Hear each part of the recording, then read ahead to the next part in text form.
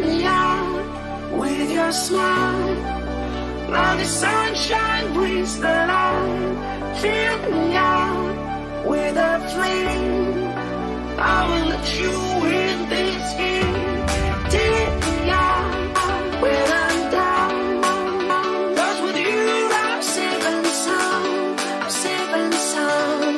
I'm safe and sound. I'm safe and sound. I'm safe and sound. I'm safe and sound. I'm safe and sound. I'm safe and sound.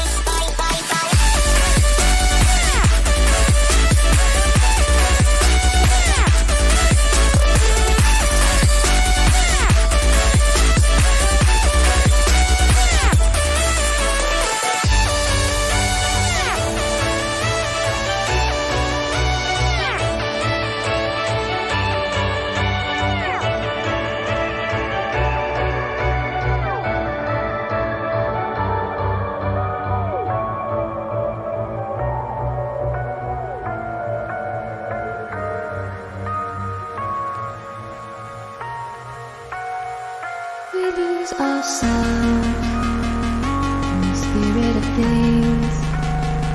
We lose our sight when we put our trust in things of this material world, of things that fade away. Let them keep coming back, keep coming back, keep coming back, keep coming back, keep coming back, keep coming back, keep coming back, keep coming back, keep coming back, keep coming back, keep coming back. Of things we know.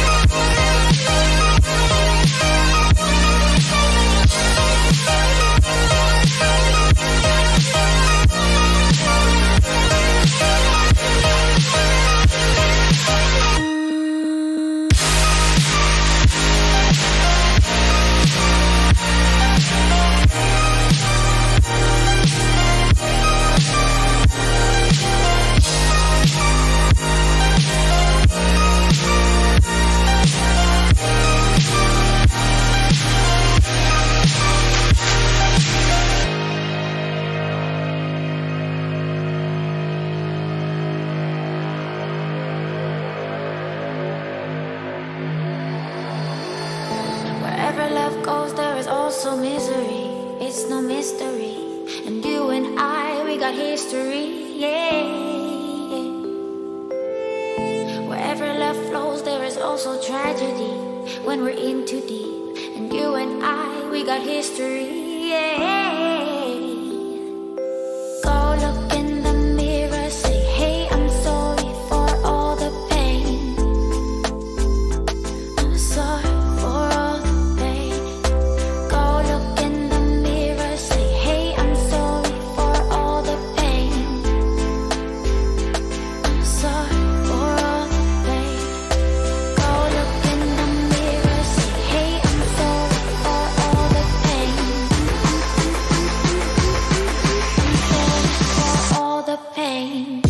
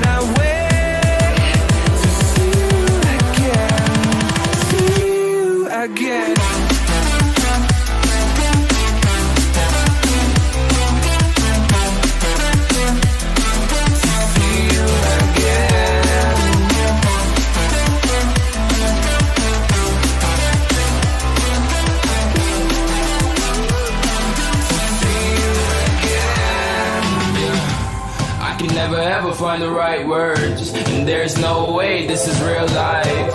There's no telling you're the right girl, so I can only say that it feels right. It feels right. It feels right. Yeah, I can only say that it feels right. It feels right. It feels right. Yeah, I can only say that it feels right.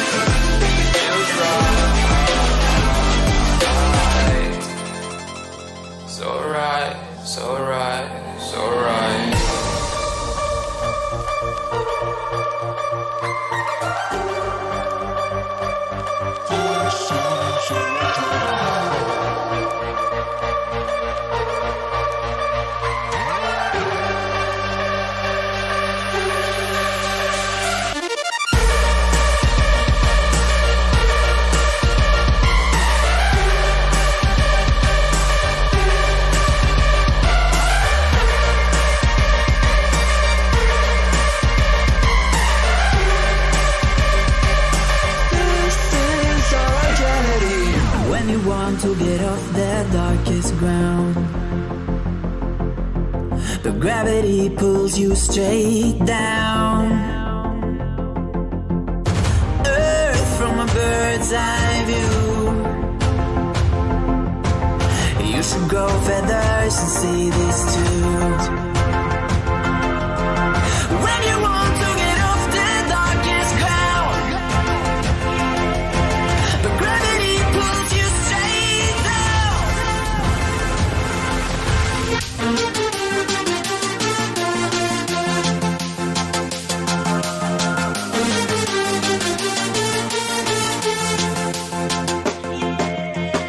When you want to get off the darkest ground,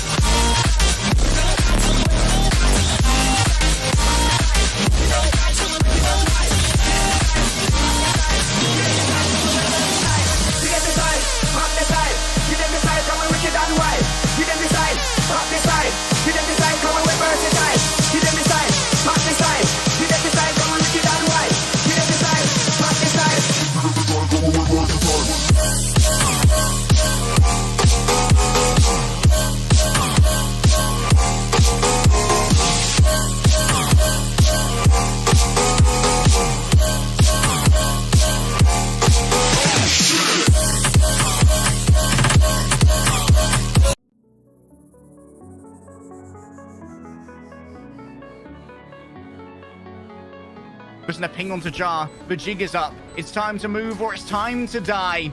Speed is the key. That's the first. That's the second. Yeah, baby. Mind freaks round the back, but will they be identified? It's not going to be Pro who does it. It's not going to be Micro. It's down to Jar, the knife wielder. The times are on their side, but they will connect the headshot. That's a 4K for Jar. Rifles? What rifles?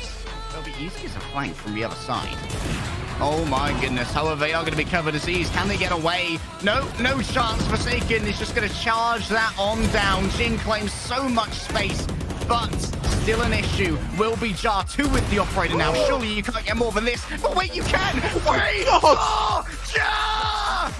They're going mad. And they end up in a 2 versus 1. They need to wait here, but can it be the ace? You bet that it will be, baby. Yeah, and finally, yeah. What kind of robot are you? I'm a Volvo. Doesn't move very quickly in a mortal. Absolute tank, basically a ferry on wheels. Oh, for now, Lexi. 1 versus 2 is doable here. And, whoa. It definitely is doable, Harry.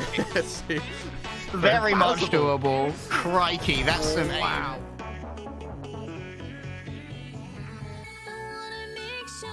To find something on A.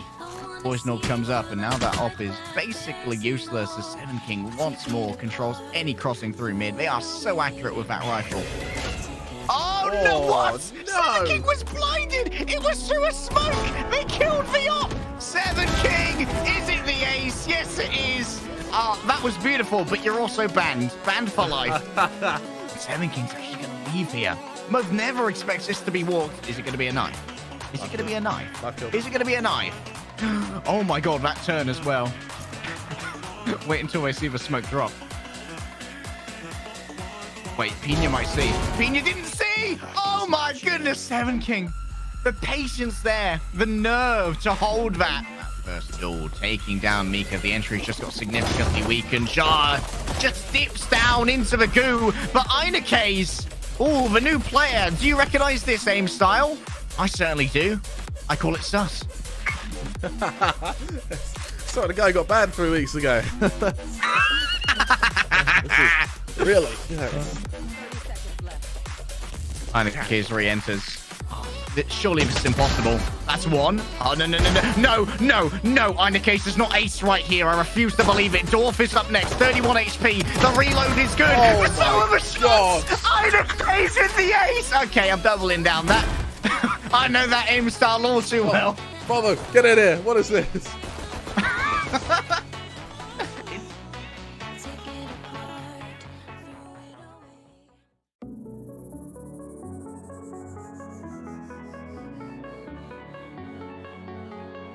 Pushing a ping onto Jar. The jig is up. It's time to move or it's time to die. Speed is the key. That's the first. That's the second. Yeah, baby. Mind freaks round the back, but will they be identified? It's not going to be Pro who does it. It's not going to be Micro. It's down to Jar, the knife wielder. The times are on their side, but they will connect the headshot.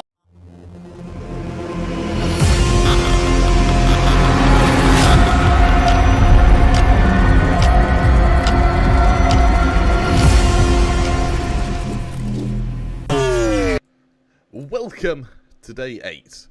We're opening it up with Paper Rex, currently looking to top our group, followed up by their opponents of BAM, another team that have done very, very damn well recently. This is going to be a true Clash of Titans, and both teams here already in that top 4, so all of them, at least for now, looking like they can qualify. But for BAM, a loss here could very well mean a potential elimination if they can't win the next 2 games they play in the group. So a bit riding on BAM, bit of sweating from them.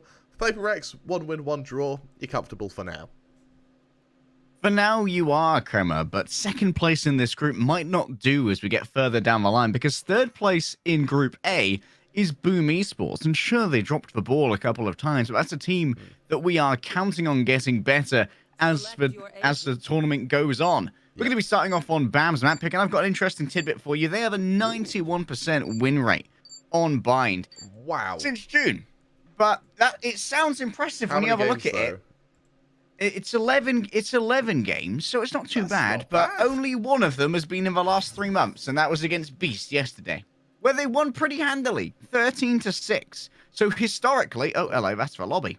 That is the lobby. Anyway, historically, it's been a really powerful map for this BAM team. So the question is it this roster that makes it work, and is it going to maintain such a power stance for BAM? Let's go to cameras. You can see us. Yeah, let's bring us up on screen, shall we? It's been a while since we've been on camera, hasn't it? So at least give the audience a taste of us. Yeah. I'm me. That's Harry. Poor guys. Who'd have thought? Yeah. Hopefully we can get back underway pretty soon. From the looks of it, someone was AFK, but like momentarily AFK. So we should be all good. Bear in mind, Harry, you talk about win rates. Our map after this is Icebox. And we know how good the Rex are on Icebox. Like, statistically, they certainly are going to be happy here. I even predict this will be a draw, I think. Oh, you think this is going to go 1-1? You think that BAM are going to win Bind? I think it's likely. Yeah, BAM. Bear in mind that they've had, sure, they're 1 loss, 1 tie, I believe they are. But they've had some pretty tough opponents. You know, that loss against Beast, that came within 3 rounds. And then, of course, they had that tie earlier against Bleed. That first one was 13-11, came within 2 rounds. One after, that was in overtime. So I really think that BAM right now have been done a little bit dirty by like 2 or 3 rounds, which have kept them from having a very respectable opening to the group. I think that if they can find a way to find their momentum and then win this, then they're in a perfect spot. If they lose this map, though, I suspect they won't be getting out of the group.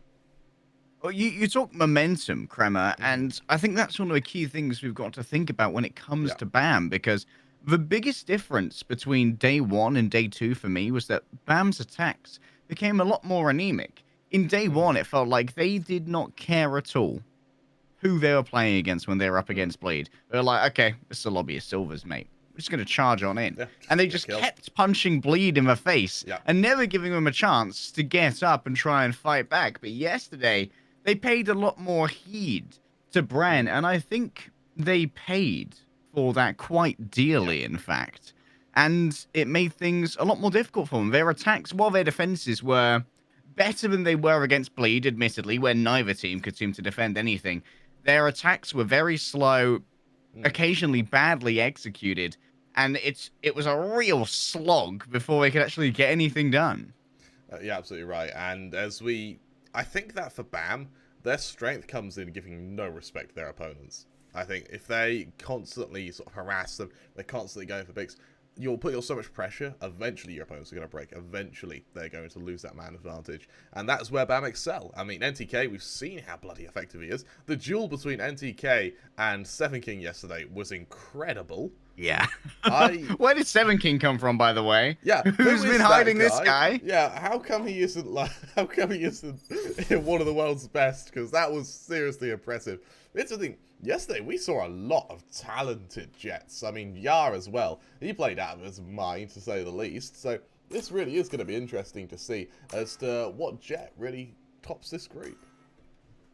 I'm excited to see Jing back on this raise. It was opted into yesterday on Icebox by Paper Rex, which I believe they actually ended up dropping to Self-Built. No. Yes, it was. It was Icebox that Self-Built won. And it was 13-10, but honestly, Jar put up a superhuman performance for likes of which Southeast Asian Valorant might wait until the next Haley's Comet to see again. Like, 5Ks, 4Ks, multiple times. Jar just decided that Paper X dies now. Yeah, like, that was that was brutal, to be honest. Let's be honest. There was definitely two ways to go about it. And I think that for Paper X, I think they don't have to worry about that because I don't see the consistency coming from that. For now, get on to Bind. Let's see what these sides can do. Pretty much a mirror matchup in terms of composition, except we do have that Sky that's coming out over on Divide. I quite like the choice of the Sky. I think that the flashes can be very, very effective as opposed to the Sage over on Dorf. For me, the Sky's a bit more aggressive, and I think that kind of fits Paper X's playstyle. Different states of matter for their walls as well. We see that Dorf is going for a much more solid wall with a Sage. Benkai, more particulate, a little bit more gas, maybe a little bit of goo. Yep. A couple of potions, you know. Either way, not worth walking through. Both of them are going to be significant deterrents. Look at Forsaken and Jing, though. Already double stacked up in Hookah here. They're going to meet some aggression. Oh, but as Forsaken tries to disengage, it's Jing with the covering fire. Forsaken with the Sheriff has already grabbed two. They are going to fall in time, but the damage has been done to this attack, and guess who's all by themselves? Pina stands in the corner, but Devi delivers. That was really impressive from Forsaken to not only get one kill, but they get two. He was well and truly the player to die first there, as he sucked into the graph well. The boombot's coming. His opponent, the opposing team, have swung into him. But no, nice little bit of teamwork between Jing and Forsaken. It means that they get 2 or 3 before they end up dying. The flank from Benkai is so damn strong. And it shows what we saw yesterday, which is Paper X are so good at playing bait and switch with one another's presence. They do love a little bait and switch. Jing for now, though. All alone on B. Gonna take a quick fray out here. They see at least 2. Now swinging into this alone would be dangerous.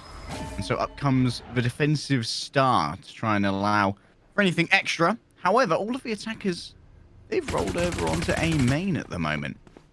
And Mindfreak has laid their stars down elsewhere. And this utility usage is going to confirm that they are in trouble. The frenzy is not good enough to beat out NTK, who's doing absolutely buckets and buckets of damage as they wrap around the back here. Benkai needs to win this duel, but NTK refuses. And if there was someone who was going to be a hero for Big Bam, we knew it was going to be this guy. NTK, he's going on a bit of a rampage, isn't he? And in this case, he may even be able to catch out Jing. Yeah, Jing's gone as well. NTK could grab an ace here, but, oh, that, ooh, Devi. Ooh. Someone missed their warm-up. Were you watching that, Kremer? I wish I wasn't. That's a tough way to lose your life. However, I mean, let's be honest, he did pretty well leading up to that. He had a 2k spray down just beforehand. Unfortunately, all that spray energy was lost for the final kill. Pistols come out now. We've lost water pressure. Yeah, the pistols come out from Paper X. For Bam, this is, I mean, we rarely see people win the eco, but in this case, Bam certainly have. Paper X are going to hope for the same success in their investment. All right, no chance I'm not watching NTK this time around. I fell into a trap once, never again. That 4K really doing bits. And now, a lot of focus has been given over towards A main. NTK is going to announce their presence though with a little touch of spam, making sure no one's hiding in that cubby. An interesting little boost here that's been achieved by Benkai. They see Binya. What can they do with the Sheriff? All they can do is leave for this moment. The drone will give over a recon bolt, and so Benkai has to fade away, but they've taken out Forsaken elsewhere. That flank is no longer safe. That's no longer watched. So many things have to be considered, including dodging away from that grenade. Benkai eventually catches what they want and puts Moth on the floor. Oh. And now it's the return of a Devi aim. Took their time to return, but here it is. Guiding light in hand. Oh, well, Harry. These trays are looking pretty solid. A little bit spicy. Mind Freak. Mind Freak. Lovely stuff. Mind Freak. Oh, that's a freaky way to start your game. Lovely little 2K from him. And, I mean, usually there's teamwork, usually there's an element of a strategy in that, but no, that's Mindfreak just having some incredible aim. Bam, they're on a position to trade one another. The second the first dies, you have the second to swing in and try and trade, but for Benkai, sorry, for Mindfreak, doesn't matter. It's quick adjustment, goes for the second, also on the headshot. Just like that, we'll have a back and forth. Harry, we've got a game on our hands with Forsaken. He's got an op on his. Beautiful bit of adjustment. Oh, Mindfreak. You've made me the happiest guy in the world. Alright. Potion shot up on A main. And Forsaken has already made a fool of NTK. Benkai! My potions are too... My potions are just alright for you. Pina! I can eat any potions. I made a pina coladas, baby. Jing now going to exit out of Pookie. It's going to be traded out. Good refrag by Devi. This hasn't been clean for Paper Rex, but they are going to exit with 3 nonetheless, including that operator. And so, bam, end up 3-1 down. Slow start. However, they really get their kind of grip back on for the final kind of moments of that round. A really, really strong flash as well from Devi there to end the round through Hookah. And it's the flash usage. That's kind of why I favor the Sky here, purely because flashes are starting to become so important. We have a quick tech pause coming out, so we can quickly talk about the usage of flashes. That being, smokes are really good for zoning. It forces players out. You have the sort of ground destructive-esque abilities, like the paint grenades, like the acid from the Viper, like the molly from the Breach. That, in my opinion, those are very good at forcing people into a position. But in order to actually hinder them from a fight, you need the flashes. Otherwise, you're still, even though people have had to readjust, even though people have had to move, you're still taking a straight aim duel. So for the Sky, even though the Hawks are sort of falling out of meta a little bit, I still really want to see just a flash on these teams. It feels like one of the first times we might see them entirely even. There's, of course, a little bit of a Spectre on Mo. And Devi here, oh my goodness, they're going to see plenty on B long, but already Forsaken has left their mark on A. Will that keep people alive? Or at least will it keep presence on A is the question. Forsaken's already rotating around. They smell what's in the air. Oh, that's a bad miss right there. NTK remains alive. You could have taken care of NTK a little bit sooner. Things might change around here. But still, danger's going to be found on B. Mweth moves on forward. They're behind the boxes at this moment. Forsaken needs to be covered as they hold this angle. And because they no longer can be, they'll drop down from the tube. And everyone now goes over into Hookah. That's a huge amount of presence. Can Forsaken deal with it? That's another miss onto NTK, so they bring out the knives to try and do things a little bit more manually. Taking down NTK. The vulnerable is good. Forsaken looks for the fourth, and you bet that they'll deliver it. That's 4K there for Forsaken. Yeah, you said it. They take it manually. They decide, right, roll their sleeves up, does it all on their own, and all it takes is a few knives, some well-placed daggers, and and some extreme prejudice from Forsaken there to bring them that round. And we look at the ult management as well. Sure, Baybricks, on the back of expending those knives, does mean that they are going to go and ult down in the space of this round. Dorf just one away from the res. Pina one away from the Cosmic Divide as well. So, for both Mindfreak and Devi, they either try and use them early, get a bit of mileage, and kill the players who would be getting their ults up, or they play very defensively. It's Baybricks. We know what they're doing, Harry. There's the opening. Beautiful peek there from Forsaken. Do they dare double down? They see the spike here, so they know if there's at least more than one person. Surely the spike wouldn't have ventured out alone. Catching a shot from those sheriffs means they do need to be healed up, and now they're in glass cannon mode. Only 100 HP to play with, but Jing's got plenty as they move up A main. Up against the sheriff, they should have an advantage, but they're unable to hit the shot at this moment. NTK has decided to once again come alive. Jing gonna go up against two. They put themselves into a crossfire. Can they get them both? You better they can. And that's gonna be the spike on the floor as well. Forsaken has noted NTK's presence, and NTK just throws themselves into the loving arms of Jin. Come here. We're having a bullet cuddle. A little bullet cuddle, eh? It's, you get to see it every now and then. And for BAM, the silver lining for them is their ults are up.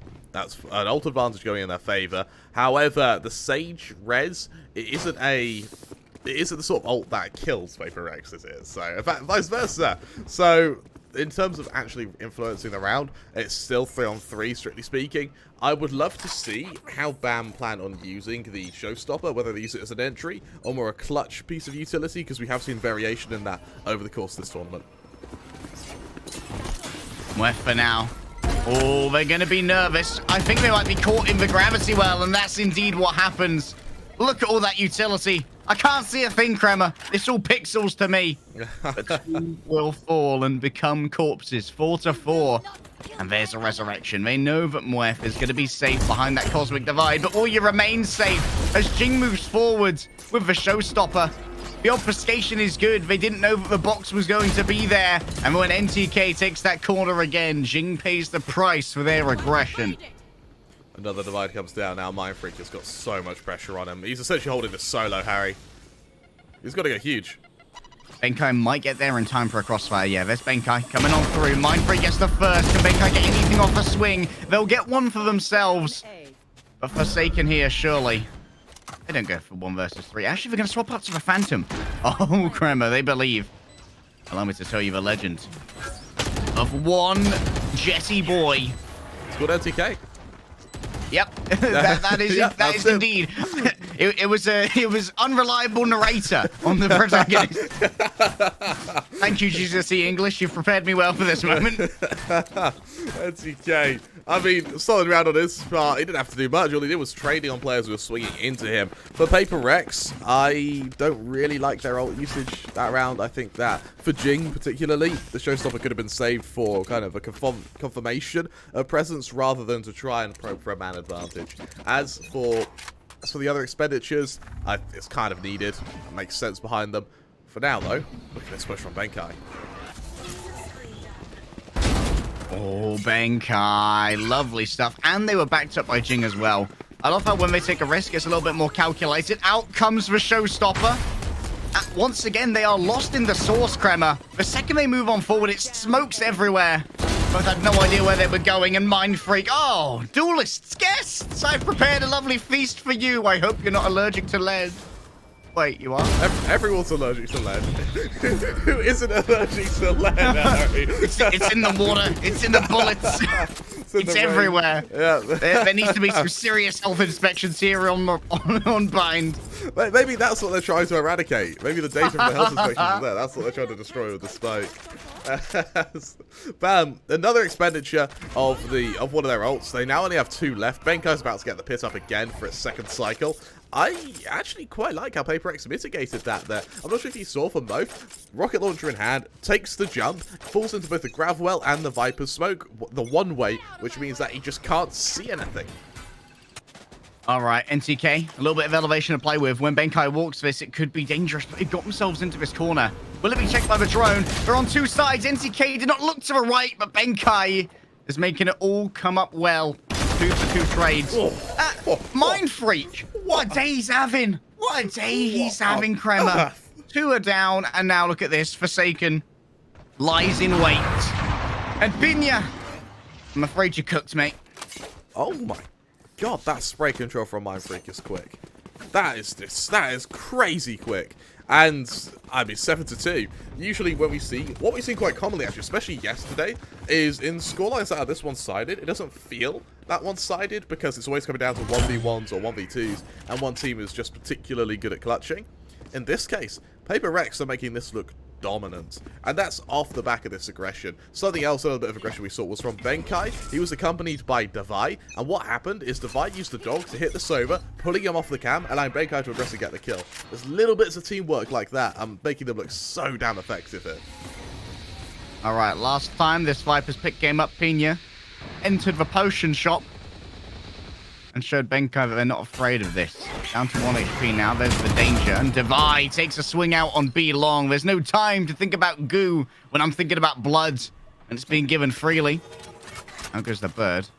It's going to be op versus op. And Forsaken's just faster. They're just faster, Kremer. They do have the assist, of course, of Davai, who now will try and look for a 3rd here. So they know that Dorf is present. Well, they do now. That's the spike remaining in the hands of BAM for the moment. Dorf, how lucky are you feeling, Punk, huh? After 1 kill?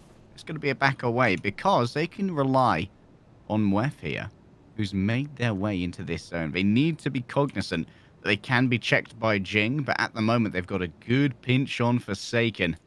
Maybe they could make their way through here with a double blast packs. I think it's coming. There's that grab. Well, Forsaken needs to be so careful. Here comes that attack carry.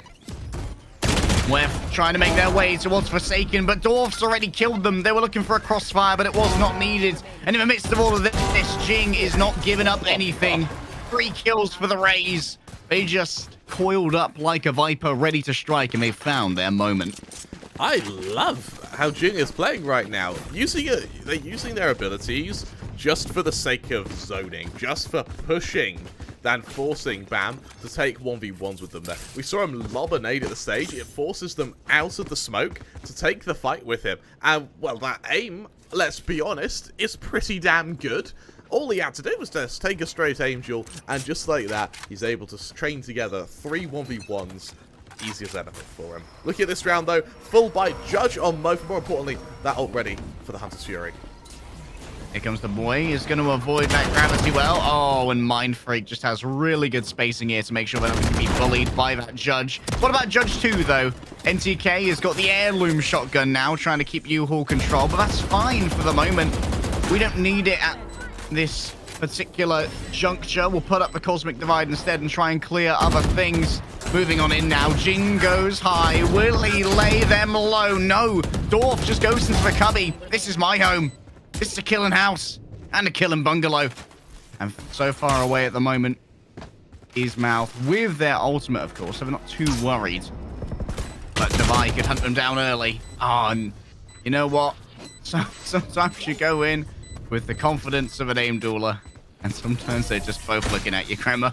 Yeah, that's... Yeah, you think the stars are aligning, your pulse quickens, your pupils dilate, you think, this is my chance. But no, they're all just staring at you.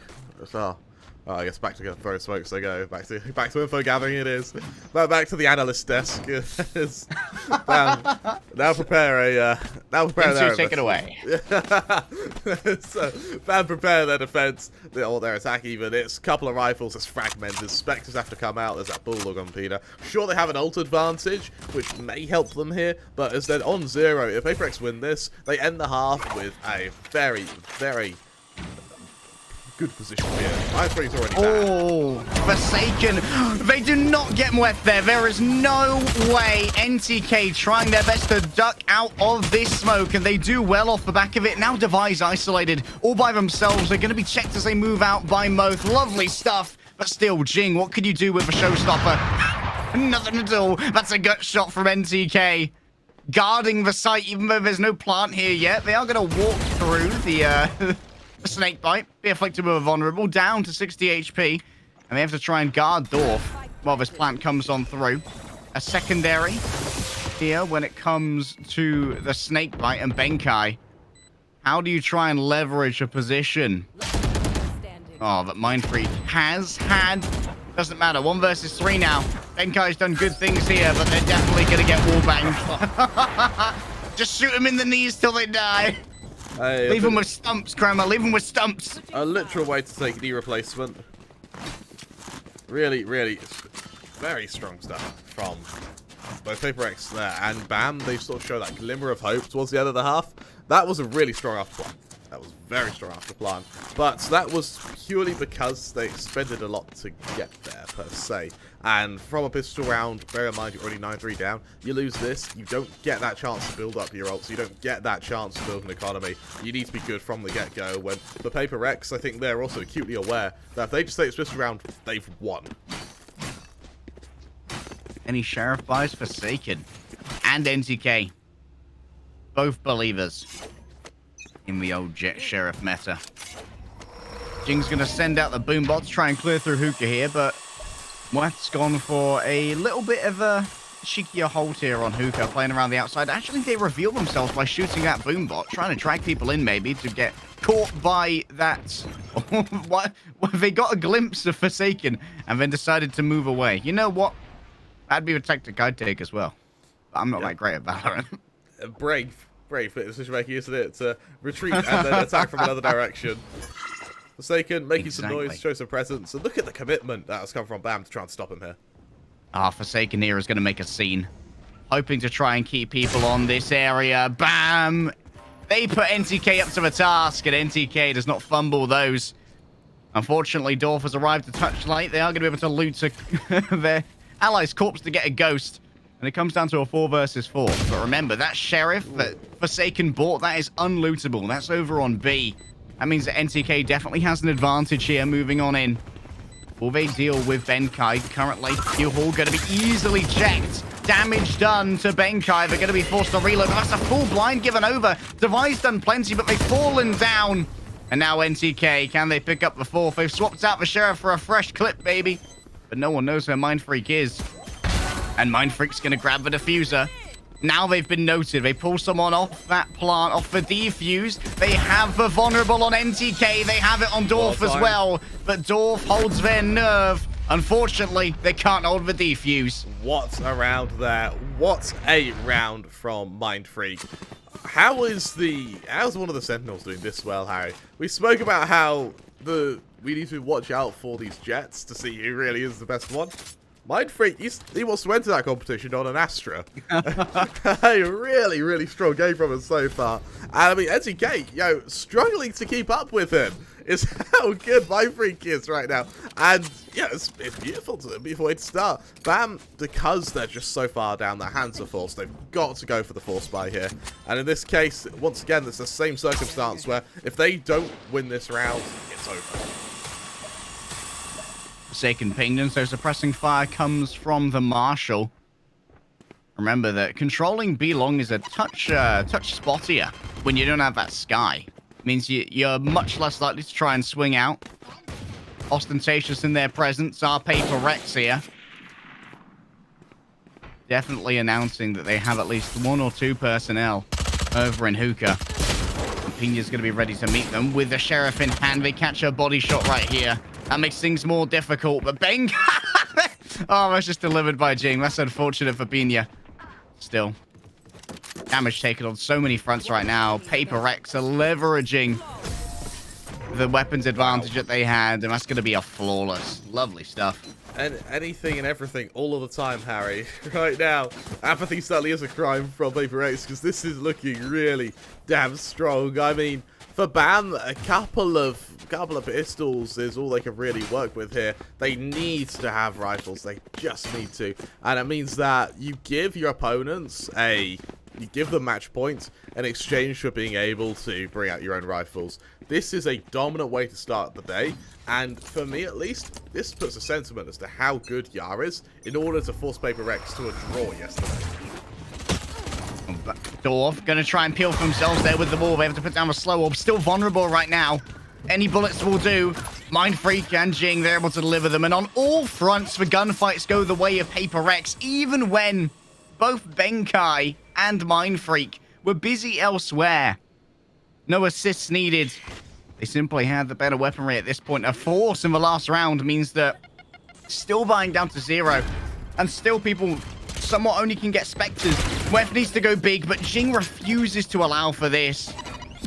They've noted the position of the Sova. There will be no survivors. And Devi moves up to the corpse. My God, Harry. This is I don't know what to say. This is such a one-sided affair. Paper Rex, they are running Bam amok right now.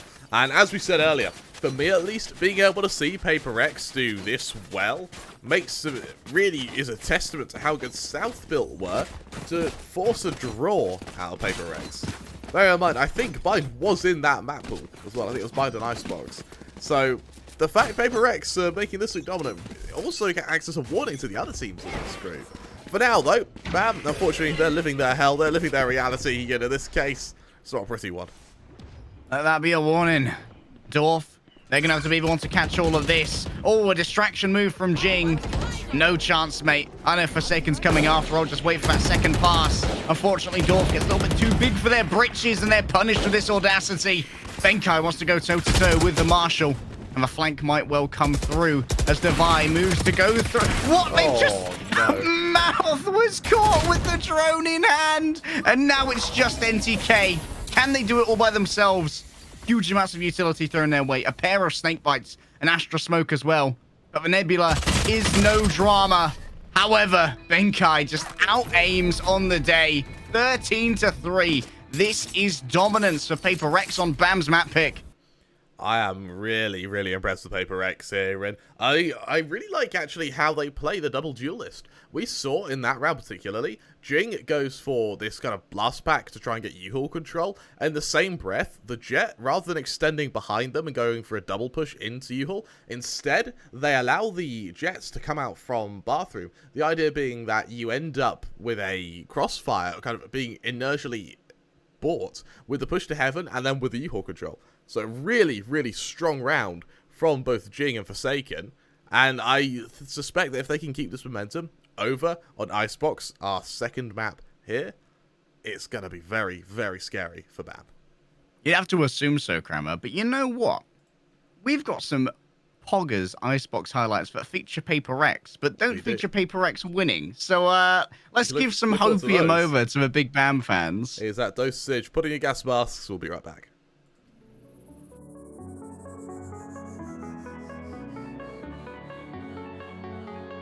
Pressing a ping onto Jar. The jig is up. It's time to move or it's time to die. Speed is the key. That's the first. That's the second. Yeah, baby. Mind freaks round the back, but will they be identified? It's not going to be Pro who does it. It's not going to be Micro. It's down to Jar, the knife wielder. The time's on their side, but they will connect the headshot. That's a 4K for Jar. Rifles? What rifles? They'll be easy as a flank from the other side. Oh my goodness, however, they are going to be covered as ease. Can they get away? No chance. Forsaken is just going to charge that on down. Jin claims so much space, but still an issue. Will be Jar 2 with the operator now. Surely you can't get more than this. But wait, you can! Wait! Oh, Jar! They're going mad! And they end up in a 2 versus 1. They need to wait here, but can it be the ace? You bet that it will be, baby! Yeah, and finally... Yeah. What kind of robot are you? I'm a Volvo. Doesn't move very quickly and immortal. Absolute tank, basically a ferry on wheels. Oh, for now. Lexi. 1 versus 2 is doable here. And, whoa. It definitely is doable, Harry. It's very much doable. Crikey, that's some aim. Wow.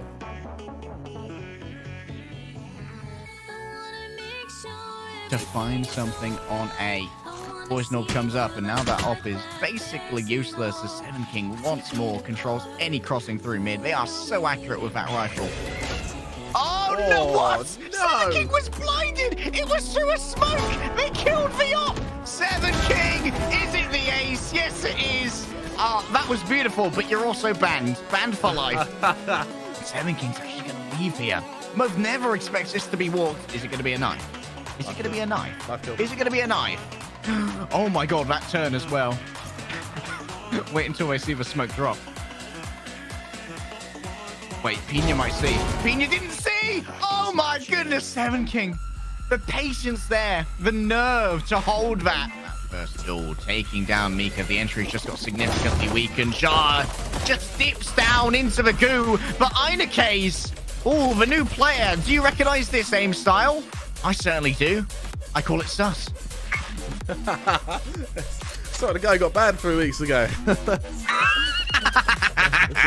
Really? Einekes re-enters. Surely this is impossible. That's one. Oh, no. No. Einekes is not ace right here. I refuse to believe it. Dorf is up next. 31 HP. The reload is good. Oh, the some of the shots. Einekes is the ace. Okay, I'm doubling down. That I know that aim style all too well. Bravo, get in here. What is this?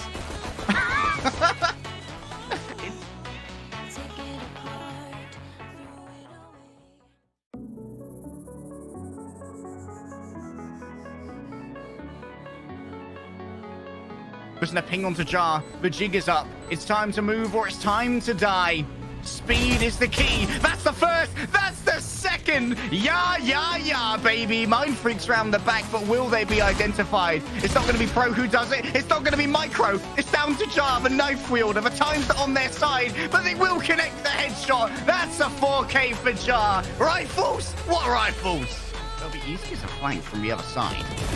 Oh my goodness. However, they are going to be covered as ease. Can they get away? No chance. Forsaken is just going to charge that on down. Jin claims so much space, but still an issue. Will be Jar 2 with the operator now. Surely you can't get more than this. But wait, you can. Wait. Oh, Jar!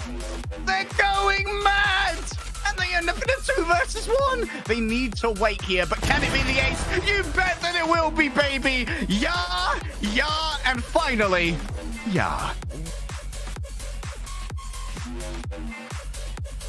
What kind of robot are you? I'm a Volvo. Doesn't move very quickly and immortal. Absolute tank, basically a ferry on wheels. Oh, for now, Lexi. 1 versus 2 is doable.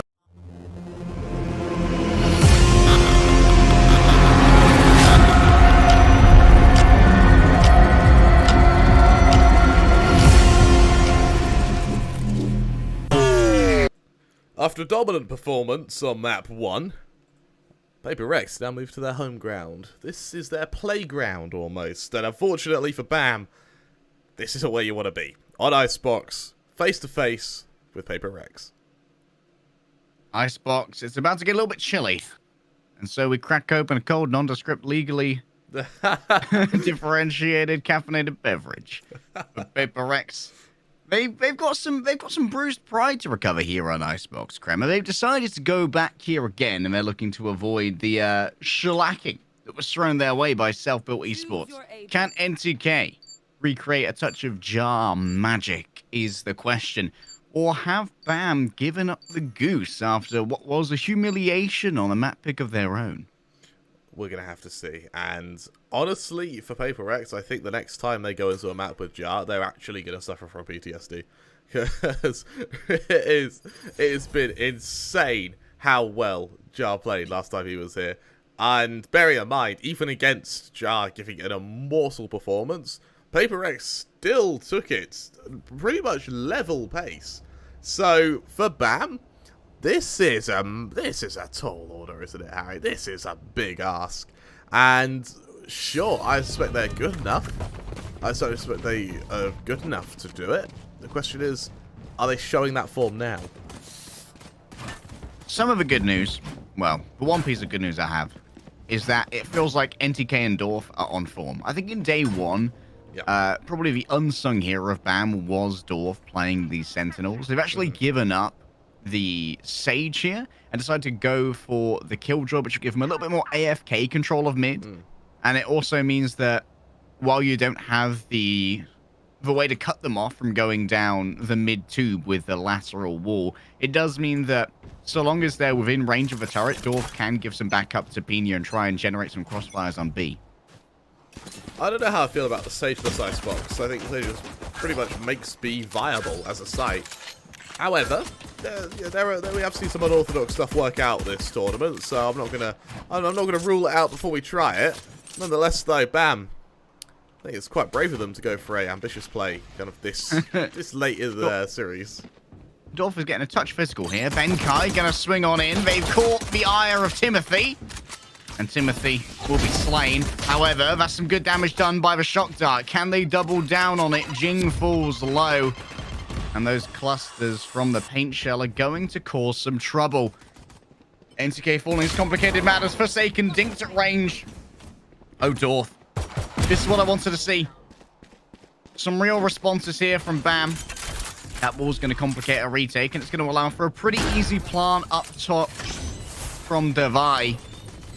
And if they find some low health entrance, might be some trouble from a shock dance, but both of them have been expended now. Moving as a group. They move in herds. These Vietnamese players, they do. They've located a bomb, but they have not located the aim of Mind Freak. There it is. Oh, it's so clean. Lovely stuff with the Sheriff. I think that might have been picked up off Forsaken's course. Actually, throw the Sheriff away there. Interesting. Did you want this, Forsaken? You must be punished for taking ego peaks. You die, this is what you get. Actually, they probably handed it off to one of their teammates and then rushed to grab the ghost instead. That's probably what happened. No. I'd love to think it's internal politics. Just so you wait till Forsaken dies with an op, and Mind Freak stares it down as they go to the next round. You can have this when you've earned it. NTK now. Gonna try and extend for the ult up. Changes their mind the second they hear steps. Max off. Bear in mind that for BAM, this is an eco. 2 or 3 kills would be awesome. Stack on B at the moment. Unfortunately, they're going to be catching naught but wind. NTK, what can they do with a classic in hand? We know that they can aim like nobody's business. Jin just rolls in towards them, and while you're looking towards a fast-moving raise, it's Forsaken who delivers the shots. Oh my goodness, that's the 3rd headshot in a row. Forsaken goes high now. Can they lay Dorf low? And Dorf, there are decisions to make. How do we approach this? Rather loud and obnoxious with it. Trying to bait Forsaken into a duel, but Forsaken's more than happy to take that one. And hands out some free headshots again. Being quite charitable, isn't he, with his headshots? And what a nice young boy. Building up that good karma. For BAM, they go for their full investment, and, well, it's definitely full. Right, Vandals on every single member, bar Pina, who's had a bit of a change of heart. For Paper Rex, though, it's their bonus. They've got 2 Vandals to make it work. They have that Sheriff on Forsaken, so they really are looking to build some cash. For Forsaken, I quite like how regularly he brings out the op. In fact, on that note, he does just that. Pina, will they realize the jump peek here? Oh, yeah. It's basically skeet shooting. Ah, Forsaken's happy with that one. And that's another rifle off the board. Someone could go and pick that up, but elsewhere, Jing has fallen. And look at the penetration here from NTK. Do they know that it doesn't matter? It doesn't matter that Mind Freak is behind them when Forsaken is in front of you. It's turned into a 3 versus 3. But it's going to be a mad dash to repopulate A now. With the fall-in having been there. Mof is going to be joined here by Mwef. And yes, apparently that is how they're said. Oh, Mwef. What can you do for me? Instantly break the wall, maybe? They've at least weakened one of these partitions. But the spike? Just going walkies. However, will they expect that Dorf is watching this crossing? Dorf could be timed if he's not careful. Significantly so. His turret, Timmy's still there, so Forsaken, he won't be able to push Kitchen. With Mind Freak gone, something needs to go their way and quickly. All right, Timothy. There we go. And the Blade Storm as well. Interesting from Forsaken here. But they believe the Blade Storm to be necessary. They want to break the economy of BAM. This was their rifle buy round. They go down low, trying to now catch out anyone who dares to rotate across. And it's going to be Murph who catches that. Dorf, though, grabs their 3rd. And BAM's economy will recover for now. Just like that, BAM are going to be able to retrieve that up, and as things suddenly go a little bit successful for BAM, they got to show to Paper Rex that actually this isn't going to be as one-sided as you would hope for. For Paper Rex, unfortunately, that was a heavy investment in the op from Forsaken, so he's on a bit of an eco regardless. He goes for that. This is why I don't like that Blade Storm. It would have been great here. Yeah, it was a big commitment from Forsaken. He dumps everything into that round, doesn't win, and now he's sort of left with nothing here. You can understand why. Doesn't mean I have to like it. Forsaken will leave a charge here, and Benkai, upon hearing that boombot, will back off and just wait to play some tag team here with Dorf. They know they have the advantage. There's no need to try and peek into multiple people when you have the weaponry. Try and win this. Forsaken takes the peek, goes up top. What is this movement from Forsaken? All it's done is present a pretty little sideshow for Dorf to throw some bullets at. Pina's grabbed a couple of extra. And it feels like B-site, while it is under siege, is vaguely safe until Benkai finds the headshots here. Pina was a touch late on the swing, but the accuracy does not fail them. Upgrades to Sheriffs, and that's the eco round done.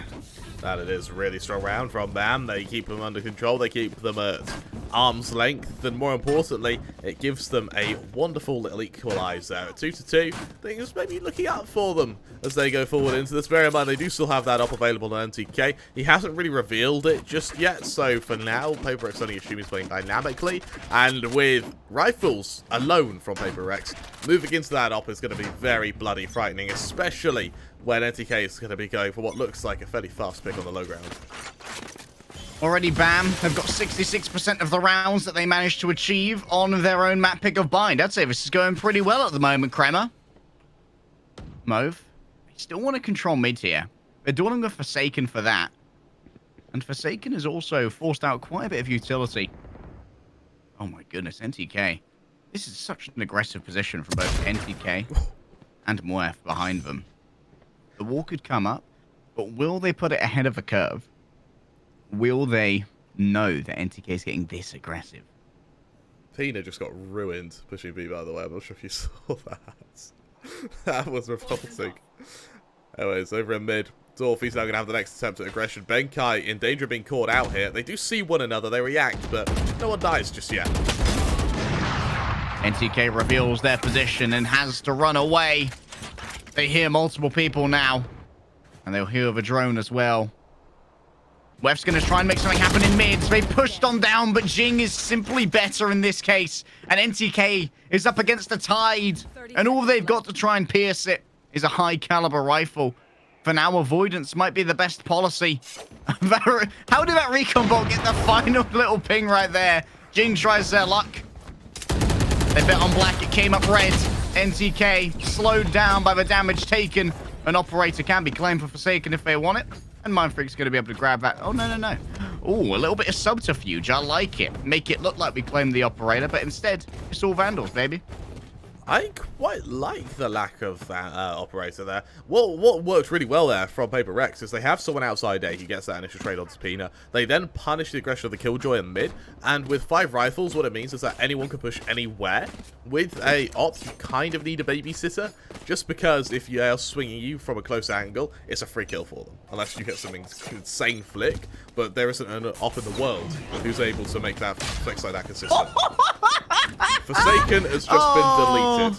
What on earth?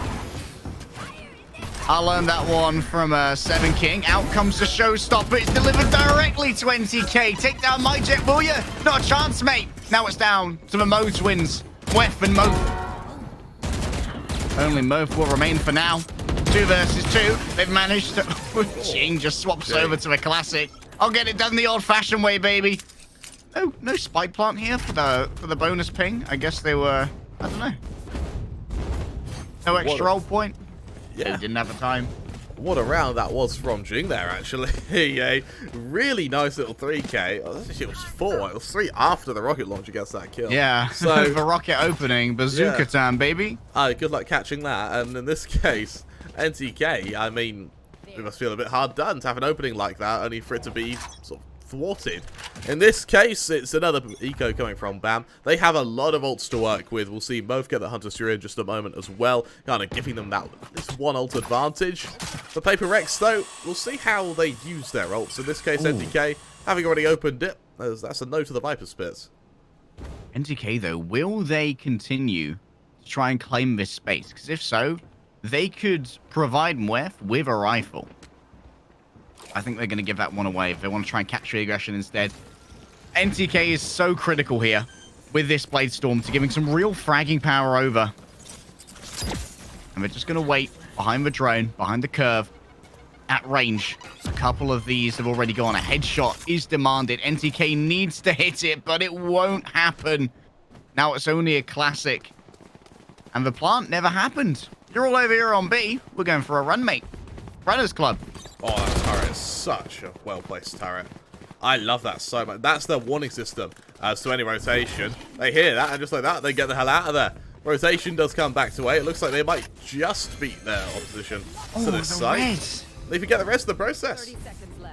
Okay, tempo res here. This is going to make it a 5v5 on the site. Jing. What do they want to do about this lockdown? Do they want to try and pierce into it? You can see that NTK is waiting on the other side of the wall. Pina's delivered a headshot.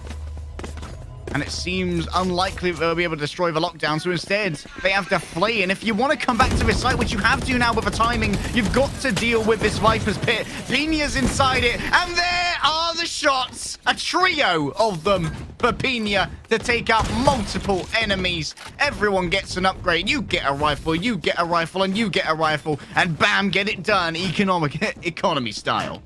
Yeah, it may be economy class, but it still gets you from point A to point B. Do you want the chicken or the beef? Yeah, it's rubber chicken and plastic beef. That's all you get here. But for Vapor X, left with an ult advantage. That was a heavy commitment from BAM. But the reality is, they just won an eco. A round they had no business winning at all. Melf still won away from the Hunter's Fury, and Frenzy K, like he still wants this pick over on A. Oh, Benkai takes out that alarm bot early. That's great. That means that now, Mof is going to be a little bit more reticent about moving away from this area, even when Forsaken is moving his star forward. Valia comes on down. They found themselves an NTK. There will be no rifle for you here, good sir. They're going to chase down the dismiss. And while they do get a single shot in, it isn't to the head, so they can't confirm the kill. Looking up top now, Forsaken with the Guardian. This could be something different. They need to connect onto Mwef, but Mwef is just a little bit faster. The Hunter's Fury looking to hunt down Benkai, but they can't quite connect. Going up top is Mwef now. They find themselves an easy free kill on the Sova. That's 3 now for the Reina, and it comes down to a 1 versus 1 that Benkai will not lose. They refuse to give up the initiative here. Really strong round for Paper X there. It is just a matter of trading off one another. And in this case, Benkai, nice little 1v2 to end it. My worry for Paper X, though, is BAM have been making the kind of initial starts to every round so convincing. They have consistently found that man advantage, and it's left Paper X on the back foot up until those final few moments of a round where we see, for instance, a 1v2 from Benkai, or better still, a round where they have to commit ults in just to try and finish it off. Forsaken ends up buying up the op here, or potentially buying for one of their teammates. Paper X, despite being rounds ahead, their economy isn't ideal. Buying down to essentially nothing in some cases. Forsaken needs to get some value, and they need it to be a surprise as well. They can't take a sustained gunfight with 100 HP. Bit of a juggle from both BAM members here, playing a bit of a range game. Have to potentially bait out the Sage Wall so that the plant is attempted. Fortunately for Forsaken, he won't be obliged to the peak just yet, though. Oh my goodness. So much utility there to try and stop the plant, and it will be successful in this case. But Forsaken has traded out the plant time for a life, and Dorf has fallen on down. Question is, do you double down on the hits of his site? Seems like it might not be the case. But leave Forsaken alone here. The Guerrilla Warrior, all by themselves. A 1 versus 2. But will they expect that Pina's about to walk this? They haven't checked behind yellow yet. They hear the rope movement. They're not quick enough, though. And while Benkai was trying to lurk up into kitchen, they're caught out by Mwef. Now it comes down to NTK. They're going to be the one to catch this aggression. 1 versus 3. What can the element of surprise do? That's 1. Not much more than that, though, because Forsaken's rolled around the back, and now Pina's all alone. Jing simply faster, and that's 3 to 6. Really nice bit of coverage from Jing there to expect the players to have already swung from heaven. Bear in mind, if they didn't hit that kill, by timeout, they'd have lost a round. There was only 10 seconds left when the plant was attempted. It takes 3 seconds to plant a bomb. That was perfect round from Paper X there. Really nice adjustment. And for Forsaken, I really like the trust they have in him to leave the op alone on B and then just allow him to do whatever he wants in terms of shutting them down. I also noticed on the output, though, we are lagging a fair bit. It should fix. For some reason, Hong Kong servers just don't like us. We may have to switch to Singapore after this, though. All right, Jing brings out the showstopper. Where's it going to go? Straight on 20K's head. Oh, snack on this, my friends. I'm afraid it ain't that nutritious, but it is part of a balanced breakfast. The boombot rolls on out, and now Jing tries to claim all of this space. They're only up against Sheriff. That doesn't mean there's any room for mercy. Make it 3, and Mof's going to put an end to that one. No, my son. You're up against the Guardian now, and the Guardian doesn't mess around. The plant locations, the post-plant locations of Forsaken are so dirty. Oh, the op on this angle is going to be so difficult to clear. At least the lootable Vandal here gives them a fighting chance, and most grab themselves yet another Guardian. Right. Forsaken, look at this. Most made... Wait, what? How has Moth got away with this? Oh, they choked it. They choked onto the Benkai. They did get rid of Forsaken, admittedly. But unfortunately, they just could not convert on Benkai. The movement, that slow walk, Kremer, is too advanced. I think I saw Michael Jackson do that. Really strong round from Paper Rex there, and I actually kind of want both to win that. I love the trigger discipline that a lot of these players show, and bear in mind, when the pressure's there, when you're in a clutch, to see someone and then not shoot, you know how counter-instinctual that is, to not shoot the person you've been trying to kill for the last 2 minutes. In this case, doesn't quite pay off. But now, it looks like Paper Rex, for the first time in a while, showing a bit of aggression in mid. NTK's not been having a great game. They need to wakey. A miss there on the recon dart from Moth is going to be punished. Oh, Forsaken saw a scout there, but is unable to claim it. And Jing's lost out in the battle for B long. That's a great little bit of information here for Binya. They're forced to back away. Can they avoid the Hunter's Fury? They take the first ping. The second, they get their knife out to get a bonus bit of movement speed, and Benkai's quick to take advantage and exploit that. Forsaken caught out. Moth made their way down mid, making their way downtown. They weren't walking fast at all. It was all about the silence. However, 3 versus 2. This is a great chance here for BAM. Where is the spike? Moving down mid in the hands of Divive. In but Moth is close by, but Moth quick on the draw. I've got the best rifle and skills around here. NTK's got this angle very much covered. Somewhere along the way, they appear to have lost their operator, so Mo's going to pick this one up for them. Oh, really? They got double up now.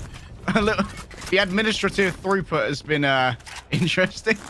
That it has been a solid performance from BAM here, and that round is just what they needed. Their aggression, it completely mitigates the momentum of Paper Rex. More importantly, as well, it gives you a chance to end the round on a high.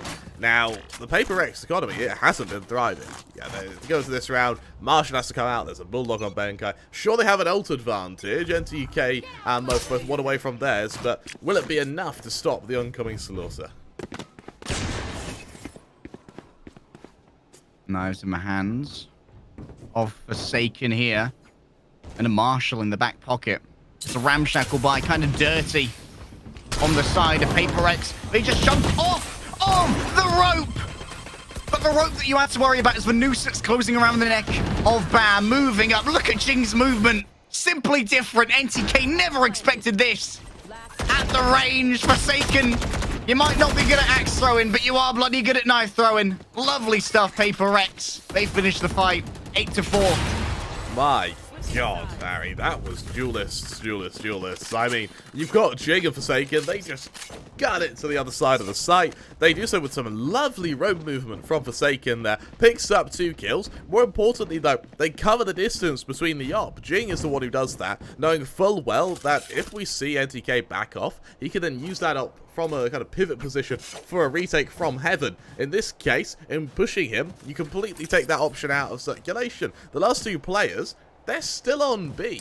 That's how quick you've been. So all you have to do is peek to CT, get the kills, get the half, and now you're 8-4 up, looking to try and close out both the map and the series. BAM ain't dead yet. There's still a chance. Wef's had a pretty good game thus far on this Reyna. They need NTK to join them in the fragging halls of Valhalla. What can Mindfreak do here? They've got themselves the wall and the shield, so they're going to be with only a classic in hand. But they are going to be a little bit of a bruiser combatant. Forsaken elsewhere. They've got an early pick onto Dorf, so now that flank is going to be much more difficult to check. You might be able to put down Timothy. So someone's going to have to be dedicated to that, and it seems like it's going to be Moth who's going to be the one called. Forsaken just shoulder peeking for now. To catch out an odd member. The double here is going to be critical. They need to execute it perfectly. Forsaken is caught 2. All right. They know that there are multiple people here now. Both the walls come on up. The partitions have been generated, but NTK and Mef move together, and they claim 2 lives for themselves. Suddenly, what is a disadvantage has turned into something else entirely, Kremer. But Davai is giving over some beautiful deliveries here. Duelist falls. It's down to Mef. Can they beat out Benkai? Yes, they can. Jing as well. Can they get the third? A tap on the bomb, and Mef comes alive. The rain is just different when it comes to the pistol rounds. A ghost is all I need to keep my vampiric blood flowing. For BAM, this is their ticket straight back into this game. Bear in mind that 9-3, difficult to come back from. 8-4, you have that extra loss you can take on a full buy if you lose a pistol round. In this case, BAM, they didn't even need it. You could have been a 9-3, they took the pistol round anyway. They're moving against the eco of Paper Rex here. But remember, on Bind, both teams won the eco after the pistol round. So this is still going to be a bit of a strain, and I like the fact that we see 2 rifles invested into this from BAM as a just in case, because you don't want to lose your eco. NTK here. Body shots are all they need, but headshots are given anyway. At this point, you're just showing off, mate. Takes down Forsaken doing that, and not at all subtle in their approach. The Vandal here from Wef. Sure, they've earned it, I think it's fair to say. It's an interesting position here from Mindfreak. Oh, that's a nasty spillage from the Snakebite and Jing. They've bought themselves a blast pack and a shorty. And neither of those are going to be seeing the site anytime soon. Oh, they've seen the Viper, but NTK has missed them for now. And from the side, they never expected that Mindfreak would be hiding down there. I didn't see anyone climb the stairs. Exactly. That was the point, my friend. You were never supposed to see Mindfreak. But Mindfreak will be seeing the pearly gates soon. And bam, convert.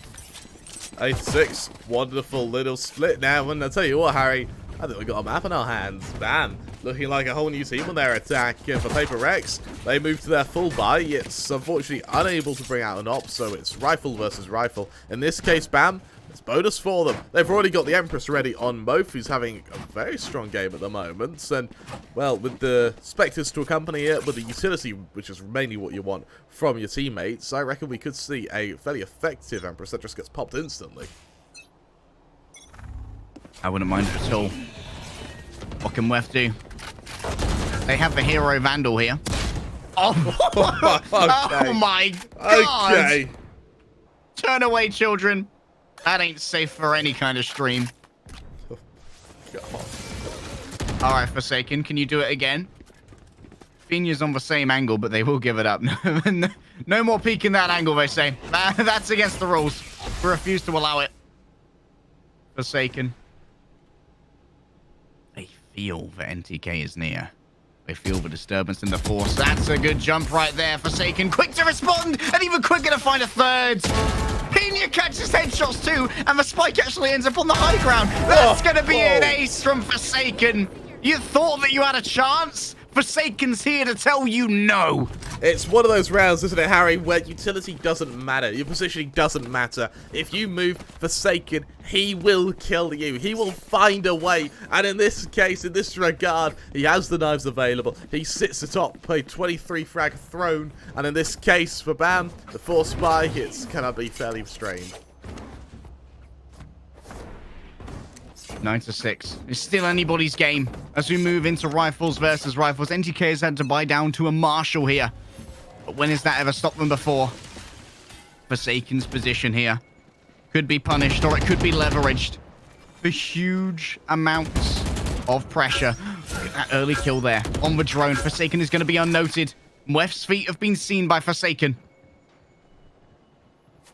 And still undiscovered is this cheeky Jap. If they hear an updraft, they're instantly going to have to move. The drop down is loud, and so it will be punished. NTK's found themselves the headshot. 3-3 now. And people are going to have to move alongside very quickly. It's going to be Jing now. The next line of defense. Do they wait for Benkai to arrive, knowing that they'll likely be in a 1 versus 3 scenario? Pina puts out their pit. But they don't want to fall down too early. So they move out here to avoid getting caught by any of this. Look at Jing's movement. He just wants to land in the midst of 3. Jump in the pit. And the pit will fall. The smoke integrity has gone too low, and Benkai, that's just so much damage. Banana Swarm claims their life. Checkmate, say bam. That's 7, Harry, and this is still such a close game. I mean, we worried a little bit that maybe Paper X were going to give us the most one-sided series we've seen all tournament. Apparently not. This is a very, very close affair. But Paper X, don't get me wrong, they're very, very strong attempt there. Unfortunately, the full buyer ban appears to just overwhelm them. It means that more importantly, their money takes a bit of a hammering. Mind Freak, the Marshal, the Sheriff's on Jing. But what I'm getting at, Harry, is they don't have much to throw at this. It's hardly a force. I'd rather call it an eco. And in this case, for BAM, this is an easy streak for them to make it 8. Forsaken, trying to make something happen here. Have they noted Dorf? They have indeed, but they're under fire from multiple sides. And while you're looking for the beanie of the Killjoy, it's BAM who takes your head off. NTK at range. They have lost Moth in the middle of all of this. Could be a complication, but looking at where that rifle was dropped, it's very unlikely that's going to be used. Pena here. Oh, if they could roll in behind Jing, but the timing isn't quite there. They haven't noted Jing's location just yet, and neither have they noted Benkai. Very close, and okay, NTK does know. The N stands for no. I'm bad at spelling. The dyslexic acronym. Jing has recovered a Marshal, unfortunately, up against NTK, who is beginning to start climbing the ranks of the frags, by the way. They're at the bottom at the side swap, but seems like they've woken up. They've been given some caffeine, like NTK. We call upon your power. We're going to need you. For Vietnam. Vietnam's gift to esports, NTK. Yeah, it absolutely is. And in this case, 1 round's the difference maker. Forsaken has that op, and so we see what he can do with it. Let's see if he can mimic it. In this case, he may be going for an ambitious peak, judging by what he's just pinged there. Unfortunately, he won't be able to catch a full engagement. Instead, it's going to be a bit of a default being pushed out by BAM here. Forsaken just saw the angle. Just misses the shot as well. Forsaken's going to have to give that away now, and the question is, do the 2 members who are here on A continue to show off some presence? Benkai's getting the jump spots in here. NTK would have a job on to catch this with a Vandal.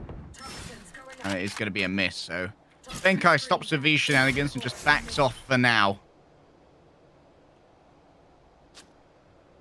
Oh, Benkai's gone high. Surely Mwef has seen this, but Benkai's seen more. There are the pings, so having to hide away once more is Benkai, and unable to ascertain if they're going to continue pushing down B long. It seems like that's going to be their choice that BAM are opting in for at the moment. They'll wait for this smoke to drop, most likely, as Benkai once again tries to find themselves a favorable angle behind yellow. Pena's going to be the first to catch contact, and Pena wins that one out easily. Now it comes down to Jing. The next rotation from the defenders. Step right up, step right up. Here comes the party. The showstopper is easily dodged by NTK, but the bullets are not. If you can catch a bazooka, you can catch a bullet.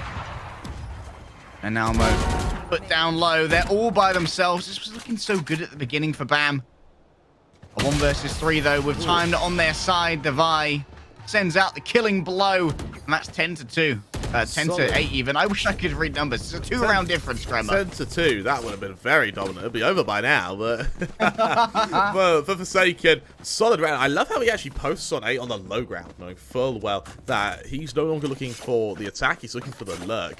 Gets that lurk, turns the attention back. Jing as well. That rocket, that showstopper, it's made to zone. It's not made to get a kill, and it does zone. It forces the spike towards them. More importantly, it forces it into a corner where you can't actually go and fight without risking losing that spike. Aggression to A. Oh, this time the pit's down. They can't in a good position. Pit is down, but pinged by that recon bot. They try to exit back up onto the hump, catching anyone who dares to move across those ropes. And it's interesting that Mind Freak is actually the one with the operator here, going to be controlling mid crossing, hoping that someone would move on into here, while Benkai make sure that A is not palatable for an attacking team. BAM seem undeterred though. NTK, we've seen some great movement off the ropes from these jets. Dare they move across this? Such a huge risk to do, especially when you're worried about your economy long term. Dolph catches a touch of poke here. An alarm bot has been placed down. Oh, but this is the play they wanted. And already one shock dart has been used. There won't be a second. That's a good bounce, though, on the grenade. It's taken down, though. That means that now it's time to run if you're Benkai. They're going to be detained. Will they be able to be taken out? That's great counterplay. Jing has made sure that those who would come for the Viper will be taken down. Benkai, surely, yes, they will fall. But now Mweth. Oh, it's just too late. They're clean on the headshot onto Jing, but Devi's got the crossfire. You can't even get the dismiss out in time.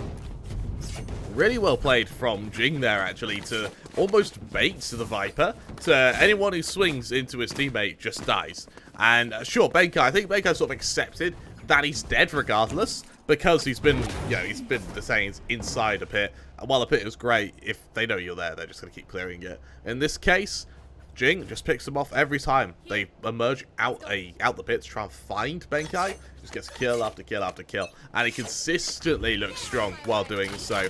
For now, aggression from Bam to try and take B. Unfortunately, Forsaken, it's just that bit better. Oh, Forsaken, unwilling to surrender anything here, but gets caught mid-dash. Mof is the one who climbs out, but look, the operator still in the hands of Mindfreak. It's yet to be noted, I think. But now Mwef knows. And they know it well. Mof with 11 HP. Up against 4. Here comes the movement. Here comes the grenade. The shock dart. They've thrown everything in the kitchen sink at Mof to gain match point here on the side of Paper Rex. And it's going to be a dirty buy from Bam to try and keep them alive. Really, really strong round there. And unfortunately, this is a tough position for Bam. I mean, they've kept this game, more importantly, they've kept this half about as even as it gets. We've seen them neck and neck with Paper Rex. It's just in these latter 4 rounds even, we've seen Paper Rex find their momentum, find their rhythm, and they seem pretty bloody strong now. We do have Bam ready to go for this rotation to B. That is going to be Benkai sort of on hand, but they're not peeking it as much as they used to. NTK goes high. Can they leverage this position to try and get an advantageous gunfight? Moving in swiftly here. This is all about the Bam who just want to punch you in the face. Going high means that Forsaken has to adjust their crosshair, but it's still a perfect adjustment given. A pair of snake bites deny space around this yellow box and try to disillusion any Bam members from going for these peaks. The Toxic Serene is available for Pina. They want to be able to use it here to try and leverage some kind of advantage as Forsaken is getting a little bit frisky. They've walked on forward. Can they find a third? No, they can't. Pina takes these easily. These close-range duels with the Vandal. That's where Pina excels. And now Bam have a numbers advantage. Jing. They've turned it around. There's no longer going to be a post-plant pit.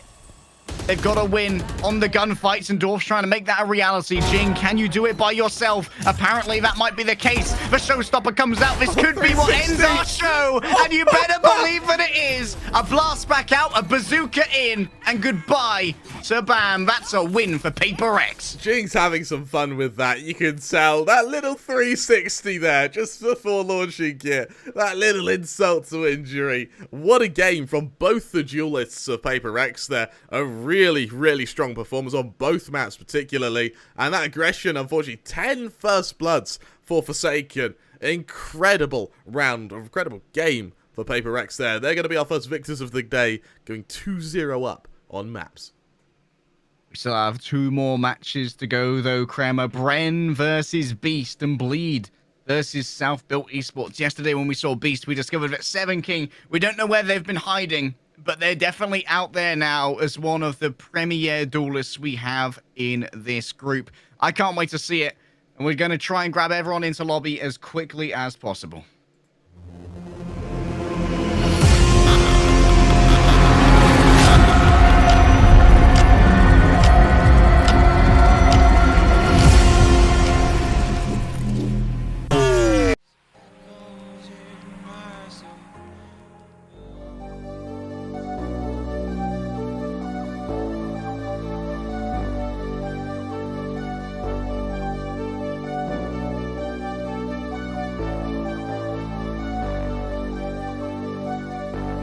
Fill me out with your smile.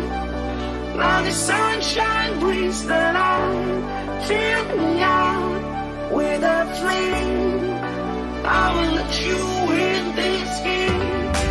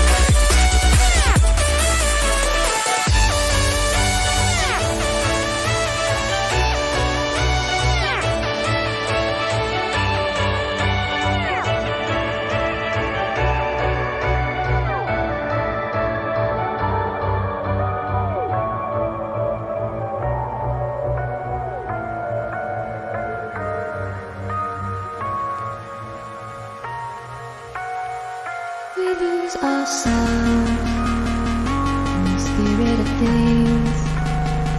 We lose our sight when we put our trust in things of this material world, of things that fade away.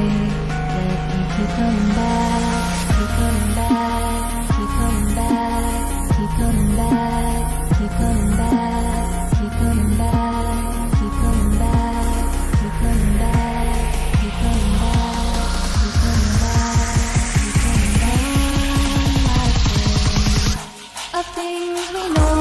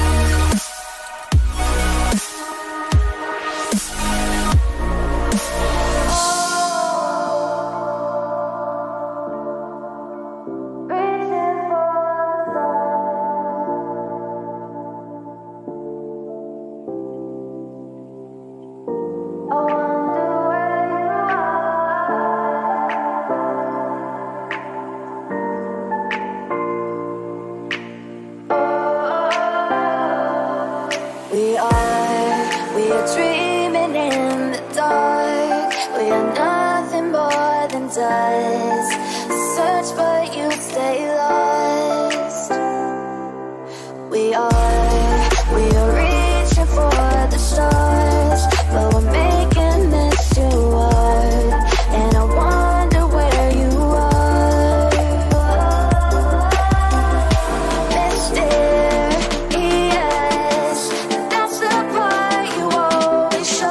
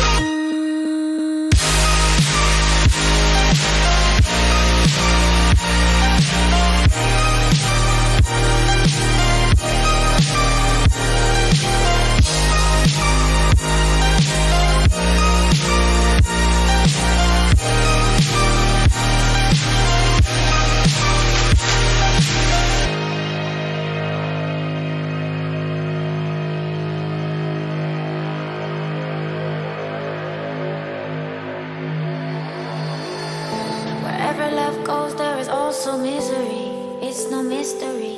And you and I, we got history, yeah.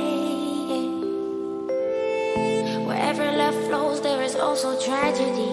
When we're in too deep, and you and I, we got history, yeah. Go look in the mirror, say, hey, I'm sorry for all the pain. I'm sorry for all the pain. Go look in the mirror, say, hey, I'm sorry for all the pain.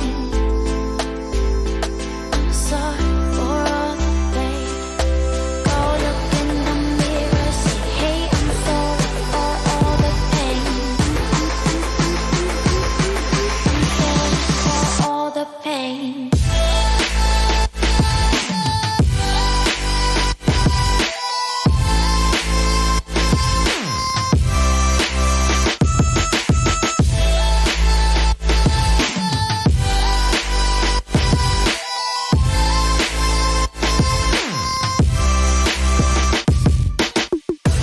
I know my limits. You can break me down, but I will take till the finish line.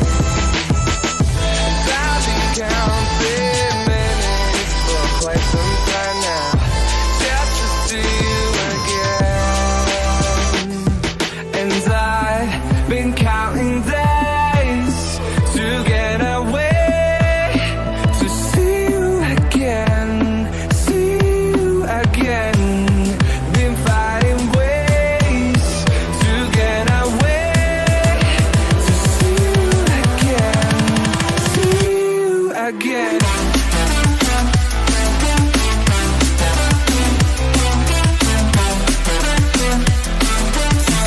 you again.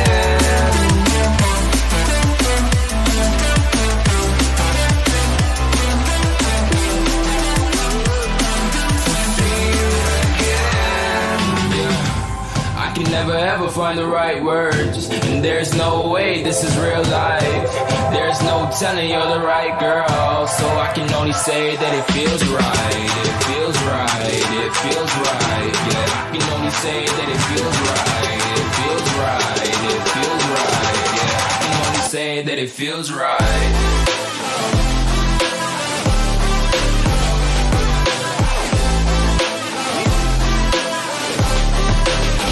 That it feels right.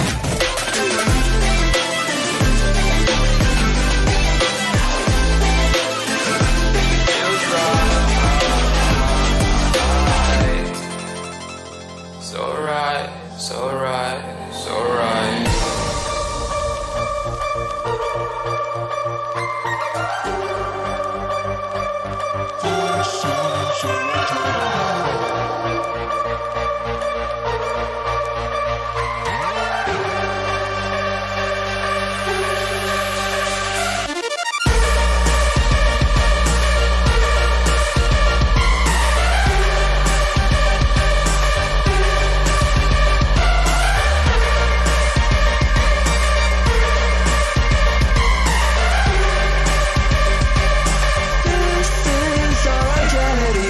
When you want to get off the darkest ground,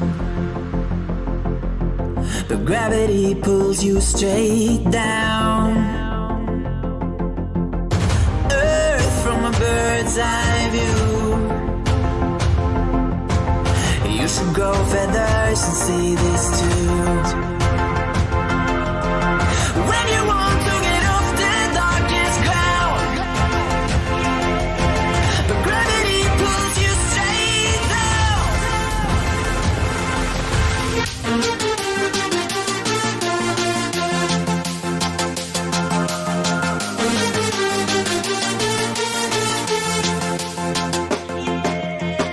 When you want to get off the darkest ground, gravity pulls you straight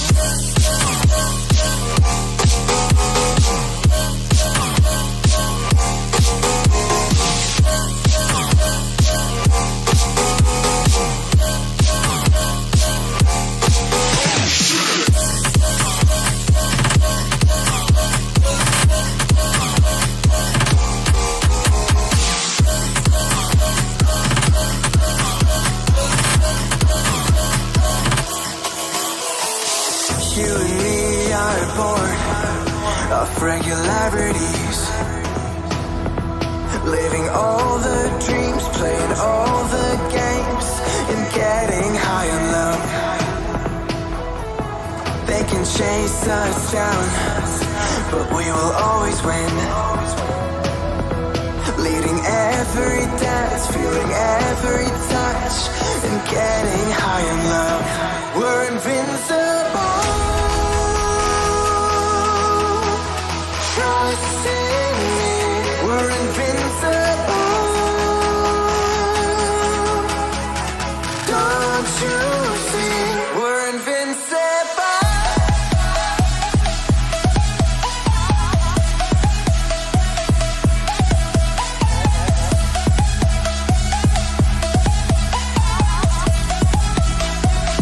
We're invincible.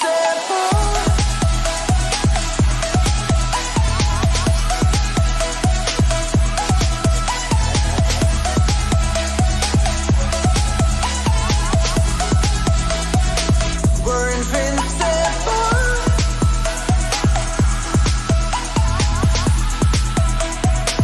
We're invincible.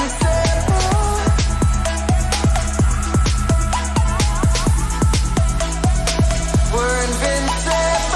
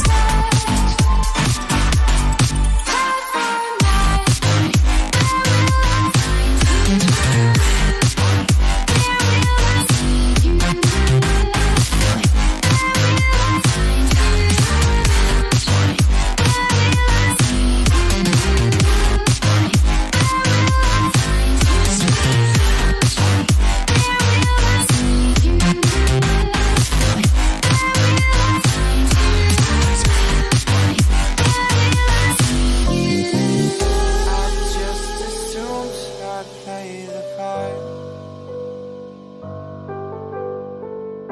of keeping you in the right direction. No matter how your confidence may fall, I'll be here as your foundation. And I say, hey, yo, just let it go. Your struggles won't remain. And I say, hey, yo, we're holding hope and wake up yesterday. So hold on to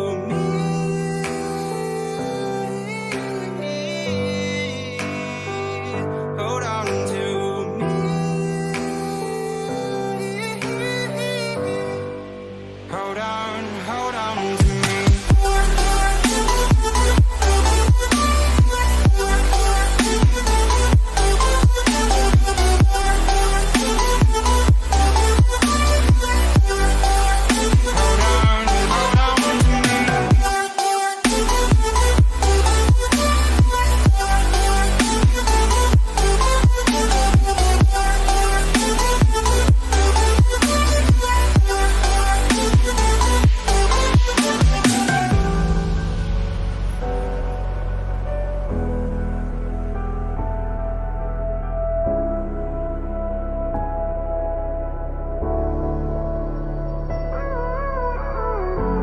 Gave you too much, now I'm swallowed. Now I'm the fool while you're breaking rules.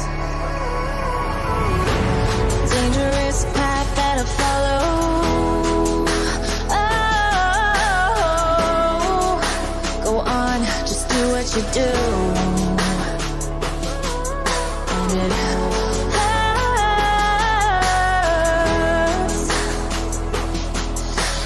bleed for you, cry for you, oh, oh.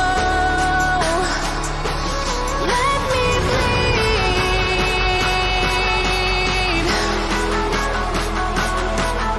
As I bleed for you, cry for you, oh, oh. Let me bleed.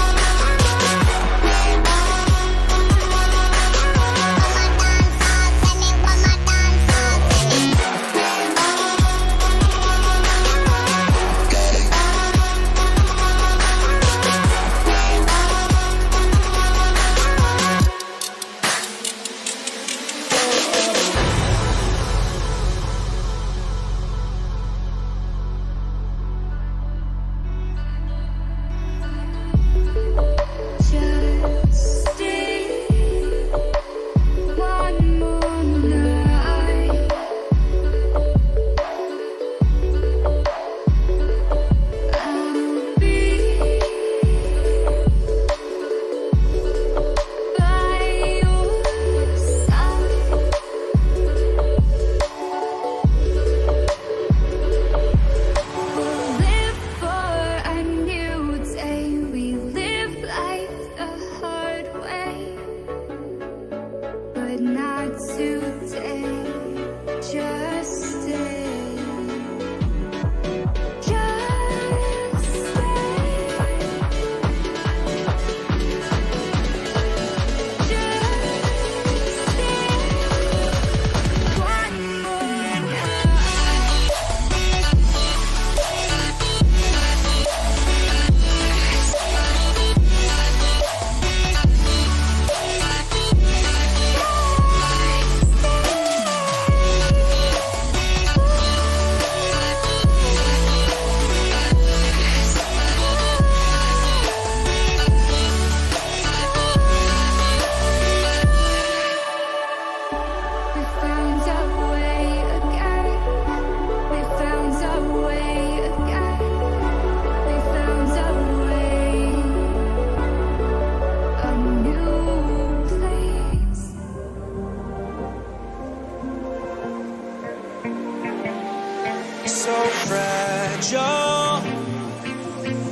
like it was built to break off the handle. How'd we get to this place? We're leaving everything behind for new and exciting feelings, but I won't leave you. Will everything we know be lost and changed for something new? Only time will tell, but I'll be holding you. I'll be holding you.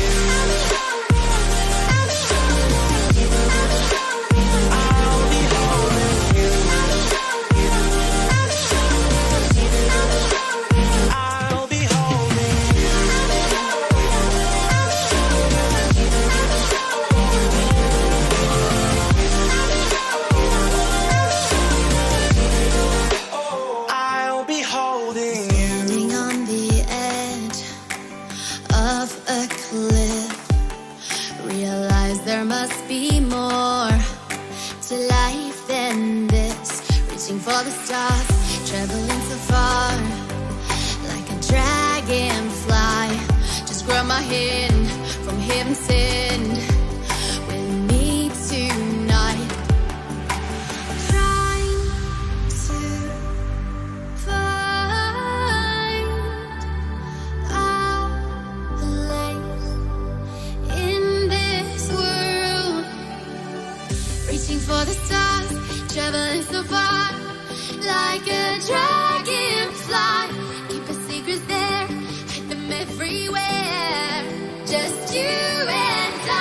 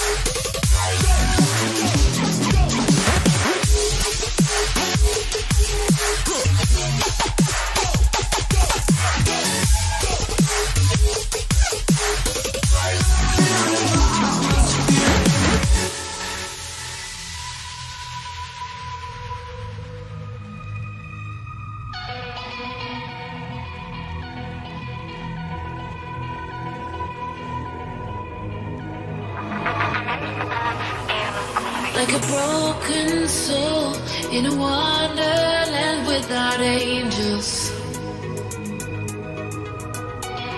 That is how I feel when the mirror shows me a stranger. Yeah. And I know they're just fragments of a world where your absence all I get to see. Take me back to the planet where you and I are still meant to be. 'Cause I'm incomplete when you ain't by my side, when you don't wake up next to me. Yeah, I'm incomplete. I need you here tonight to cover up these empty sheets. 'Cause I'm incomplete. Yeah, I'm incomplete. Hey, 'cause I'm incomplete. I need you here tonight to cover up these empty sheets. 'Cause I'm incomplete.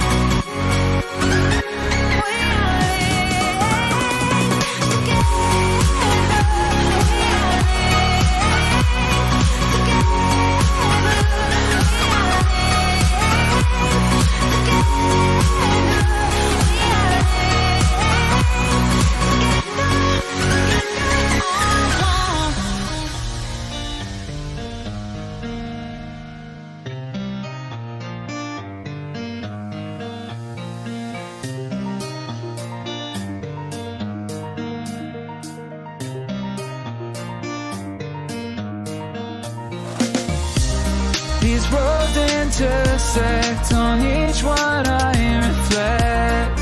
These lines write my story.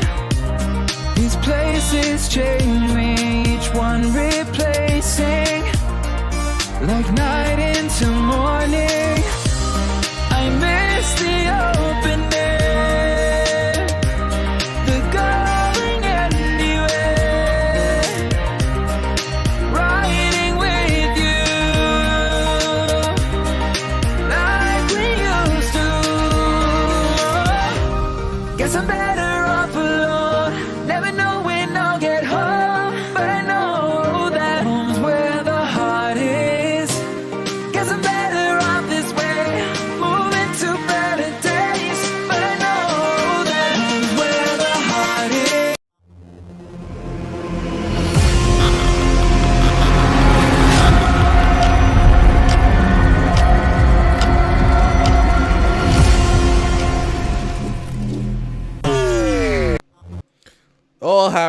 It's a new dawn, it's a new day, it's a new light. And we've got Beast versus Bren. This is going to be a really close matchup, in my opinion. Having seen Beast play yesterday, tying to Bam in a very, very strong series, versus Bren, the current kings of our group, currently sitting atop a very nice throne with a plus 19 round difference, having beat Southpole Esports and Bleed yesterday. Bleed, of course, the team that we were given a word of warning to from Louvre. Let's see if they can show why. Yes, Bleed were hyped up by Louvre, but in our current lobby here, I hate to protagonize, you know, a team, but given that their last matchup is versus Paper X and Bren are currently in first place, it feels like every single match thus far is like Bren's training montage to get ready to face the big bad in the group. Yeah. Just painting on treadmills.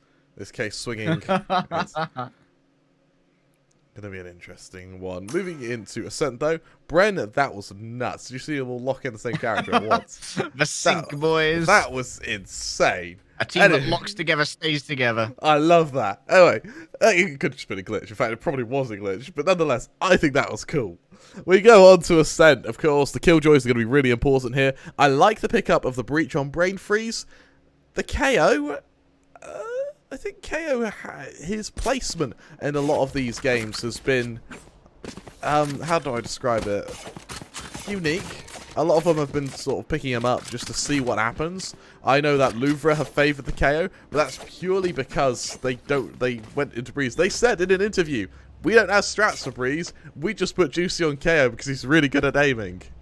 So, I don't quite know what the plan is for Beast here. Bear in mind that Einek's, at least LFO Einek's, is a player they're currently trialing and or potentially picking up, so he's on an ult to hide that fact. Speaking of the real Einek, over on the Killjoy, this is a very unique build for a Killjoy on the defense. No nano swarms, no alarm bot. They've gone all in on a sheriff, so they've only got Timothy, who right now is guarding Switch. Oh. Ain't peeking that one again. They're going to force Einek's off the angle, and Mika on a second peek is going to be able to take out their counterpart. They just put straight into the crosshairs of Bren. EJ tries to get something going, but if it isn't Seven King, playing everything. We've seen him on Viper, we've seen him on Jet, now we see them on the Sova, and they're doing just fine. Yeah, as you mentioned, really, really strong opening from Seven King. I'm interested as to why Mika's now on the Jet instead of Seven King. Bear in mind, I think yesterday Mika was... Chat told us that Beast are basically all flex players. That's true, they did, didn't they? So Do we trust Chat? I What's trust the Chat. reliability rating of this narrator? Probably more so than we should. But I could see Beast still being flex players. That explains why we do see the KO on Einek's. And honestly, I dig it. If they can make it work, sure. Okay, about to be tested now over outside A. All right, out comes a fault line. That's going to stun up Einek's for second. They won't be following that up directly. Instead, the foray of Einek's for first. I'm just going to start calling them by these because they're the same. This is going to get an opening pick here. They might want to try and deny this sheriff. And they see that Derek is all alone, seemingly, from a drone. So they're happy to try and take this by themselves. The right click's not good enough. And unfortunately, this eco seems like it's going to be a pretty easy conversion. Anti-eco versus classics. Yep, that's about the flawless we expected. Lovely stuff so far from Beast up against our group leaders in Bren. Something you didn't actually see, because I'm a bad observer, was actually over on... outside B, we saw Einek's got 2 quick kills with that sheriff as well, so they went for a very ballsy investment, and it absolutely paid off. 2 away from the lockdown as well, really looking to get a very fast ultimate over on that Killjoy. Brave Freeze as well, having a fairly solid start, is going to look to try and get a very quick Rolling Thunder. Just as likely for either members. I think I would like to see the Rolling Thunder sort of used fairly spontaneously, just because it's going to give these Vandals a chance to make this round one-sided. Conspicuously underpopulated right now is A main, and this is going to allow for Mika. Oh, your rifle's no match for my mini-op. Lovely stuff right there. What can they do against EJ? The jump spot isn't on the right timing. And I'm not sure if they managed to connect much. I think it might have been a body shot. It's going to lay low Xavi, who has been an absolute superstar so far across both the Jets and the Rays. Mika, got to be so careful here. Just a hair's breadth from death. And hopefully, if they can just ring out a single shot on the angle, they kind of distract from the Killjoy utility. May not be enough. Mika revealed their location there, which means that they're going to have to back off. They can't afford to catch some strays through this smoke. They just don't have the health to do that. And remember, there's no capacity for healing on this team. Timmy's going to note that Seven King's gone on a flank, and so might be double-checked here by Brain Freeze. Everyone seems pretty confident, though, in just staying in mid. As the time begins to whittle away from them here, Kramer. They're going to just explode onto B, moving through Market. Who's going to be ready to catch it? It needs to be Jar. Coming up close with the Spectre, that would be a good amount of advantage. They're up so close, they're just spamming away. It just isn't enough in the magazine, though. And now it's down to Einekes and Mika to make something happen. A Spectre and a Sheriff here gives Einekes options, and upgrading to a Vandal even more so. 2 versus 2. And suddenly, time is now on the side of Bren. But they did not want this to be the case when they were going up against the bonus rounds with their rifles. What can Einekes do here? We've seen them clutch up before, whether it is in the first or second form. Oh, that's an easy catch on the beanie. And look at how low Xavi is. They could use their ult here if they want to actually troll, but I think instead they're just going to look for the walk. Oh, they've seen the rifle. Xavi just wants to play the timing here. Run and gun might be all they need.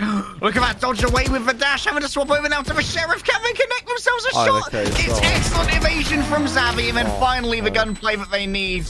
Beautiful stuff. Lovely. They should have started to gain some distance, though. That is a thrown away rifle. I think they've made a miscalculation.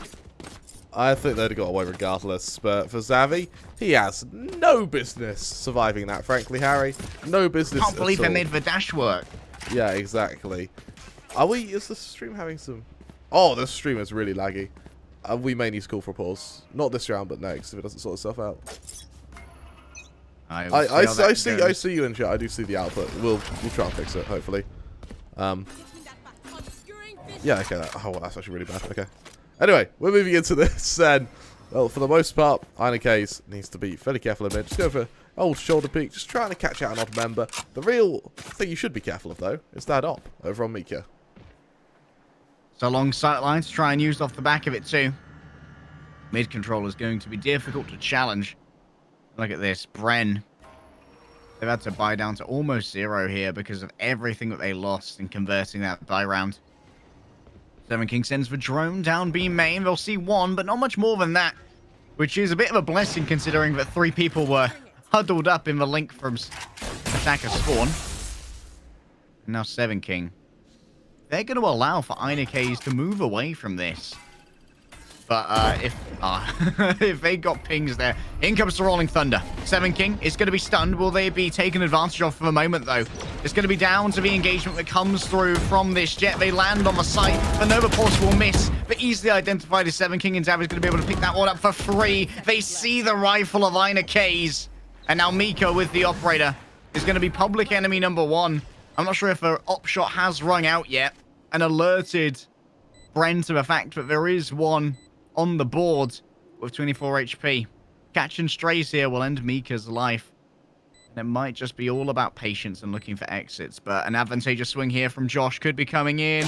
Yep, that's easy. Have they identified the op, though? Xavi might go looking for it. Xavi goes into the defender spawn, does lose their life. Roll up, roll up, roll up. The op is not going to be recovered. At least not by Bren. Wait, they've pinged it. They know. They know Kremer. They've gone to give it a look. But Sarah's just like, no. Oh, he almost got away as well. Tap, tap, tap, tap, tap. They do at least get 2 kills there on the side of Jar, but that was a little bit of the spike is an afterthought. This is the op odyssey now, boys. Yep. All right, we're going to take a quick little pause. We're going to quickly head to the start screen just while we fix all of this. We'll be back momentarily, just hopefully without lag. So, back soon.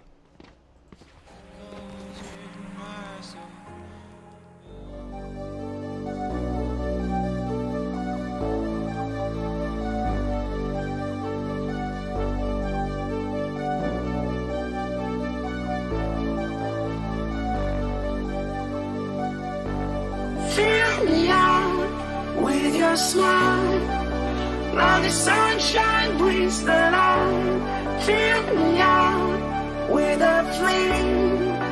I will let you in this game. Take me out when I'm down.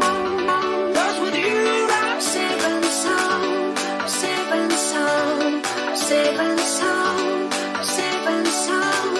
I'm safe and sound. I'm safe and sound. I'm safe and sound. I'm safe and sound. I'm safe and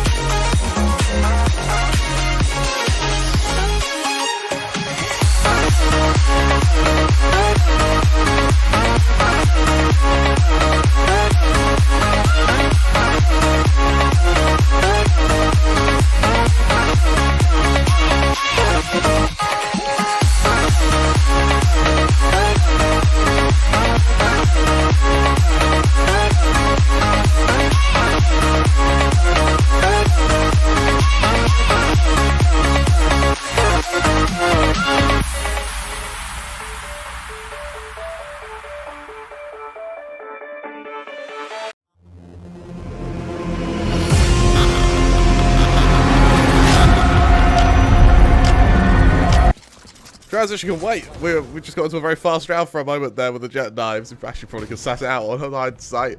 We do apologise for the internet issues. It's all fixed now. We found out what the problem is. We've neutralised the problem. Similarly to how we may see some neutralisation of problems over from the KO. So you guys ready to peek into mid? How many enemy radiants can be neutralized is the question. With the Sheriff in hand versus full rifles, almost full rifles, not that much. Have we seen the popping? Yes, we have indeed. Xavi has opted in for the Blade Storm here. Just trying to carry over some money since they're only on 1.3k at this moment. Now Xavi trying to go for a wee peek. Not quite able to do so, though. These knives are really the main firepower that Brent have here. Mika seems to know they're coming.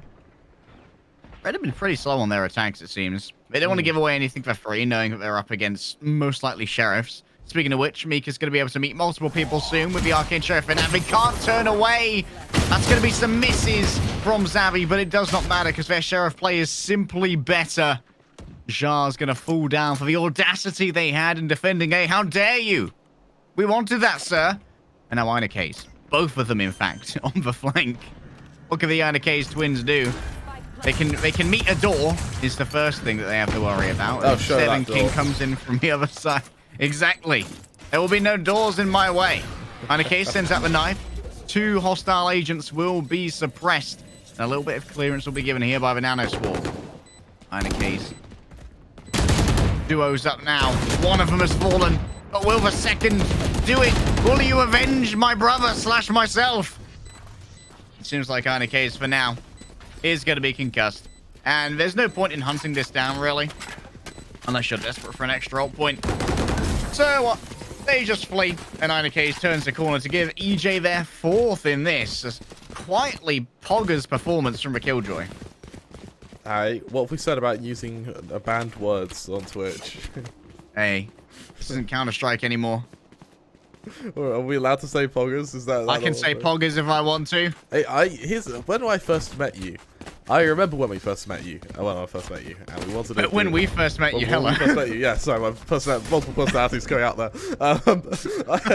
I remember we were going to do a practice cast just to see if we work together, and you said, "Ayo King, how you doing, Pog?" And I remember thinking, I'm gonna hate this guy. I'm gonna hate him so much. Right, you were. There's the attack in lockdown. Trying to clear out A's site here. It's going to force multiple people to move, but as Jar makes the dash for cover, they're going to be taken on down by the combined efforts of Xavi and EJ. Following in the drone right here. 2 people are going to be noted, even with the door going down. Xavi decides not to move on forward. And so the Einekes will once again be able to coalesce. But that door, still closed, will need to potentially be destroyed. 7 King has a drone to play with right here, but will they be able to note anyone? They see one post-plant position, but they only know that the Killjoy is there. In fact, there are multiple people. Derek and DJ are both playing from that angle. The lockdown's been destroyed. Oh, that was a very good coalescence of utility right there. Mika re-entering onto the side. That's 1, that's 2. Ooh. Lovely stuff from Mika. And now they only have to worry about 2. Derek so low. But Josh is going to walk the smoke, looks to try and take down the defuse, and that they will. And the next, Einekes, a victim of Josh.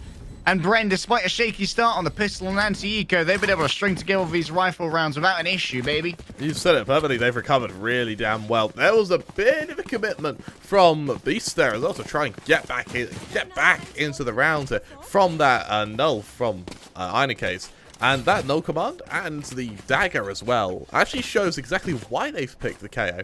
And suddenly, I actually think, yeah, KO's a great pick because the KO destroys the Killjoy utility. So, as you mentioned, Killjoy allowing you to AFK a site, that no longer happens. And it can just be wiped off the back of a single ability. Means that dropping your storm grenades on a bomb and an afterplant just can't happen. Einekes will just destroy them. Interesting that Einekes here has opted to buy into a Spectre half shield rather than a Sheriff. Meanwhile, Mika, definitely the hero that Beast will call upon. We haven't seen a huge amount of Mika on this jet because of the consistent rotation of who's who on Beast. But I have high hopes of this Bladestorm, and it needs to go big. It's unlikely you'll be able to beat out the armament presented by Derek. Hello? Somehow Josh has fallen down and Einekes is going to be traded here. So the spike will still be in hand. I'm very surprised that the spike was listing that easily towards B. Mika was traded, but not before grabbing one for themselves. Now it's 3-3. The attackers will be able to likely guarantee themselves a man advantage wherever they may land if they move as a herd. But But Jar knows it's likely going to be B because they're just foraying all the way up A main, and they haven't seen anybody as they pass Gelado. Trying to take an engagement. There's that turret. Timmy, what can you do? Derek, you can do a fair bit. Harry, and sudden, that site, it just collapses. Yeah, oh, EJ, that's perfect. Playing a bath. Jar has managed to get themselves the Phantom, though, so it's not an impossible 1 versus 3. But a little bit of damage already taken complicates matters a touch, Crema. Stay out of our sight! No girls allowed! Get out of here, man. We don't want you. We've got plenty of ammo to work through, so a couple attempts at a wallbang. And now Jar going to start walking down towards the site. Who will be their first point of contact? Oh my goodness, that was dirty. Anything more for me? They know where the Sova likely is going to be coming from. However, just for sheer massive bullets coming their way is too much to bear. And Jar will fall on down and give Bren over their 5th. Really strong bit of pre-fire there as well. Lovely little round from... That was a great pre-fire, you're right. Yeah, lovely round from Zar to just at least make it a little bit expensive. But for Bren, really starting to put some distance between them and Beast. And for Beast, they're at a stage where it can absolutely be recovered, but it's slipping. It's definitely slipping, and for Beast, they need something to go their way fairly soon. Otherwise, we're going to see Bren just run away with this map and try and force it in a very dominant second. Beacon wants to take over mid. Will they be able to do it? Oh, that's a nice little bounce on that dart right there. Gets a lot of crosshair displacement. Keeps Mika from being able to be as on it as they would like, but now they have returned to their sentinel station. Make sure that anyone peeking into here is going to be made be made into jelly. Bloody jelly. Oh, the timing there. That's smart. Oh, never mind. Mika finds it again. There's the attempt at the refrag. It is going to hit a body shot, but not much more than that, unfortunately. Zavi's going to be wishing that maybe that had gone differently. However, mid control has to be seeded, and the rotation comes through from Mika. They'll be joining Einacase here to potentially play from Gardens. Some more aggression being shown for the time being. No one's able to quickly trade back that initial falling of the breach, and what I quite like is the rotation of Mika here. Goes straight to Garden, and now this, well, mitigated momentarily. And now this rotation through mid is still going to be facing on Nop no matter where you push from. Killjoy goes down, but it's all a fake carry. You know, you love to see these. Oh, look at the rotation coming through. It's absolutely free for Zavi and for Derek to move on to A site. They realize something's afoot. Something's amiss, Crema. I smell something fishy. At least Jar does. Will they be able to outplay Josh, though, on this entry? They need to try and even up the numbers, and that's a great way to start. Einacase falls one down, but while you were busy platforming, Josh came in behind, slipped into the slipstream of Astras, and it's down to Einacase, Mika, and Seven King to try and make something work. Not a huge amount of utility to play with now. A single ping off the back of that recon arrow. And Einacase moving out of the smoke will be incredibly dangerous for them. Already they're hit. And Zavi just continues to hit after hit. Seven King? Ooh. Too low on time, though, even with that admirable performance. So nice 2 kills, though. It keeps the money of Bren a little bit honest. I mean, Brain Freeze actually struggling financially for the time being. Derek certainly isn't. I mean, Derek right now, he's looking for a remote island to offload a lot of this cash. But for Beast, this is really the half is not out of control yet, as mentioned. They still have a few rounds to recover, but you really ideally only want Bren getting potentially only 7, maybe 8 rounds, if that. You need to remember that this is a defender-sided map. Bren, they're just using their ults perfectly. Despite committing the lockdown to a fake, you've still found themselves ahead by 1 ult in this cycle. So really nice start from them, and for the time being, the Jets were grounded for now. Einacase is ready to swing with the Sheriff, 2 of them in fact, hoping they'll at least be able to coalesce their fire into 1 frag. And Jar is with their own face, in fact, going to be the one who's gathering info on mid. 7 King. This is risky. They're up very far. That's a lovely dink, though. And that damage is going to be permanent there. Much more fragile now is Zavi. And that might disembolden the potential entry. I don't know if that's a word. Disembolden? Yeah, that makes sense. I mean, linguistically, it makes sense. Yeah, yeah, there should be something there. What do Webster's know? Josh needs to be a bit careful, though, nonetheless. 7 King. Kind of alternating back and forth on that recon darts. That's tell. Paints quite a bleak picture here. Rolling Thunder can be dodged here by Arnikes. If they're not expecting this to be dangerous. Full blind given over and 7 Kings already fallen down. But not before finishing off what they started on Xavi. However, fairly easy here to claim the site. 4 members of Bren will survive. They're looking to grab their 7th, especially with Arnikes going down. It was to be expected up against the Eco, but Mika doesn't want to make it easy. They want to continue chipping away at this economy. They're going to be joined by Jar. There's no point in saving. Damage can be done. The drone has come out. What do your L5s see, Derek? They see at least a little bit. 1, maybe 2. Movement away from the aftershock. And at this point, Brent have to think about how they're going to exit this site. Mika's been pinged multiple times. Jar has fallen down. Surely they can just charge them down here, but would it be too risky to do so? Derek will connect the shots that they need to, and now you don't have to worry about dying to the spike. That util usage from Bren there was just incredible. They kept those sheriffs in defenders spawn for, I think, that entire retake, up until the point where they finally push out, hit by a recon dart, 1 dies, the other has to run. An insane round from Bren there, and I'm so impressed with that after plant util from both Brain Freeze and from Derek as well. It's been clean from him so far. What will Jar decide to do with this Cosmic Divide in a retake scenario? Unlikely to be proactively used. And Mika's been forced to go off this angle by some very aggressive positioning. Look at how keen Xavi is with the Blaze Storm in hand. They've missed on that, however, the blind is good and Xavi's quick to take advantage. Goes up onto the top, no dash to be a little bit more well-placed, but the knives themselves are put in all the right places. Headshots galore for Xavi. And Bren, they are keen to claim themselves an 8th round, and it feels like deja vu, Kremer. Another tough position now, this time. Okay, spots out the drone. A pair of Einike's. One will be grasped with a concussion. There is still a fragment available as well as a flash, so Einike's is not beyond the realms of reasonable doubt when it comes to these entries, but they could try and look for exits. I don't know if they will want to lose these rifles. 400 and 500 credits for the respective Einike's and Xavi now. Look at this. Einike's is going to punish that. I don't know which one, but one of them will. And they are both going to fall. It feels like the start of a joke, doesn't it? 2 Einike's walk into a site.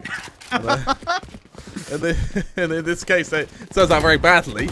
The occupants are not happy with the visitors. And for another ult cycle coming in, Beast, they have the advantage this time. They have that lockdown, which is going to really put a bit of pressure onto EJ, who just doesn't. Xavi, having committed the knives in that round, I love the change of tempo from Bren there, to go from a fairly slow default into a straight wrap to B, and they just don't stop doing it. And for Xavi, that's unparalleled confidence to have in your, not just yourself, but in your team to both flash and trade onto Mika, should it be required.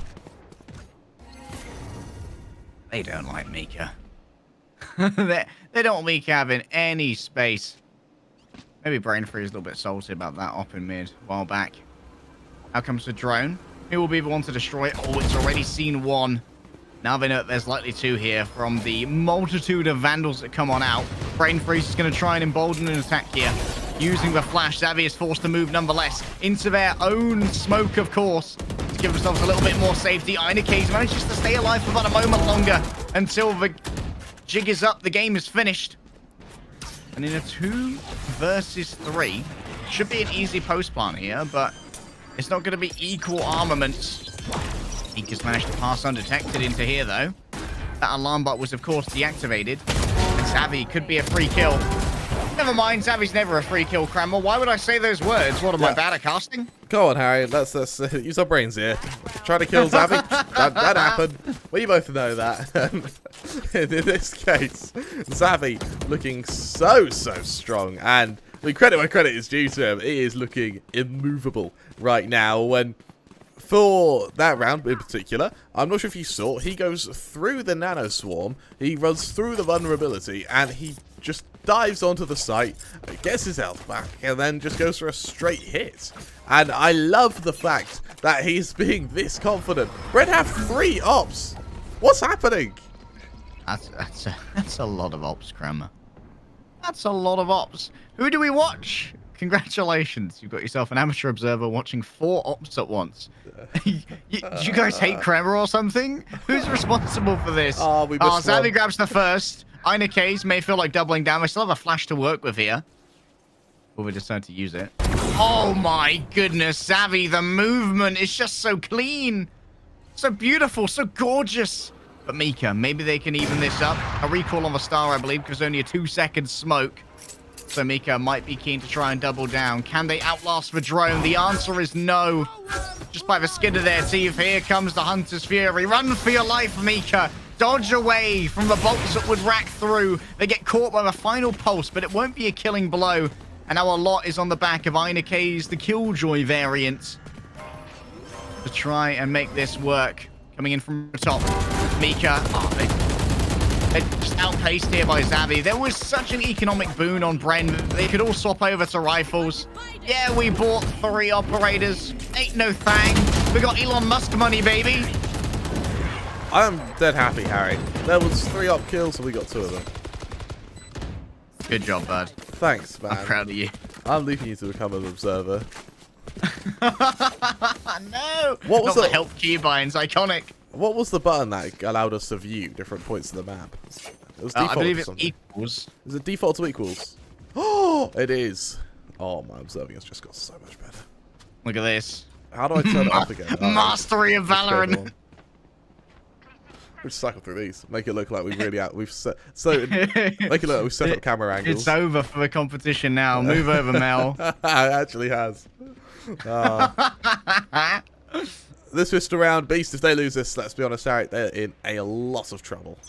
Oh yeah, I've been trying to ignore the macro, just give the Beast fans a chance to enjoy some copium, but it's not looking good. No. And Bren, They're in it's trouble. obvious why they are #1 in our group at the moment. This foray up mid, 3 people going to be committing themselves, but there is an alarm bot on the other side of this smoke. And that will at least give EJ a little bit of advance notice. They've gone for a bit more of a classic setup. It has been pinged, you can see. And there it goes. All right, here comes the hit. Moving through market right now. What can Mika do? That's actually going to be a stun that catches them. Oh my goodness. And the nano swarm as well. EJ has done plenty. Despite being outnumbered here, they've been able to do it easily. A flawless for Bren. And Beast don't even know what hit them. That was an incredible round from EJ there. I love that swarm grenade he put down. The second he sees the jet peek, he knows exactly what that jet's trying to do. Swarm grenade goes up, forces him to take a duel. He does so running into pre-fire, and from there it's a hop, skip, and a jump away from just the here 11. They do just that, 11-2. 2 away from victory, Harry. Beast, they're being walked over right now. What a reaction from Brain Freeze as well. After that alarm bot is popped, to just send that into market, knowing they're likely about to split to B. And that really helped. EJ here. Or are they going to take the swing off the turret contact? They know it's likely not a big weapon on the other side, but a sheriff's still a sheriff. The knife goes out.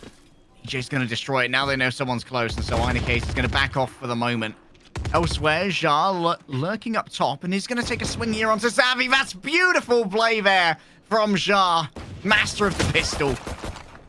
And still more skirmishing in Garden. A blind is given over here by Brain Freeze, and the Aftershock will give him a momentary peel to try and batten down the hatches of a 5 HP they have to work with. It's not a huge amount even against these pistols. Absolutely right. That's been thrown from Seven King just to try and get a bit of information to work with. Our drone's seen, and that should embolden them to start making their way through bid. Ina Case certainly thinks so. But Derek, if they take a peek here, they could achieve quite a bit. I believe it's an Ares they have in hand, and yes, it is. Jar, they feel like A has been at least softened. There are 2 bodies still here, as well as Derek on the float. And we identified Josh's location, though.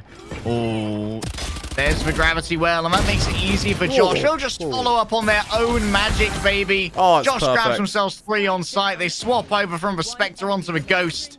Give themselves a little bit of additional room to work with, and Derek finishes it off in style. The 6-shooter claims 2 heads. The Josh and Derek show. A really, really strong round for both of them there. And I honestly, having lost, I believe it was Derek who goes to the early peak. That was EJ. Instantly being headshot means that Josh has to alternate between 2 angles. The fact that they're able to adjust on not only the players coming in from Gardens, but more importantly the one from A main, their little jump spot from under heaven there, just perfect. The info gathering is looking so damn strong, and it leaves Beast now a full buy, sure, but they're a round away from losing. They need to make this as flawless as possible. This is, of course, Bren's map pick. And it's interesting that EJ's already closed that door. Maybe they're hoping that they can slow down the approach of these rifles and keep themselves covered, looking to try and take contact off the turret. Icebox has handled this well before, using the knife to make sure that the turret is put down. Oh, hello. The attempts at the wallbangs of a Sheriff. A little bit cheeky from Derek, as EJ is going to try their best to move out of there. And they will do so with their life and all of their health as well. Just backing off for now. Rotation coming through from Beast, just to try and get an angle to work with. Unfortunately, they're taking a lot of time to do this. About 45 seconds left. That's so problematic. That is a lot of problem. However, they've moved up into mid by using a smoke on top of that alarm bot. They will not expect the Beast to hear, and that's why Xavi's caught without a gun out. That's a massive part of Bren that's fallen down. What excellent management of the utility. Derek trying their best to make something work here, but they're just overwhelmed by pure force of fire. Should be an easy plant. Plenty of time to do this. And Brain Freeze alongside Josh, they're going to see no real reason to save here. They know that if they can damage the economy of Beast, they'll be even closer as this map goes on to claiming an easy final point. Brain Freeze looking to rotate through this position, take an engagement over on B. So though, you've got to be so damn careful. Charles going to be noted. Oh no, they won't. Josh has managed to get themselves 2, 3. Josh. Mika manages to get themselves a nice little wallbang shot right there to guarantee the round, but the damage has been done, Kremer. If they want to buy up into rifles, it's half armors across the board. Except for Mika, of course, who managed to get away scot-free. Good job, Mika. For a moment, that was harrowing. 12-3 the scoreline. There's not much really that can be done. From Bren here, who, unfortunately, are going to go for their full investment.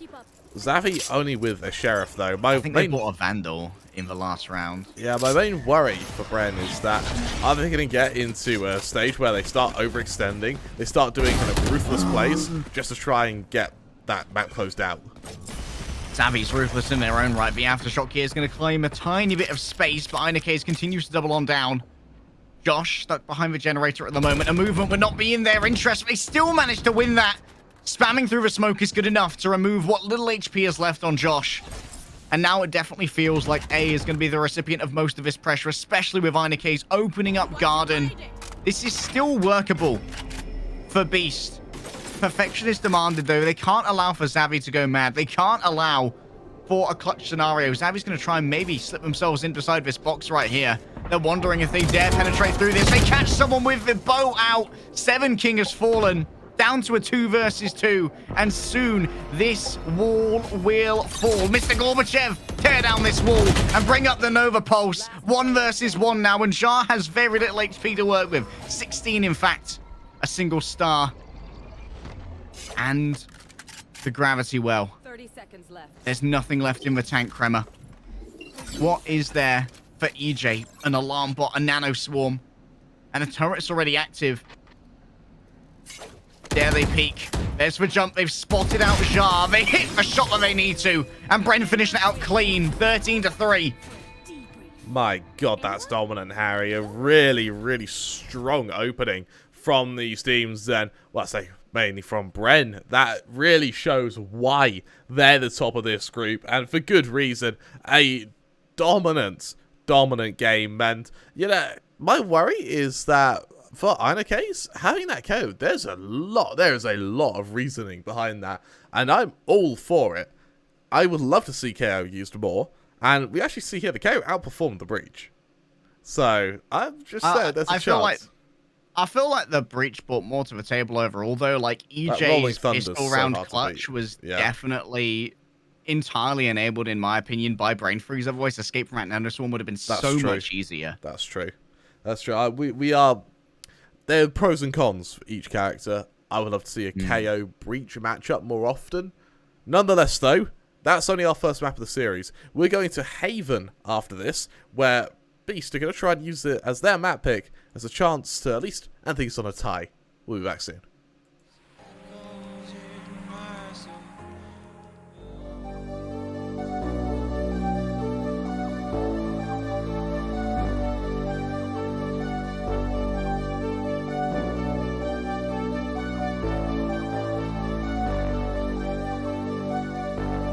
Fill me out with your smile. Now the sunshine brings the light. Fill me out with a flame. I will let you in this game. Take me out when I'm down. 'Cause with you I'm safe and sound. I'm safe and sound. I'm safe and sound. I'm safe and sound. I'm safe and sound. I'm safe and sound. I'm safe and sound.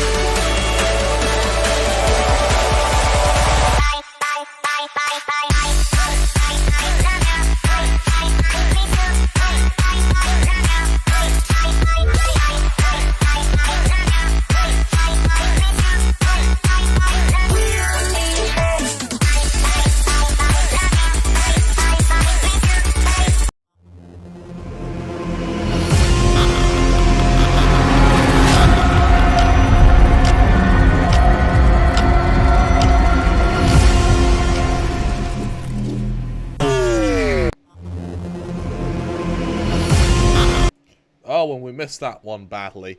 So, Harry, here's a fun game I like to play. And those who watch the stream can play it with me as well, which is, on that transition, it ends with, like, the really high-pressure defuse. Right, but we have no way of hearing it, and we have to just memorize when it cuts and reloops. I haven't even seen the transition yet. So, what we do, here's our fun little game we play together, is we see how badly Krem's missed it by how quickly into the next advert we go before we cut in game. It's a fun one. Well, there's an even funner game. It's called Is it Beast vs. Friend? It's called Don't Pick Your Agents because our admin is accidentally in Beast coach slot. Is he on like 400 ping as well? Because I think our admin's playing from Russia. Well, we're not playing from Russia. We're just... it's just existing in Russia at the moment. So, I feel like we could attribute any of Beast's success right now to Coach Houdini.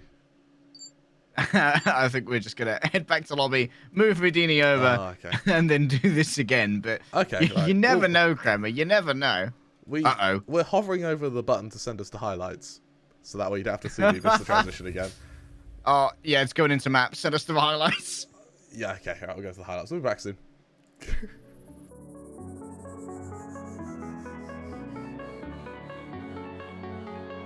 Pushing a ping onto Jar. The jig is up. It's time to move or it's time to die. Speed is the key. That's the first. That's the second. Yeah, baby. Mind freaks around the back, but will they be identified? It's not going to be Pro who does it. It's not going to be Micro. It's down to Jar, the knife wielder. The time's on their side, but they will connect the headshot. That's a 4K for Jar. Rifles? What rifles? They'll be easy as a flank from the other side. Oh my goodness, however, they are going to be covered as ease. Can they get away? No chance. Forsaken is just going to charge that on down. Jin claims so much space, but still an issue. Will be Jar 2 with the operator now. Surely you can't get more than this. But wait, you can. Wait! Oh, Jar! They're going mad!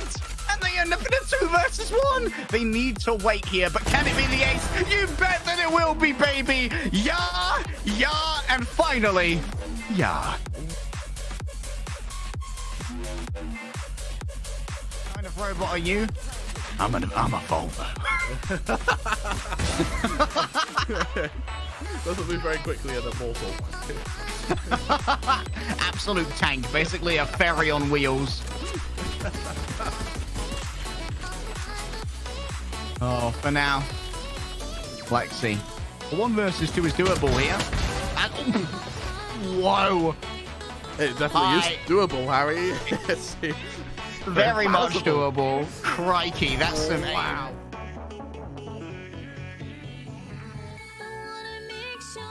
To find something on A. Poison Orb comes up, and now that op is basically useless as Seven King once more controls any crossing through mid. They are so accurate with that rifle. Oh, no, what? No. Seven King was blinded. It was through a smoke. They killed the op. Seven King, is it the ace? Yes, it is. That was beautiful, but you're also banned. Banned for life. Seven King's actually going to leave here. Move never expects this to be walked. Is it going to be a knife? Is it going to be a knife? Is it going to be a knife? Oh my god, that turn as well. Wait until I see the smoke drop. Wait, Pina might see. Pina didn't see! Oh my goodness, Seven King. The patience there. The nerve to hold that. First duel taking down Mika. The entry's just got significantly weakened. Jar just dips down into the goo. But Einekes, oh, the new player. Do you recognize this aim style? I certainly do. I call it sus. So the guy got banned 3 weeks ago. Really? Einekes re-enters. Surely this is impossible. That's one. Oh, no. No. Einekes does not ace right here. I refuse to believe it. Dorf is up next. 31 HP. The reload is good. Oh, so of a shot. Einekes with the ace. Okay, I'm doubling down that. I know that aim style all too well. Bravo, get in here. What is this?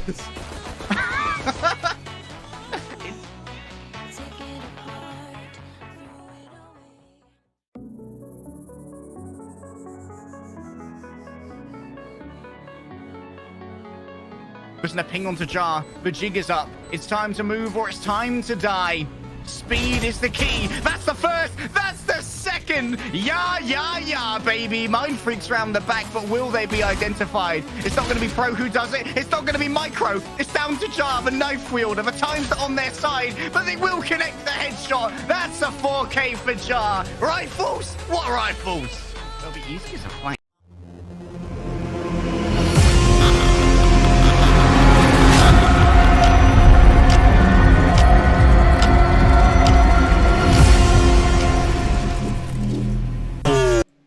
Oh, I think that one was good. I think the audio synced on that one as well. Oh, I'd have to see. Harry, I think I've landed the transition properly. Gods of production, Kramer. Gods of production. Thank you. That's actually the true reason why Houdini joined the coach spot of Beast. Unfortunately, it isn't the Russian superstar making a return. Instead, it is just him giving me a chance to practice the transition. Yes, our substitute coach. Yes. Also our admin, maybe a conflict of interest, but it doesn't matter too much. We're fine. Here we are, Harry. Rod Haven. What a wait. Wait. Now we've got Einekes. I mean, I know they said Beast are all flex. There's so much swapping around. Now we've got Einekes on Astra. But on Bind yesterday, both the Einekes were playing initiators. They were playing Sova and Sky, I believe. Yeah, they're all flex players, Harry. Just let them do their thing. There's a world, and I've always wanted to try this. However, I never would because of the integrity of esports. There's a world where I would want to enter a team, and the accounts of the entire team are shared by every other player in the tournament, and you essentially just randomize who plays on this team for every single game, and you just see how long it takes for your admins to realize. Back when I was doing Overwatch, Kramer. Yes, the unnamed game. There was a French team called Eagle Gaming, and they had 12 players on their roster, 2 full squads. Yeah. So they just bought 6 Overwatch accounts called Eagle Gaming, so no one would know what rosters they were playing when they scrimmed. That's amazing. That's truly amazing. I know people do that sometimes they do it in CS. Where I know there was a time when one team, rather than sort of setting themselves up to be another team, and like hiding their identity, they just got the logos, usernames, and mimicked the profiles of every single player from another team. So it just looks like they're playing. So they were, we'll pick a random generic team name, Fnatic. They were essentially disguising themselves as G2. So that anyone who scrimmed went, we just scrimmed against G2. They ran some really weird strats. Meet the spy. Also, what on earth is EJ's crosshair? What am I looking at? I'm investigating. What's in there? Wrong one. The name of all that is... Oh, that's the smiley face crosshair. I told you about this the other day when we were talking about weird crosshairs. This is for smiley face. Does it make you happy, Kramer? But Are you smiling? Why? Are you smiling, Kramer? That's true, I'm smiling actually. But why? Why? I mean... They know this is a tournament, right? I hate to say it, but that's possibly only the second most disgusting crosshair we've seen. Let's have a quick crosshair check of everyone else. No, everyone else's looks relatively normal. It just happens to be EJ's, which is some weird abomination. I think it's the first time that a team has BM'd their own member that they need to pause for regarding status of their gastrointestinal passage. I love the lack of. I love how direct a lot of these teams are. They're finished. That's absolutely great. Oh, he's done. Wonderful. Right. Right, moving into this pistol round, this is going to be interesting. For Beast, having lost 13-3 on your first map, you really want Haven to go in a one-sided fashion. For Bren, actually opting to start on the defender's side, which is interesting considering how this is an attacker's favoured map. For Beast, let's see if they can show Bren exactly why they picked this map, and why they have been led to believe this is their home ground. I'm interested to see whether we see the defenders here look to try and play trades on the entry, or if they're going to be backing off and looking for retake-centric things, because obviously on these pistol rounds, you're often going to be both outnumbered and outgunned when people get to a site. Oh, they dodge incoming stuns, and Mika can't dodge the bullets. Derek gives them freely. 3 kills already. What is happening on C? A massacre of beast players. The hunters are in, and Derek, even with Josh disconnecting apparently, there are no dramas for Bren. For pride of the Philippines, we'll do it 4v5. No dramas, mate. In comes the shock dart. Derek grabs a fourth. And, you got any more fill in your crammer? Well, someone's mentioned they remember Eagle Gaming. Was that a while ago? That was in, if I had to date it, early 2018. Yeah, a few years ago. For me, I stopped watching Overwatch when Team UK beat Team America. I realised we've peaked, we're never going to be able to do that again, so I just stopped watching. Got on a high, innit? Yeah, exactly, got out on a high. Quick DC from Josh, hopefully he can return soon. He's back. These are some really quick pauses we have. I get ready for a really long fill segment. If you guys have any questions in the chat, just ask them. If we have another pause, we'll answer. Why not, man? We'll turn this into, I guess, a podcast. We'll see how long before our next pause. But for now, I'm sure all of our streaming partners will be very happy with that, Crammer. Absolutely. Slow aggression in mid, though, from INKs as they get ready for a bit of a take on to be here. But look at this cascade. Brad, they've read it perfectly. Xavi looking for a jump spot here. Does have a guiding light if they need it. Josh already delivered one, though. Making up for previous DCs and making up for lost time. Mika tries to cross over the smoke, but takes some damage for their trouble. And we'll have to vacate this area. EJ attempted to flank around the bank, but no chance, mate.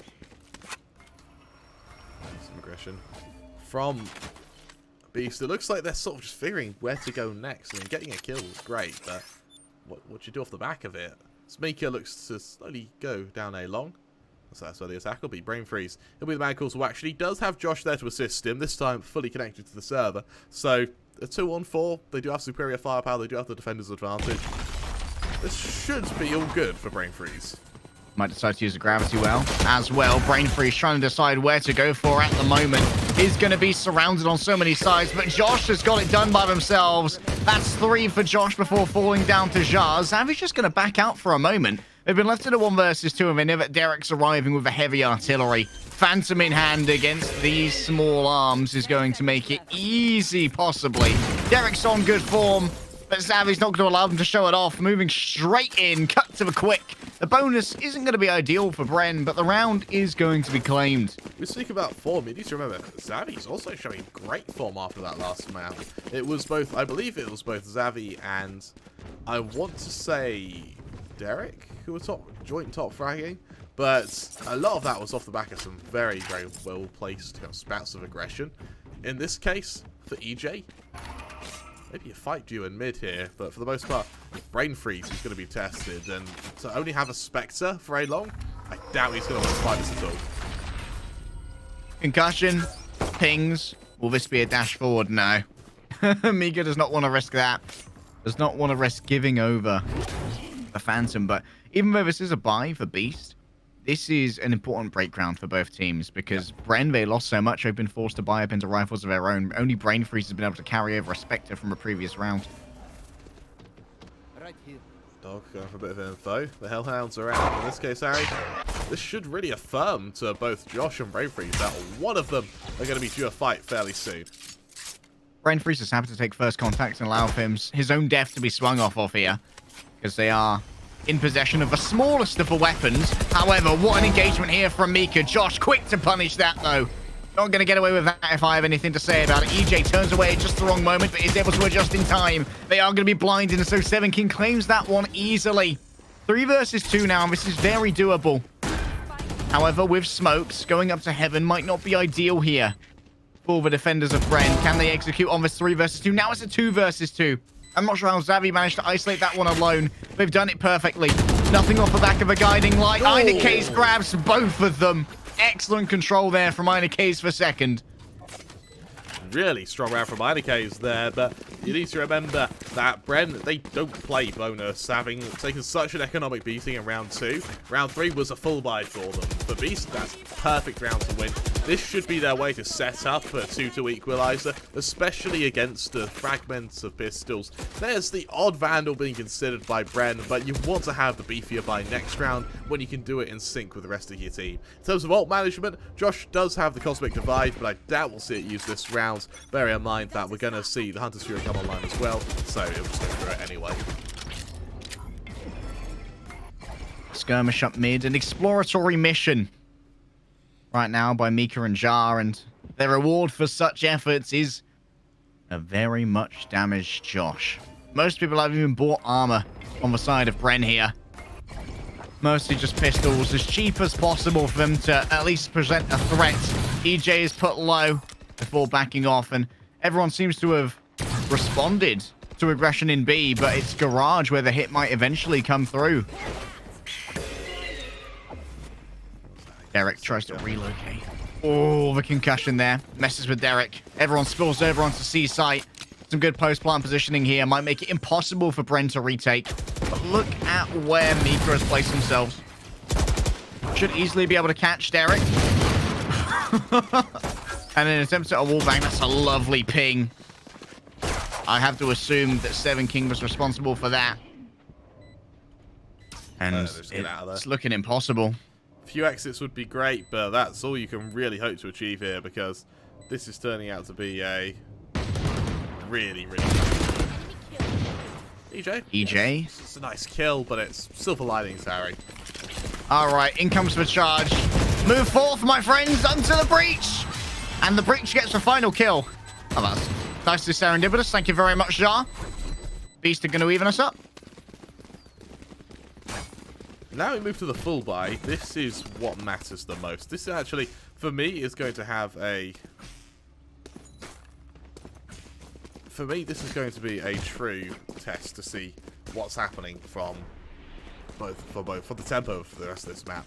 If Beast are able to win it, I suspect we're going to see fairly fast-paced, a fairly one-sided attacking half, which Bren will then try to mimic on theirs. If Bren win it, then we're going to see complete stagnation from Beast. I suspect they're going to sort of continue going into rounds like this, where they split into a default, hope for a man advantage, and then work from there. Derek trying their best to avoid the drone here. I think they LOS'd it well. Maybe their hat brim got caught. But how will this inform movement from the side of Beast?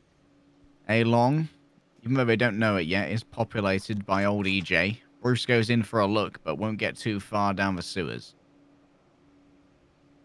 EJ hasn't revealed the op yet, but he may do in just a moment if the Cypher gets a little bit more emboldened to do so. But for Beast, this is a very heavy setup outside mid. There's the divide, here's the attack. Flash just caught out by the Astra Smoke there. Josh here, taking close contact. They grab one. Can we do any more than this? Remember, the traces from this Vandal make them easier to counter through that smoke. But huge amounts of damage have been done. The Cosmic Divide backfired there, provided safety for Bren to go in and out of. Although Derek will lose out in the fight on Garage, the Seekers all just plummet into here. They know that something's afoot, and in the case takes a shot to the gut. They have to double down on B because time is simply not on their side. But the second they move in, it will be EJ, who easily puts the spike down on the floor. Seven King can't do it alone. And the power of teamwork, friendship is magic, acquaintanceship is witchcraft, and Bren a 3-2. How are you even preparing that one? That's one of my favourites. In this case, EJ. Thank you, based synonyms. That's EJ. That was a great round. He reveals the op, gets a few kills, but more importantly, he's unscathed as he goes into it, which means that this round, he can buy the armor to sort of repad him, give him some form of defense. He gets his secondary, and most of all, he's going to have a chance to build some bank now should he survive this round. With Beast looking like they want to show some presence over to A. We can't confirm that he'll be able to survive this round just yet, but nonetheless, he'll be more than happy to take some fights. A-Long, unlikely to be forayed into here by Beast, simply because it's so much harder to control that area when you don't have something like a Sky that confirms presence off the back of a flash. Jar here has a decision to make. The Rolling Thunder will be invested. I think everybody's dodged it, though. So while Mika has made their way on, Verano 3 frags and backing off right now are Bren. They prefer to go for a 5-man retake. Mika needs to avoid incoming damage. Oh, that's a lot that comes from a shock darts. Leaves Jar in a bad position when it comes to their health, but these post plants are still pretty good. The camera has to be taken down by Mika, and now approach vectors have to be analyzed. No one can come from the back, but Derek might be able to just pop out of the smoke. They're going to be emboldened. They move on forward. A good blind is delivered to Jar, but it gets Derek as well. A little bit of friendly fire. And maybe a chance to try and defuse here. Out comes the Hunter's Fury. They're going to try and just run down Seven King. It's down to Josh to make it happen. The bow is out. No. Josh, the choke. Josh has let it go. But EJ and Brain Freeze, whew, they keep it calm. They keep it collected. I hope you weren't watching Josh there. That's right, we weren't. The mini-map tells a very clear story. Sometimes the details aren't necessarily needed. I think TMI is like really coming into. Unfortunate that I was watching and casting that, to be honest, for Josh. Oh, poor Josh. I'm sorry, mate. It's not to say. EJ, he's going to be able to take a straight fight up A long though. When for the first time, he may finally have a challenger. Unfortunately, for the Jetties fighting, they're doing it with knives, not with an op of their own. That ping may well have revealed EJ's operator. Who's going to be faster on the draw, though? Seconds. Oh, EJ. No. No knives. And now there's a lot less vigor behind this push. It is just Sheriffs, and there's only 3 of them at this moment. Jar, I think they caught a little whiff the shoulder right there. And so Bruce is going to come and chase them out. Get him, Bruce. Bruce is have a little talk. Bruce down. No, you're not allowed up there. Bruce isn't allowed upstairs. Yeah, ground floor dog only, and he's not allowed on tables either. Yep. Josh has to be careful here. He does. Seven King is no slouch when it comes to these flicks. We know this much. However, they will reveal their presence there with the recon arrow. Oh, there it is. We knew that Josh had to be careful. Josh didn't know, however. We had the advantage, Kremer, of the X-rays of the minimap. Seven King has at least made it so that rotating through B is unpalatable to the defenders. For the rotation you really need to worry about is Xavi. They're going to get one for free here. Back of the edge. And now, Case for first is going to be walking straight into the path of Brain Freeze. And that goes about as you'd expect. Yeah, only losing 1 player against the full eco. For Brent, it's nothing to be ashamed of. I think that for Josh, he can be reinvested, no worries. EJ, he's had the op around for long enough now that he's also building a bit of an economy. And same for the rest of the team, frankly. You know, you got about 6.5k on Brain Freeze, or 3k, having just sport for Josh. Everyone's kind of consistently got about 1, maybe 2 at a stretch buys in them before they kind of hit 0. For Beast, they just hit 0. This is off the back of a couple of rifles. Still no op to use, but this time EJ, he may be challenged with the Speak to Sewers. The one time he does a PK long as well. Yeah. Sod's law, Kremer. Sod's law. Yeah. Presence has been confirmed, though. We heard the caw of the blinding light. And this... Oh, the drone doesn't get its tracking dart out, so we don't know if EJ has actually vacated this angle. They could be emboldened here with something like a Nova Pulse or even a Gravity Well, but they have to worry about 2 separate approaches right now. A lot of this is going to be on Josh to try and slow down the momentum. But what can be achieved by Mika on their entry? They can likely bypass a huge amount of this utility unless the Gravity Well is put a little bit deeper into the site than you'd imagine. EJ's got to be careful with this. He can't get too ballsy. He can't extend off the back of this. It's going to be heard from the Hawk that there are people here. The concussion's good. EJ could become an easy victim here. Mika unable to identify them. Will they be found by Case? Indeed they will, but Xavi's already done too much. That's going to be 4!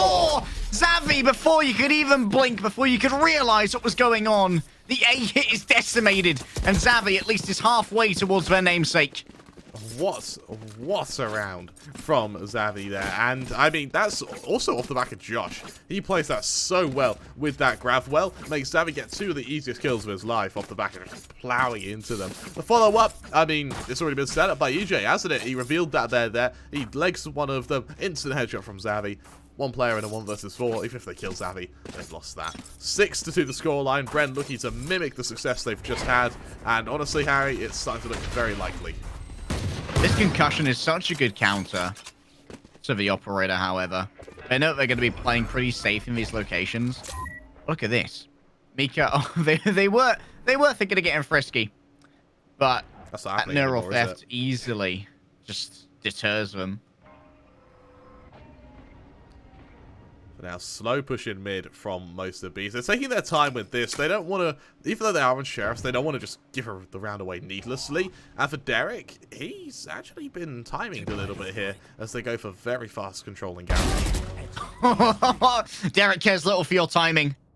All he cares for is who places themselves in their line of fire. They walk out of their own cyber cage and take down Seven King ahead of the curve. A false positive. That's going to be 4 for Derek. And it's multi-kill after multi-kill for every member of Bren. Each one of them shall be put upon by glory and have their day in the sun. I feel bad for Beast right now. I mean, they go for an A hit. They see EJ's there with the op. Right, okay, we'll try and go a bit faster. Xavi hits them with a 4K. Right, okay, A's not happening. Let's go to B. Hit by the Cypher ult from Derek. Okay, we'll go to C. And then Derek hits another 4K. It's not going their way right now, Harry. It's sad to see. Please bear in mind that a lot of this isn't off the back of them playing badly. It's just Bren playing so damn well. Number 1 in our group, and it's looking like they're going to maintain that. 6 more rounds, and they'll be pretty close to that 3-0. EJ's not going to get any action on A. Skirmish up B for now. Double smokes, in fact. Quite brave, and caught out by that. Tripwire means that Mika's put down to very low HP. Well, they are. They're going to go back to A, but in the process, look where EJ is. This could be a collateral. If they're not careful with their timing. If they don't pre-clear this, they will, though. There's the drone. Good presence of mind. Concussion is good. A little bit of blocking on the dash, but they will be able to extricate themselves safely. But EJ's going to double down. The double dip, the double dunk! And twice the flavor, twice the risk. Whoa. There goes Mika as well. EJ is fearless. And now all the little ratons are down in the sewer. And as you try and escape this fate, as you try and escape the cage, you move into the ready clutches of EJ. Only Einekes remains. Einekes for second. LFO Einekes looking to dash on out. They know that EJ's here. That's a miss. Maybe this could be punished. But Einekes just going to be running straight into the path of Derek. Every single angle was covered. And Bren, oh my goodness. The cleanliness of it. It's looking very strong. Filipino Valorant is suddenly looking really quite scary, doesn't it? Because Southville having some pretty good series. Bren are playing insane this tournament. I worry for a lot of these competitors, Harry. I really am. And Beast, unfortunately, their kind of Singaporean brothers of Louvre have set quite a high bar to try and clear. Is it Singaporean? I think it's Singaporean, right? Louvre are, yes, Singaporean. Beast are Indonesian. EJ's got himself another one. I'm not sure what kind of peak that was that allowed them to be taken down so easily. Einekes has fallen on the other side. I would get more excited, but Kremer, this feels like a foregone conclusion against the eco here. Yep. Beast are just looking forward to the next round. So just like, hey, get me out of here, man. I'm done. No, you're absolutely right. It falls down to both Josh and Brave Freeze to try and hold them.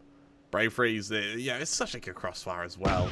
Ooh, yeah. Crossfire's actually just been removed, so yeah, that's a way to do it. No, they got a substitute. Don't worry. Xavi's taking their place. Tagged in Xavi. Next man up. Next man up. Yeah. Great stuff. And with the ping as well on the Sova, it leaves both Zar and Mika fairly isolated here. As Derek looks to aggress into them. Hold up, it ain't over yet, apparently. I spoke too soon, but now you've got to deal with Derek. A rolling thunder for you, my friend. I'm done with you. But Derek is not done themselves. They're still trying to fight it out.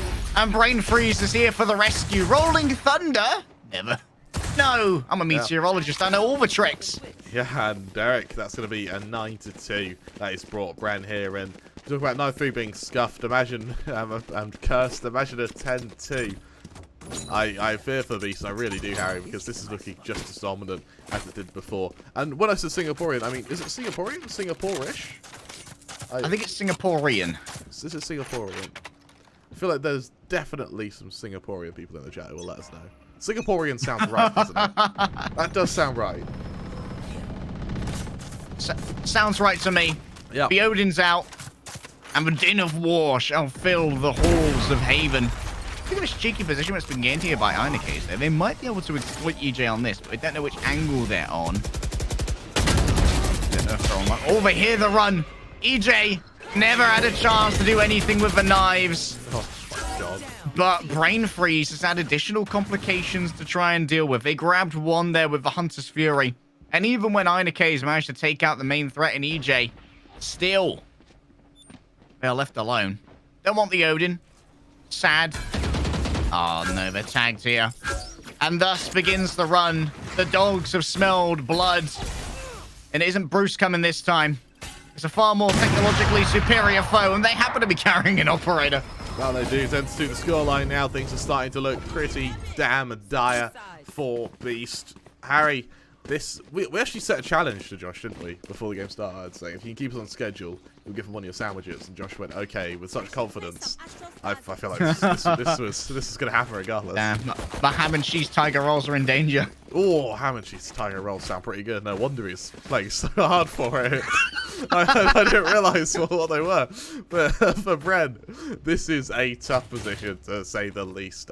I mean, it's a Beast. It's a tough position to say the least. They're about to lose. Bren, this is about as good as it gets. They're on cloud 9. They can lose this pissed around and more some, and they'll still be considerably in the lead. Beast on a confidence buy here. Ghosts across the board. Yeah. Prefer to just win the aim duels, and this might be one of a few times they're actually going to be offered these aim duels. It feels like the utility usage from Bren has been denying Beast the kind of fair fights that they want, and creating so many unfair scenarios in which they could just bully the Beast attackers, but now Beast are on the defense, so it's down to Bren to make money moves. Let's see what can be done. As for Bren, it's a very slow start, actually. I'm not sure if Seven King was noted there. They might have got a good timing on that drone. I don't matter. Look, it looks like Bren just don't want anything to do with A. They're looking to congregate over to this position in Garage, and that means that, at least for now, Mika and Einekes are the ones who are about to be tested. All right, Mika plays for counter flash, but Derek has already seen the feet. Hit him in the toes, boys. Leave him with stumps. Savvy just dives in, trying to find the right click. It's a little bit messy, but Einekes and Josh are going to be there to try and rescue. Back in the corner, Einekes is going to be executed, but Jar's retake is also going to be laid low. So low right now. Whoa! They were both so low, and Seven King gets a double with a shock dart. Oh, Zeus, rest my weary heart. There's a brand new god of thunder in town. His name ain't Thor. He does it with style, doesn't he? What a way to win a heart, or win a pistol round even. And in this case... That's mad. That is mental. That's great. We've seen quite a lot of steady utility usage. We saw it from Bren on map 1 just to try and keep Beast out of a bomb site. And sure, that was good, but it wasn't killing people with one arrow good, was it? Friendship ended with Lena. Now Seven King is my new best friend. Oh, aggression here from Mika. They've actually force brought up here to a Marshal. Well, it isn't even a force, I suppose. It was so uncanny, but I forgot that Beast actually won that. Derek's the only member of Bren to have purchased. They think that they can get something done with a Sheriff here. Let's see if they can do just that. These stars being deployed over on B. Gonna cause for a quick spike plant and for a 5-on-5 retake. Bren have done a pretty good job to get us into this position. Einekes has already found one though. That's the Sheriff that's gone. And look at Einekes' position in the back. They catch themselves a right click. But Jara is making sure that additional complications are going to have to be dealt with. Brain Freeze turns away from that flash. Brain Freeze is doing such a good job, but the spike's already been diffused. It was all a ruse to try and get you over confidence. And that means that Beast can walk away with a second round in a row, and they begin the long and difficult journey to evening us up here. Here's the thing, in only losing 2 players, it means that they still sort of get tricked into going for a bonus round. You can't really do that when you're 3 away from a loss, so more importantly, Bren have got their full rifles out. I would love to see Beast just go for rifles on those who die, in that case being Mika, and then have that alongside Seven King, just so you have this cushion to work with. Lots of Astra utility dumped here on a Mika. That's so aggressive. Oh, Mika. What are the odds that they check that corner? Wait, Mika walking with smoke? Surely not here. Fred's like, That's bold. No chance, mate. No, you don't get away with that. Not here, not there, not anywhere. Never time. There's going to be a meeting of the drones in sewers. What if our drones touched in sewers? That'd be romantic. That was something beautiful. A modern romance. INK is just lost to Derek. One of my bullets touched yours. Outside B. Fortunately, not as romantic, I dare say. Oh, the Aftershock's going to force the advance back for a moment, which means that EJ's entering alone, but they seem to be just fine. Putting down the Cloudburst here to make sure they're covered while blinded, and then they escape from the smoke, only to deal more death, readily given over to Jar. And now, the defenders are left in a sorry state. Only 2 remain versus 4. INK goes up top with 10 HP and a Marshal, but only 1 shot would need to connect. They can hit ahead. Quite clumped up right now are the post-plant positions. Mostly on site. INK is caught in a crossfire. Lovely positions. And that's going to be almost flawless. 4 rifles survive. That is really, really well played from Bren there. And I think for Beast, in their minds, they have the worst spy, so they have to go aggressive. But that felt needlessly aggressive, Harry. I don't actually know the thought process behind pushing that hard, especially when you're already in a really good position, one that probably won't get cleared. I would have liked that lurk on the inside wall. That would have been... exactly. So as ult management, though, in case he's got his ping up. Seven King, 1 away from the Hunter's Fury. Over on Bren, there's a couple of members who are just out of reach. EJ about to get the knives up. There's Brain Freeze 2 away from his. So it's coming for Bren. However, this round it may not quite be achievable. Yo, Einike's just did a great job of recalling their tripwire just in time to stop it getting destroyed by a shock dart. Lovely stuff from them. Just little things. Yeah. Yes, for little things that just make you more consistent as a player. Make sure that your utility doesn't get cleared that easily. It looks like it is going to be a bit more of a lean towards A here as Bruce is prepared. Sending Bruce into the sewers. You're going to have to give him a bath later. Good luck washing that off, Bruce. Wait, look at this position from Jar here. Oh. Bruce strikes back, and Bruce is merciless. Josh manages to turn on a dime and get 2. Lovely stuff right there. And now, who's all alone but Seven King doesn't get detected by the guiding light. So maybe something could be done here. Einike's grabs 2 himself, so suddenly this is winnable for Beast. Look at the speed here on Mika, trying to outpace these attackers. They could try and wrap around the back, but that tripwire is going to complicate matters. A really good tripwire. Mika just trying to do anything but have to destroy it. Eventually they do. There are the stars. Oh, the gravity well as well. Oh, Mika, 36 HP remaining. You still have your life, son. You've got so much to live for. It might be time for a save. Oh, it's so close. And there it is. Josh grabs himself a 4K. And Mika's going to full match point now for Bren. And it's economically dire for Beast. Harry, we're on the precipice of the most one-sided match we've seen today. And I'm not surprised it's at the hands of Bren, because let's be honest, they're pretty damn good. In this case, really consistent as well. I think this might be the only day we've ever been ahead of schedule consistently. This is, yes, a weird feeling, isn't it? It's like, oh, I can do something with myself? What? I've got to go to the post office and potentially send Josh a sandwich. Yeah. Bren, they've got 2 ults ready. Brain Freeze about to get the Hunter's Fury up as well. They are down in ults comparative to Beast, but they do have that firepower. So I want to highlight as well as how consistent everyone is. 2 kills separate their bottom and top fragger right now. All of them pulling their way to the Beast. They go to this round with what was initially quite a heavy presence in Garage, and we've seen nothing. They're just backing off. We need big things from Mika here. Here comes the Hunter's Fury. As people scatter, can Mika find any stragglers? Xavier 8K would be the closest, and Josh has fallen down.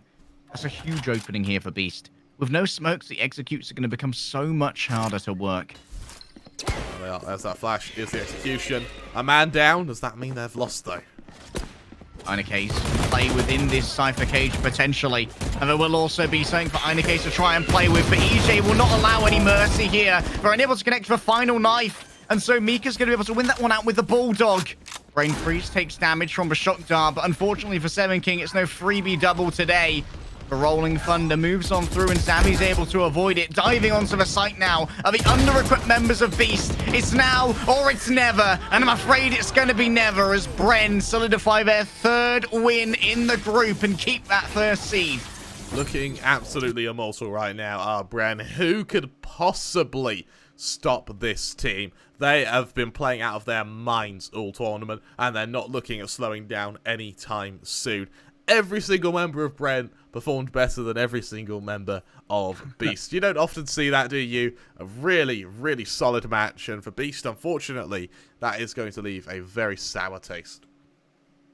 However, for Beast, their journey is not over yet. It's still early days when it comes to qualifying for playoff Scrammer.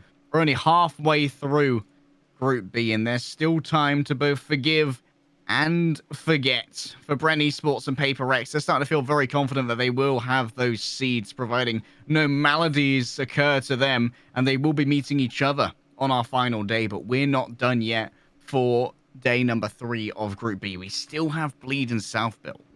That's going to be a hell of a match. It's what you do not want to miss. We're going to have a bit of an extended break because we finished early. If I had to bet on it, I'd say about half an hour before our next one. Expect it to be a little later because we do need to get all the players in the server, etc., etc. But until then, we'll see you soon. Bye-bye.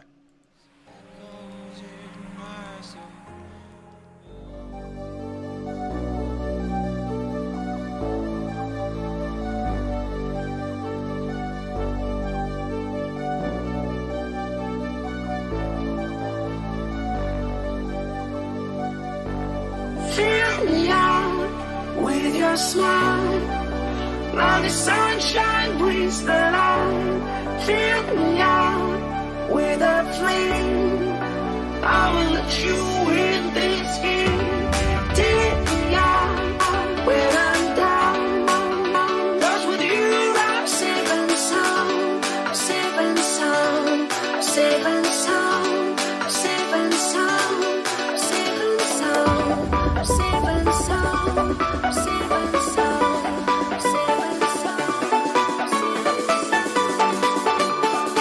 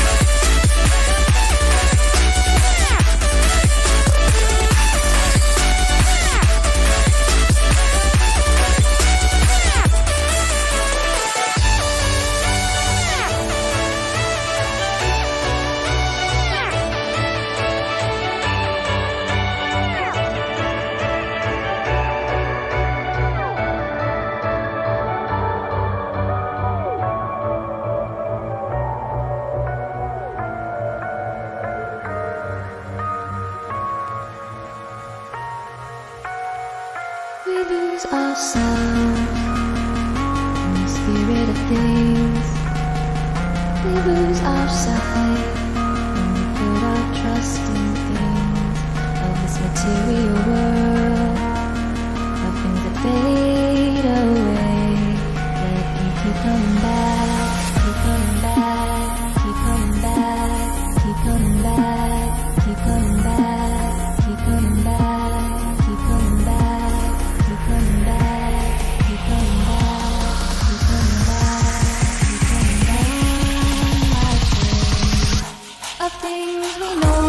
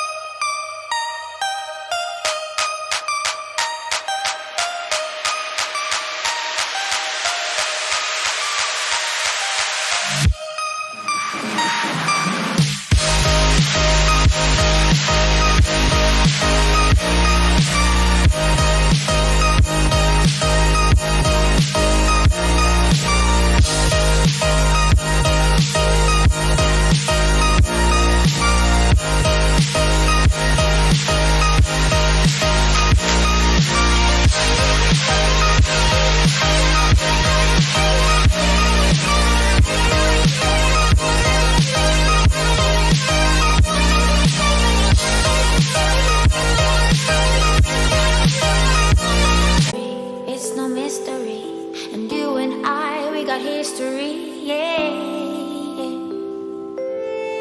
Wherever love flows, there is also tragedy when we're in too deep. And you and I, we got history, yeah.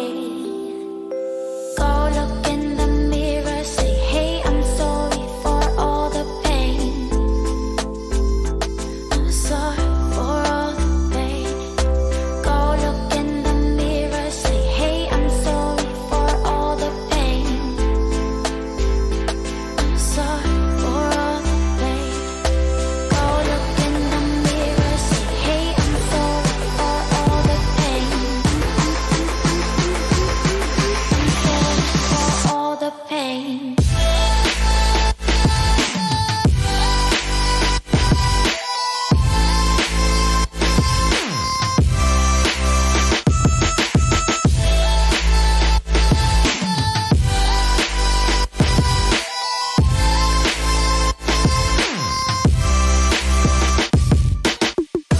I know my limits. You can break me down, but I'll stay till the finish line. And I've been counting minutes for quite some time now, just to see you again. And I've been counting days to get away, to see you again, see you again. Been finding ways to get away, to see you again, see you again.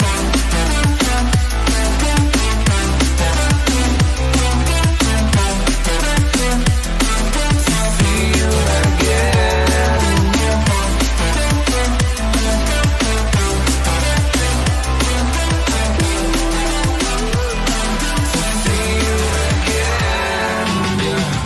I can never ever find the right words, and there's no way this is real life. There's no telling you're the right girl, so I can only say that it feels right. It feels right.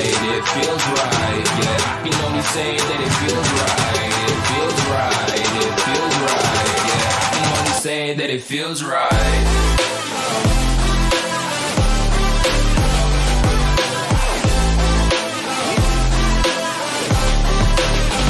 That it feels right.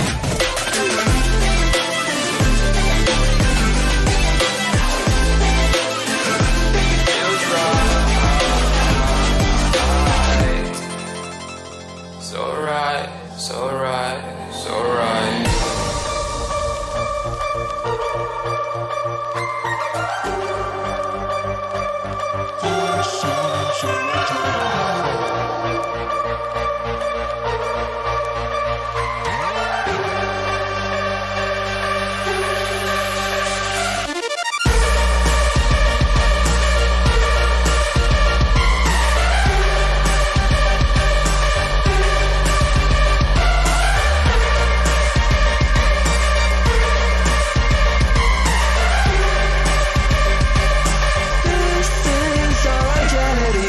When you want to get off the darkest ground, but gravity pulls you straight down. Earth from a bird's eye view. You should grow feathers and see this too. When you want to get off the darkest ground, but gravity pulls you straight down.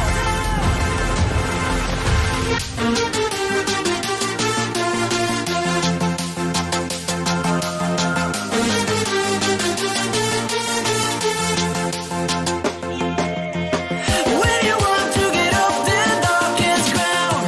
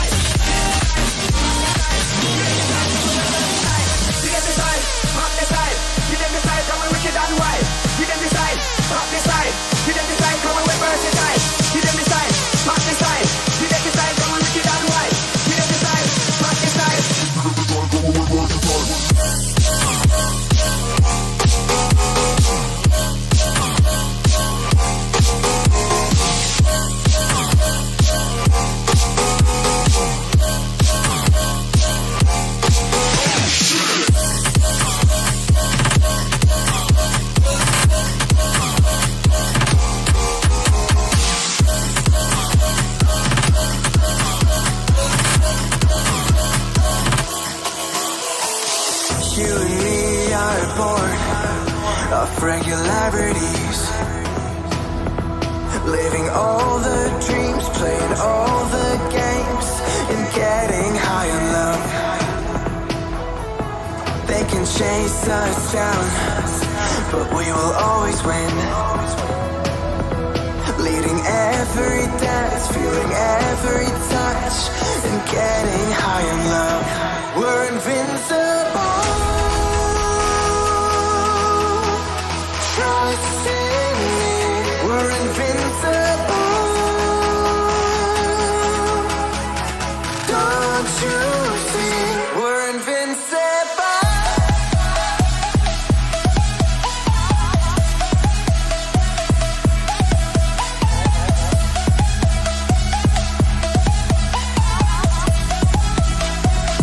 We're invincible.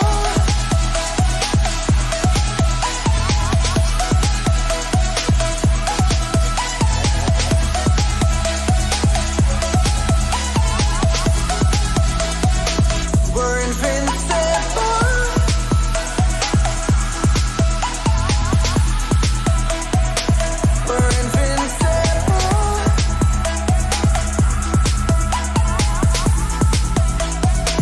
We're invincible.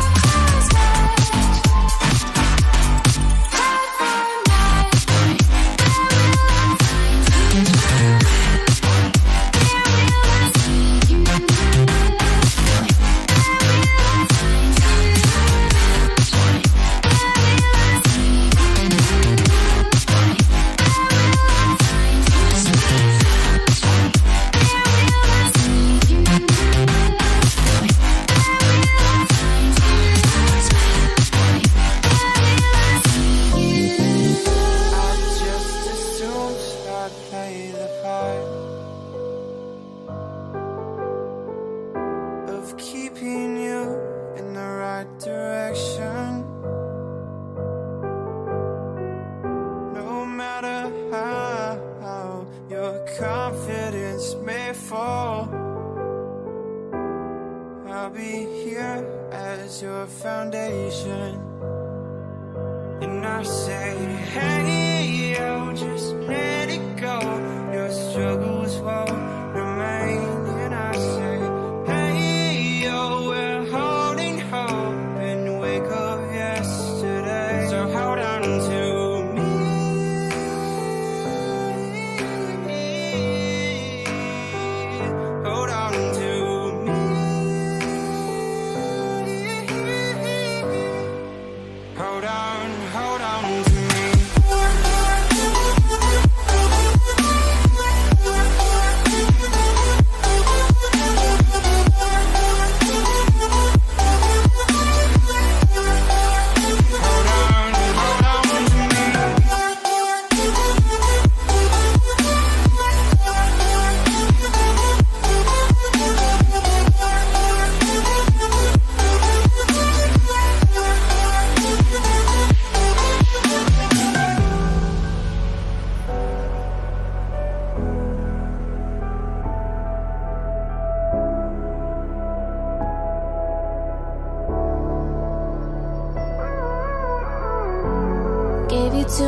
much, now I'm swallowed.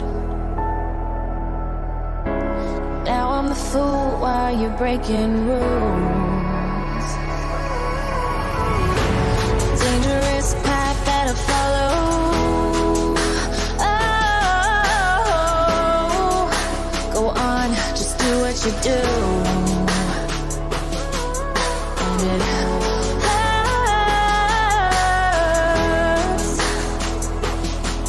as I bleed for you, cry for you. Oh, let me bleed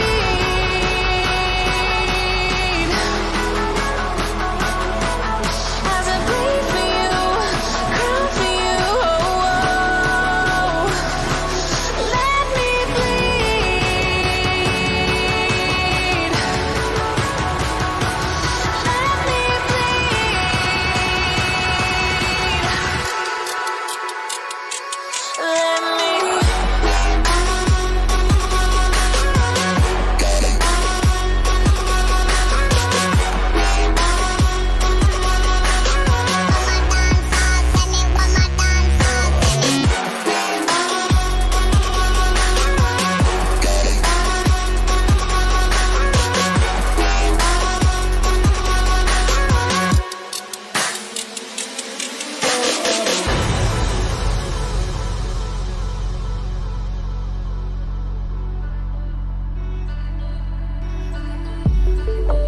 just stay one more night.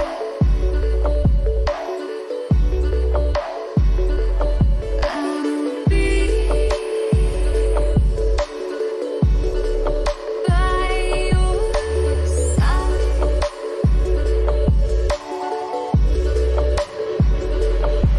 We'll live for a new day. We live life the hard way, but not today. Just stay. Just stay.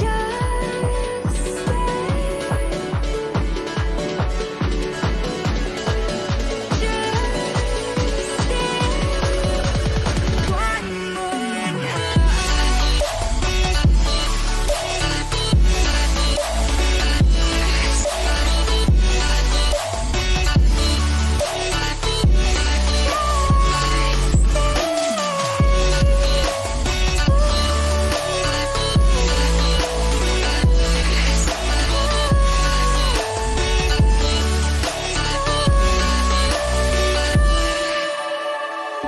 We found our way again.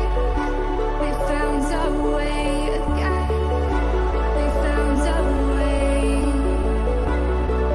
A new place.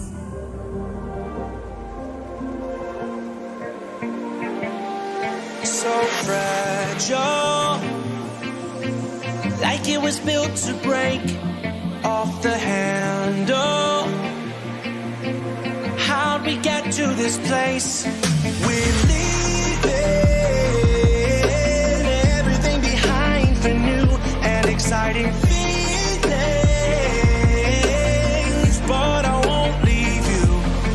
Will everything we know be lost and changed for something new? Only time will tell, but I'll be holding you. I'll be holding you. I'll be holding you. I'll be holding you. I'll be holding you.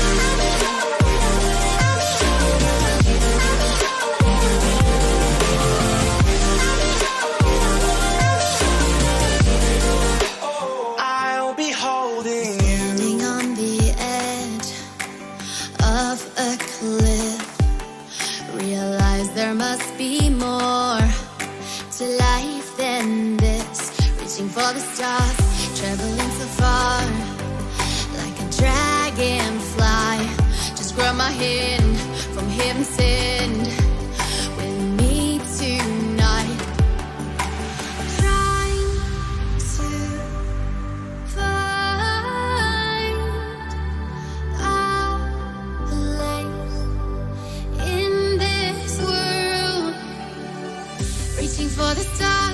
traveling so far, like a dragonfly. Keep your secrets there, hide them everywhere. Just you and I.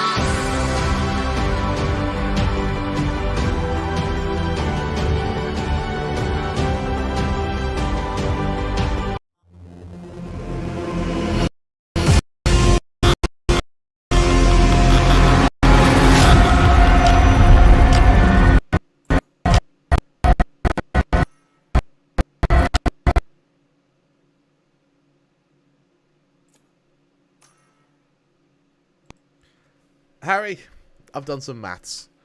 I know what you're thinking. Oh, God. Oh, God. But right after that game, Bren, they've guaranteed themselves a place out of Group B. Uh-huh. Beast and Bam currently struggling a fair bit. For South Builds, if they lose this, then they go below Beast, who, let's be honest, just had something very inappropriate done to them. I worry quite a bit for South Build. They're sort of in the same predicament I sort of see Sharper in, where they just draw with everyone. Where that was a hard pill for Sharper to swallow, where they kind of just drew all the way, so they ended up in that last seed just about, and they really were in danger of Division X, pulling something nasty on them. And we know that Southbuilt are incredibly good. They took a map off Paper X yesterday. Maybe for these last few days they will have a little bit more good fortune, because admittedly their first 2 days were against Bren and Paper X, which is not the ideal draw. Yeah, you're absolutely right. This is now a really, really tough position for South Built, where they have to beat Bleed, and Bleed, credit where credit's due, they're having a fairly good start, having beat BAM, even though it was a close series, they still beat BAM in the end, with a really strong comeback. They, however, really struggled against Bren, and so my hope for Bleed is to see them bounce back here, and go for a fairly one-sided affair, just so they can save that face, and keep that momentum. Bear in mind, they need to psych themselves up to play against Paper X as well at some point. Alright, Bleed already heading on to B. A full blind is given out, and so Frosty's leaves before we can get the plant out. Now there's been a pair of nanostorms placed down on the regular planting spot. Those are easily going to be popped, so the second that you move out of those, you know that Flippy is on point to try and take that down. Interesting that Southpit are actually playing Flippy today. They didn't do so at all yesterday, as far as I can remember. Preferring to play some of their other. I believe they've only got one sub on the roster. AZ's being here versus that was very close to being two, but Aziz is going to be denied that, and Jarpix is going to get the plant as well for some bonus credits, and that's going to make the buy here a little bit more clean for Bleed. Got tech pulls from Bleed though. Let's go straight into it. Unfortunately, we don't quite get to follow it up with a force fire straight away, but nonetheless, for South Built, they made that very one-sided, so fairly comfortable circumstance for them. Not quite able to pick it over, but even if your pistol rounds are close, it gives you that confidence in your anti-eco anyway. So I'm still feeling pretty confident about both Bleed and South Built. It wouldn't surprise me, Harry, if we end up seeing these teams end up going to, I would say, overtime on these maps, because bear in mind that these are maps that they play as well. So this isn't of course, our first map being Haven, our second being Ascent, I believe it is. So this is going to be a very close game indeed. For now, though, hopefully we can get this audio issue fixed pretty quickly. Definitely two of the more scrimmed maps, just due to the length of time that they've been in the game. I believe Ascent was the first map released for Valorant in the post-release state. I think it started off with Split, Bind, and Haven, and then Ascent was added just afterwards. Although I'm sure someone can fact-check me on that. If you guys haven't seen, by the way, while we're in our pause here, which has just ended, check out Lexi's Twitter, or you can see it on the Epulze or Self-Built Twitters. They've got an interesting desk setup. Very, very pink. Jar's managed to put himself into a corner here, alongside Aziz as well. Remember, Aziz and Jar have been swapping around the jet role. Jar was very much a star of a show against Paper Rex on that. Frosties easily dispatches their counterpart. Only a body shot is required. And now Pro Unfortunately, they're staring down a 1v4. The question is, do they know it? They are going to get pinged here. They're going to be able to avoid the Nova Pulse, but they can't avoid the bullets from Lexi. On the topic of avoiding things from Lexi, he recently put a photo of his setup on Twitter. Oh my god, it's pink. Like, It is really pink. quite fabulous. Look at the attempts here for a double flank around the back. For now, it's just going to be Flippy, I think they're just who's going to be coming from a more classical position. Maybe they will look for those exits, especially if they notice that there's an alarm bot here. Flippy, I don't think, has got much chance, but we'll have to die to a spike. The question is, do they want to die to a spike, or do they want to take their chance on the exits? They'll have to go up against Timmy Turret here. Straight away, they are noted, and they're going to try and deny their life from the enemy as to make sure they don't get additional ult points. Now for the chance for the exits. The crossfire is set up, so too is the turret, but no one's actually going out any further. Frosty read that really well. Wait, they're going to deny killing them. Oh, that is very bad. That's rough. So the reason behind not killing... That is sad for Jar and Papachula. Yeah. They got saves with frenzies and classics. So the reason that they're going around doing that is you only get your ult point when you die for each round. So you surviving means you don't get the ult point, you get less money. It's really a tough position to be in for those players, and you do want to die. That's why you see people throw themselves into the bomb quite consistently, because it also means that no one on Bleeds are credited for the kill. Instead, a couple of Spectres have to embolden this enforcement. However, there's Vandals on 3 of these members. Over on Bleed, it's just a single Phantom on Jarpix. Not that it'll be required, though, because the Phantoms, they've got very close to this fight. Flippy took so much damage there just from miscellaneous poke. I think might have even caught a Marshall bullet. Gonna send out the birds here. And yeah, that's gonna confirm they're still in C-Long, boys. Dare they walk up here, though? Remember, Jar does not have a rifle. Having been forced to save that frenzy means that they've only been able to fly up to a Spectre, and this significantly weakens South-Built's what should be an easy conversion on round 3. I like the play from Chrysania, sort of periodically raising, lowering the wall, just to try and bait in some players. Fortunately, Bruce will see Chrysania, but there's the reaction. Wall goes up, it keeps players in position. It means that Lexi has only got to fight 1 here. Might be a touch of backup here from a Jet, but Pro's going to be the first point of contact. If Lexi wants to penetrate through here, it's going to be difficult. They know that Killjoy is nearby now. And so Pro is confined to the corner, waiting for this smoke to drop, and then maybe they can get the drop on Lexi themselves. Just crouching down, ready for an easy spray, but Pro finds the head first, and Yar gets their man. And now the spike has actually ran back over towards C, but Frosty's is going to be a weaker entry here. With only the Marshal, we have to swap over to the Classic. They're looking for someone to try and harm, but they're hit by the Nova Pulse. And this stun is going to complicate matters significantly. Still, Jar is going to be checked by First Love. Swapping back over now to a Marshal. They'll dive out of a smoke and deliver one to Flippy. This has suddenly become a little bit more doable as Papachulo moves on in. How with SBE drop the ball on this one? Definitely down to some great play from First Love. A rifle on each side, and this is going to be an important duel. But Aziz and Pro are each going to win out. And they are going to be able to convert here. It's not too bad, but they only got out of here with 2 rifles. They only started with 3. Winning carry, while it's great for Southbuilt, that felt like they really didn't. It was a struggle. Yeah, that was way harder than it should have been. Against only 1 main rifle, the rest of Bleed just hold on to these SMGs that they just haven't needed. In this case, Southbuilt, because of the damage they've taken economically, they can invest thanks to the win, but only just 100 credits on AZ and Papichulo, nothing on Flippy. Over on Bleed, full investments come out, and they've still got money in the bank. That spike plant certainly helped them, as both the Astra, Jet, and Viper all sit above 1.5k.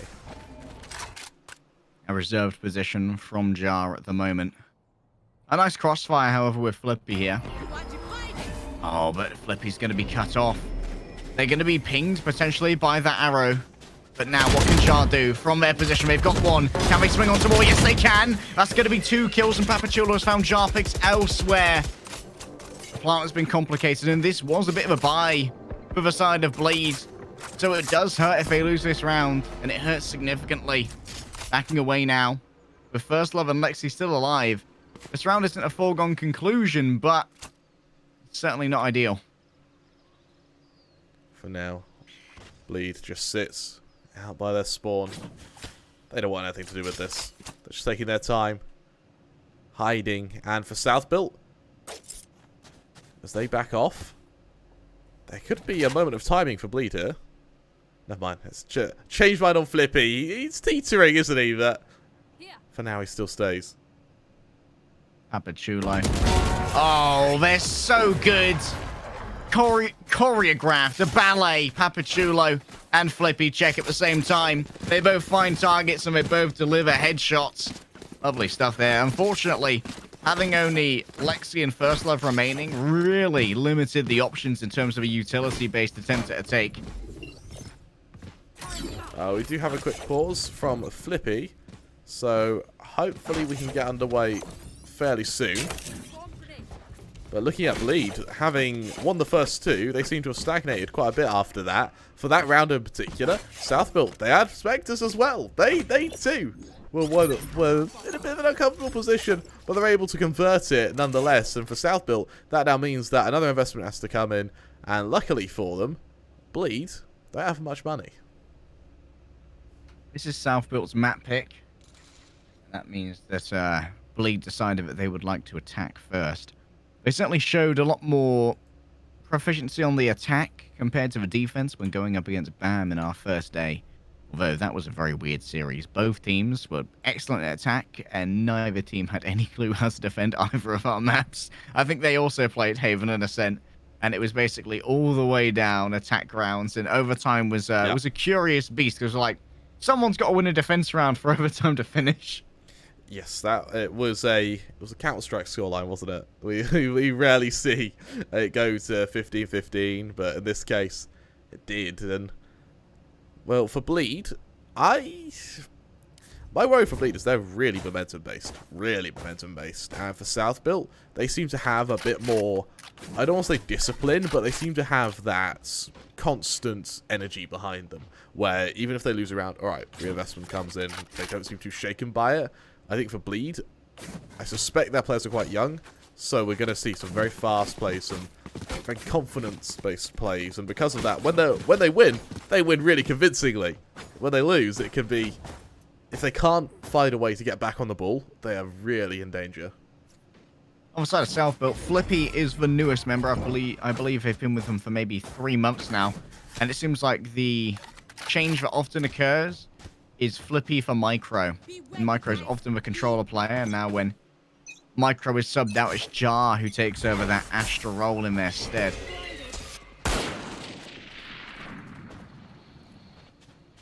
Yeah, hoping for a flash here.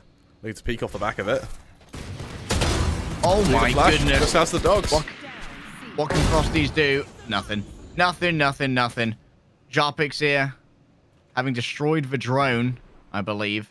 We'll be moving into Aziz, and yeah, no headshot there. And look at Lexi. At least the turret might reveal that they're close by. Lexi gets a lovely headshot there. Won't be able to convert it into another, but hey, it's better than nothing. I'm really happy with the teamwork that went through Flippy and Jada. Wonderful little flash through the smoke to alert them something's coming. Then rather than use the second flash, you use the dog because it has more HP, and more importantly, it doesn't make your opponents hide. Instead, what it makes them do is stay where they are, hold their ground and fight. So when Jar swings, not only is the aim not on them, but they're also committed to fighting rather than moving. Meaning he just goes shooting ducks. Kills one, tags the second. He's then got his teammates to clean up the third.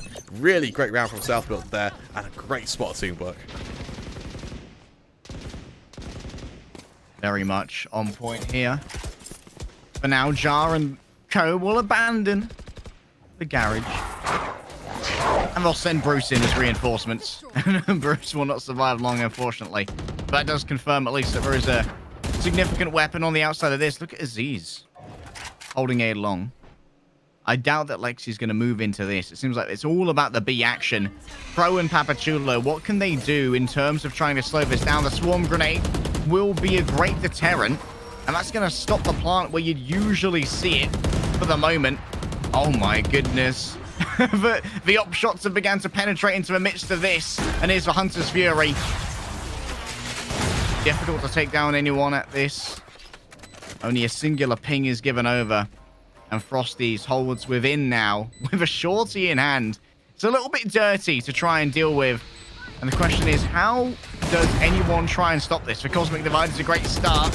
And Papachulo is now very much afeared of this shorty. Staying within enemy territory as Frosty before catching a couple of strays from Papachulo.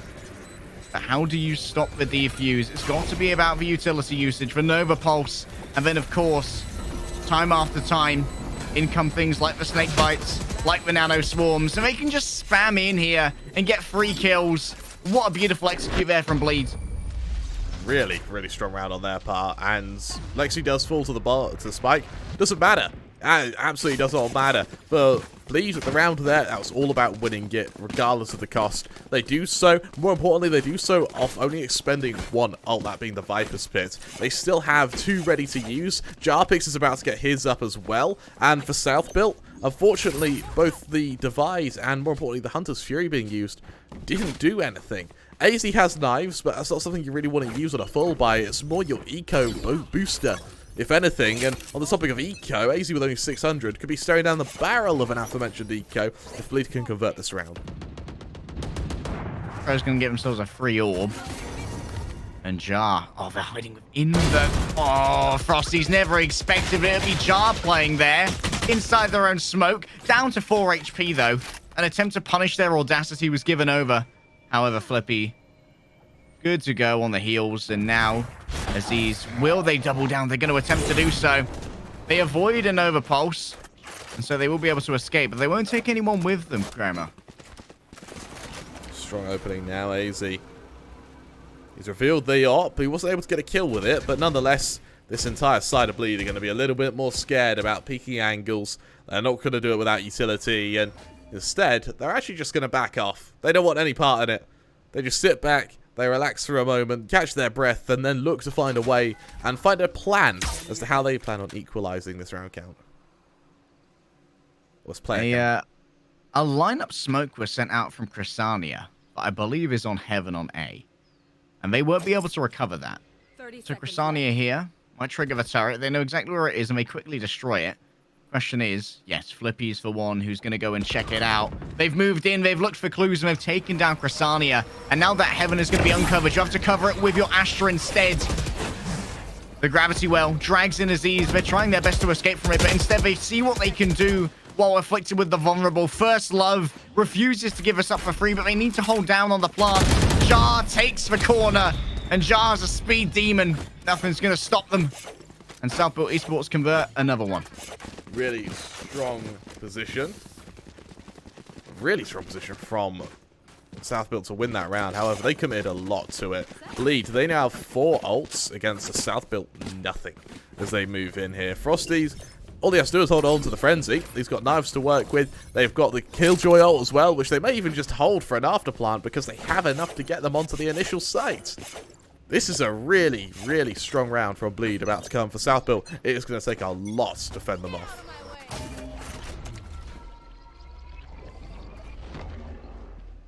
Aziz was given a Gravity Well right there in an attempt to make them feel afeared upon A. And we have seen attempts to execute on C with the Cosmic Divide, where the Cosmic Divide has essentially followed along the line of Chrysania's wall. But what does First Love want to do with this? Certainly is a very potent tool when it comes to entering one of these sites. Oh, Aziz might see Lexi here. Wait, was that a leg shot? Or was it a miss? It appears to have been a miss. But Chrysania has fallen elsewhere. Lexi's going to have a second attempt at this. Oh. But hey, you try your luck twice and it's going to run out. Goes up high as Frosty's. However, Pro just holds down the trigger, transfers the spray. That's lovely. There are some cheap jokes to be made for his namesake, but in this case, they're not needed. 3 bullets, 3 kills. Sure, there was a little bit in between, but that first bullet accuracy from Pro was just incredible. And Bleed, they get gutted by it. They're left now having committed 3 ults in, or 2 ults into that, sorry. And it feels like there's not been much to show for it. They killed the odd player on South Built, but they saved the AWP. Lexi has the lockdown, Jarpix has the Hunter's Fury. There's still nothing on South Built. They seem to have found themselves in a massive famine, or I guess drought, of ultimate abilities. In this case, though, their aim makes up for it. But for how long can their aim make up for it? Because, unfortunately, Harry, in games like this, the human element is usually the worst element. So as long as you can do something with an ability, then it's probably going to be more consistent. Speed here isn't a huge part of Bleed's plan, but I don't know how well that's going to work against the double initiators, right? Like, with Bruce available in the birds and the drone and the recon arrows, it feels like Pro and Flippy, they don't need to bodily commit themselves to check angles very often. They can really get a good sense of what areas are populated just from using their utility from safe locations. That means that rarely are you going to see forays too far forward by people who can't get out for free like Aziz. You're absolutely right. For now, Flippy, fairly close in garage with Yah here. We may see a bit of aggression off the back of it. Well, that Nanoswarm says otherwise. A really nice read on Lexi's part there. Yeah, Lexi figured that something could be afoot. And unfortunately, while they did read garage, they did not read the top of that block. And their heads on the chopping one this time. Aziz grabbed that for free. And yes, this is an eco, so nothing to get too excited about. But Jar moving on forward. I don't know if Chrysania was noted there. They are going to walk on forward. And will they expect Jar? I think they may well do. Yeah, they will. Chrysania, the jig is up. The Flippy is on the refrag. And outring the Marshall shots, but not too much to be gained off the back of those. Silver Spike is safe. Silver linings, Crammer. That it is. AZ, he's got a bit of an off angle as well. So on the shoulder peak to window, it's going to look clear. The second you jump down, you're going to be taken down again. For First Love and Frosty, another kill would make this worth it. I think 2 kills on Eureka really isn't bad. But, you know, that's when you're starting to look for mini victories. But when you go 6-3 down, you still need rounds. You can't. 3 isn't enough, Harry. Pro's actually given away all of A and is playing in CT, which is kind of interesting. Let's see how Flippy does with this. Oh, Flippy catches the body shot. They were softened up by First Love. And that means that Frosty is able to convert. Frosty gets another one. They just hold down the trigger. And they hold that ADS while within the Nano Swarm. They were unperturbed by the damage they were taking. Happy to take the trade. And Papachulo pays for it. I quite like that. I really like that from Bleed. To get 3 kills on your eco, that's perfect. You've done the economic damage. You've sort of kept the money of South Built down to about 3k on most of their players. Sure, AZ's going to have a bit more, but he's been dropped his off a few times now. So, for Bleed, this isn't too bad a position to be in. However, if you want to capitalize on your opponent's economy, you need to start winning rounds because there's only 3 left in the half. Lexi places down an alarm bot in garage and soon is going to be noted. This is a new wall from Chrysania that they're preparing here. And they almost have access to that Viper's Pit as well. Jump spots from Frosty. He's trying to ascertain where that operator is. At the moment, it's actually parked down in sewer. But no one's going to be foraying that way anytime soon. Instead, it's all about C, baby. Bleed rolls on in. And there is the gravitic pull. And that's made sure that Flippy is an easy target for Jarpix. What an execution here from Bleed. Trying to cut off the pathing back from CT. And Papachulo, they're tasked with clearing garage. This is a tall order for South Built. Bleed, that was a clean execution, and being able to kill JD without there being any repercussions is something they're going to be very damn happy with. The wall goes up for the Viper. I think for South Built, that may be a sort of hearken to them. You've got to go save. Yeah, Aziz is going as far away as possible. I'm going to go to my own site with unnamed items. I'll just find their own little cubbies to hold out in. The economy's pretty fragile at the moment for Bleed, so they aren't too keen on hunting. They'll just keep everything that they've earned. Question is, how are they doing in terms of the shields? Actually, 3 of them are going to get away here with full heavy shields, so that's going to really reinforce them. Ult management's looking pretty good for South Built here. They do have 4th ready to come online from Ya. For Chrysania, 1 away from the pit. I really like the Viper Spit on Haven. It's while Killjoy has the utility which allows you to sort of leave a position at the map, Viper's Pit, while you can't leave it, it does mean it can be very assuredly held solo. And so in that case, you see the appeal in both. And unfortunately, for Chrysania, The only Viper. There's no way to play Viper difference when there's only one. Well, that's when it comes to the compositional Viper diff. For now, C. Certainly a fear of a potential engagement, but Lexi's going to become a little bit more laissez-faire here. Move over towards a coverage of B. And it seems like they've hedged their bets correctly because the spike's going to be making its way downtown. Oh, there it is again. We've seen this trick before, Kremer, and it all went the way of Bleed.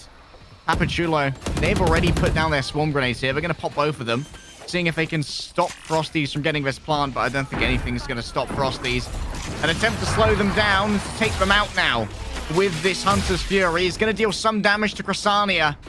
And everyone has to back off out of this site. The lockdown's been destroyed, and so it's going to be a mad dash backwards as Crysania needs to move back in to refresh this smoke integrity. That's exactly what they'll do as Pro attempts for defuse. But it's easy to just pop out both the Nano Swarm and that Viper's Bite. The Snake Bite afflicts the vulnerable. And I feel like I've seen this before once again, Kremer. Jar's done damage, but while Crysania still lives, it's easy! Aziz just puts their forehead up against the rifle, and all they need to do is pull the trigger. That's going to be another round here for Bleed.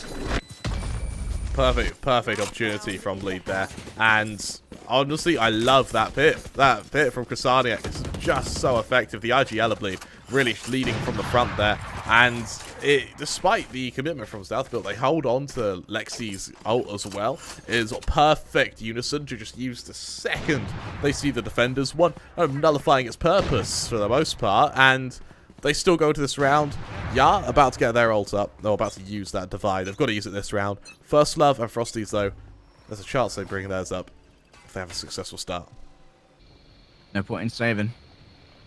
Remember, walking this wall, very dangerous, but Jar might have found a gap in it. As it lowers, they'll set apart for a moment. And oh, he's tempting fate, Harry. Just about avoiding the operator. They're going to put themselves in the corner. They've played from behind this platform before. Oh, and the jump accuracy means that First Love is easily able to win that. What reaction times from the Bleed Astra. That Viper wall goes back up. AZ, does he consider re-peaking this? Oh, he's going to. Oh, and he wins it as well. Frosty's completely caught out there. It's become so much more dangerous now to walk down C-Long. How are you going to beat the operator here? You need to use the smokes, and that's exactly what First Love has in mind. But this elevated angle from Aziz is going to make things a little bit more easy. That's the spike on the floor, baby. Aziz may well have claimed the round already, but will they check upon Lexi? No, they're going to be able to retrieve the spike for free at least. But now you got to deal with Papachulo. Papachulo, he's going to hear this rotation as well. Look at that pro. He knows what's coming. Nothing will deter him. AZ's hasn't considered free peeking to mid, but it doesn't have to. Papachulo's here. Oh, they're walking already. That's a little bit of a messy fight right there. Jarpix can avoid this drone. That's an amazing timing from Jarpix. They may consider that A is empty now, but Pro still finish shenanigans. They're walking with their knife out. Jarpix did it all by themselves to just avoid that drone. And now they are going to have time for this plant. Somehow they managed to maybe turn this around. And you've got to walk alongside a Nano Swarm here. That makes things very complicated for Aziz. A torrent here of utility to try and dissuade. Pained grunts from the sky reveal they are indeed up there. Aziz falling down with the knives is not enough, and Lexi takes the swing. That was such good teamwork from Lexi and Jarpix, especially the kiting of the drone. We talk about that being such good teamwork from Lexi and Jarpix, but that was a bit of a lack of teamwork from Aziz and Flippy there. Aziz, he drops down, then about a second later, Flippy goes for the attack. It's kind of messy, and it means that both Bleed members can just take the 2v1s. In that case, I would have liked to have seen a bit of a delay, maybe to see the Jet dive to back site and take the 1v1 with that player. That way you're covered from under heaven, your teammates got your swing, and it just... I don't know, the decision making wasn't quite there from AZ's, but nonetheless, Bleed, they find an equalizer 6-6. This looks like this is going to be our most one-sided game today. Or most evenly matched game today. You mean the exact opposite? The exact opposite, yeah. It has. We've done a lot of casting recently. It's been a lot of Haven. It's been a lot of Haven as well. Haven's, I feel, quite difficult to observe. Possibly the hardest map apart from maybe Fracture. Crysania here, look at this. Bestowed Shorty. We're going to swap over, baby. Oh, but they are going to reveal themselves there by shooting down the Bruce. Down goes for Snakebite. Does anyone dare to move on through here? Chrysania is going to tuck themselves into the cubby.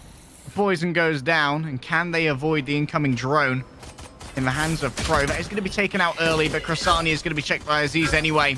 Pro now moving forward, pinged multiple times, but what can they get done with a classic in hand? Frosty's already fallen on down, and Self-Built seems to be winning every gun duel that they start. Only Flippy will fall, and the spike plant is free. Self-Built Esports claim the initiative on their attack.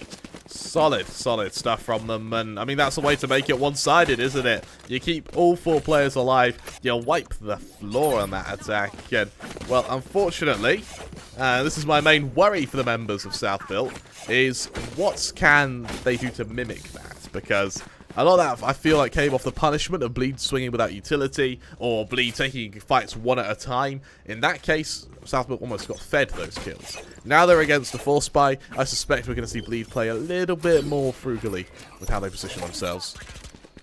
Chrysania actually committed an entire wall here, it feels, just to get that initial advantage on the ultimate orb, and it does bring them a touch closer, of course, to the Viper's Fear. I think both of them have been noted here. So maybe not going to be easy to opt into. Josh just going to quickly recall a star to get out of sewers for free. And they'll look to elsewhere. The 2 Killjoys within spitting distance of each other. An advantageous peak here. Might actually be in the hands of Lexi with the Frenzy instead of a Spectre. Oh no, with the flash here, Lexi's sure to just give up this area as fast as possible. They do score a headshot before leaving. And now Aziz is low on HP. The bird takes one of the bullets. An attempt to go up and try and lay Frosties down. And that works out well, coming in from 3 different angles. Aziz stays up on top while reloading. Maybe a touch foolhardy Crema. But still, South-Built will convert this into a plant. Ooh. However, if they remain taking silly 1v1s, might not stay a plant for long. Only 4 bullets in the chamber for First Love. So they're going to be forced to get the reload. Avoids incoming utility. Don't know if Pro's got themselves another one of these. And First Love here. Yeah, easily swung upon. That's going to be only 3 remaining here. It's kind of a half bonus they're going to have prepared for the 3rd round of their attack. Absolutely right. For now, Bleed, they're left having to consider what to do next with their full buy coming out there against the bonus of South-Built. And this should be the round for them. My worry is that South-Built, these last 2 rounds have looked very one-sided. They seem to have found their rhythm, and now they're looking to try and hammer it home and keep getting rounds before Bleed adapts, and then that goes back to square one for South-Built. Until then, though, they're in a pretty good spot. No ults up available for either side. For the most part, Pro and Flippy about 3 away, as close as we're really going to get. And that ult that was retrieved by Chrysania, it hasn't really had too much of an impact regardless. So maybe a bit of an overinvestment on that wall last round. Coming up towards the C hit right now, Aziz is going to be the one leading the charge and has already taken some damage from a shock dart, but not enough to overly worry. A blind is delivered, but not too much can be gained off the back of it. And now look at this. The movement here from Lexi. They've placed themselves within the smoke. They're going to take some damage. And they're going to be taking even more as Self-Built. They had 2 rifles in hand, and both of them seem to have done damage. Should be an easy upgrade for those on site, and Papachulos that want to retrieve that valuable Vandal. They need to look towards the back. A double flank here from First Love, and Frosties could be everything. At this range, though, Jar just doesn't miss. Whether it's on the Jet, whether it's on the Astra, the headshot monster does not give up an inch. What a round from Jar there. Welcome to the game, my lad. He's just destroyed them. They're 15-8. He's still the top fragger, despite the fact he's on the Astra. And I'll tell you what, both Jar and Mind Freak are like battle Astras. I love it. They're both so good on that Astra. And for Bleed, an eco has to come forth. South-Built, this should be a 10th off the back of this. And more importantly as well, this is their round where they can pad their ults and try and get as many up online as possible. Frosty is hoping to catch someone unawares, but hearing the Trailblazer, I know that that's going to be a little bit difficult to do. Reinforcement given from Chrysania in the form of the wall from the side. And Frosties, they won't be checked here in the corner. They will be seen, though, by the Seekers. Forced on out now and an upgrade to the Sheriff, but it doesn't have many in the chamber. Will Frosties have realized this? With only 2 bullets in the chamber, it needs to be headshots, and they need to come quickly. Aziz has already gained a huge amount of space, and they've gained more frags as well. Aziz feels unstoppable at this moment. This could be 4 rounds in a row for Self-Built Esports. And I'm fairly sure it will be because Lexi, even with the pink desk, I'm sure it won't be a 1 versus 5 with only a Sheriff versus 4 rifles here and a load of shields. That's a good start, Lexi. Can you give me another? With 8 HP, it's going to be difficult. Throw on the other side, scores a headshot. And that's going to be 10 rounds now for Self-Built Esports. He may only want to see pink, unfortunately, as he's killed off there. All he's seeing is a very rose-coloured picture of red. As we've got South-Built, 10-6 the scoreline. Now they've hit their rhythm, and now Bleed have tried so hard to stop them. Unfortunately, they're 4 in a row. It's a full buy versus a full buy. The fact that South-Built have been able to convert their bonus is really going to be harrowing for this side. And with the aggression from Bleed, it's kind of shown in long with this op from Frosties. Unfortunately, is an op what's required? Is an op the missing piece of this enigma? Well, it does at least leave A little bit more heavily guarded. Just not to worry about the C push, though. Aziz has been on top of things, but Jarpix is sure to put an end to that. But defensive, or offensive rather, Hunter's Fury from Pro doesn't get a huge amount done at this juncture. But Papachulo, they've made some deep inroads here. Maybe they could catch Chrysania by surprise. Movement is silent, it seems, from the defenders. They know that there could be some lurks still around here, including Jar, who's standing just outside of B. There's a big ping. The one way could be good. They wait for Chrysania to cross, but they can't connect the bullets because of a counter smoke that has been put on down. Lovely self-preservation instincts from Papachulo. Oh, they choke on the execution of Lexi. What a turn from Bleed. And that might keep them alive in this round. Jars are going to reinforce, double down on this angle, but Lexi's not missed yet still. Jar's different. Jar never fails. Jar the superstar. And now they're up against Jarpix. Coming in from 2 angles. Flippy's not even going to give him a chance to double peek. And this should be an easy plant on C with both of the defenders having to commute their way through B to make their way over here. I won't lie, Harry. For a moment, it looked scary. But then Yar goes, don't worry, lads, I got it. And then all of a sudden, Bleeds, they just lose players. I would be surprised if they go into this retake with the op on Frosties, especially if they don't get a kill quickly. Java Battler has been left alone on site. They seem to be doing fine just now. Frosties, it's not unwinnable with the operator here, but taps are going to be made very, very hard to maintain. Yeah, and with the operator going down C-long, they'd rather just hold on to it for yet another round, knowing that they've brought down to 0 in this one. And Frosties is going to need to come up big next round. That he is for now.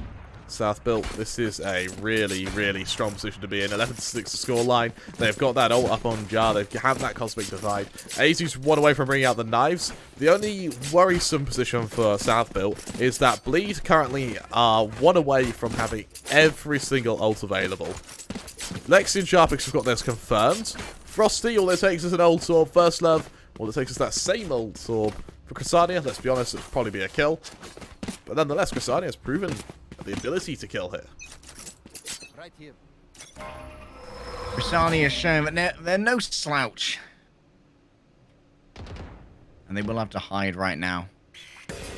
A lot of their armor on the doors has been removed, and Papachulo feels like there's definitely some presence here. Their sixth sense says that there's going to be some shenanigans going down in Garage. The rest of their team, however, a little bit more lean towards A. They got a sense that likely the operator, the only saved weapon, the only huge threat, is currently present there.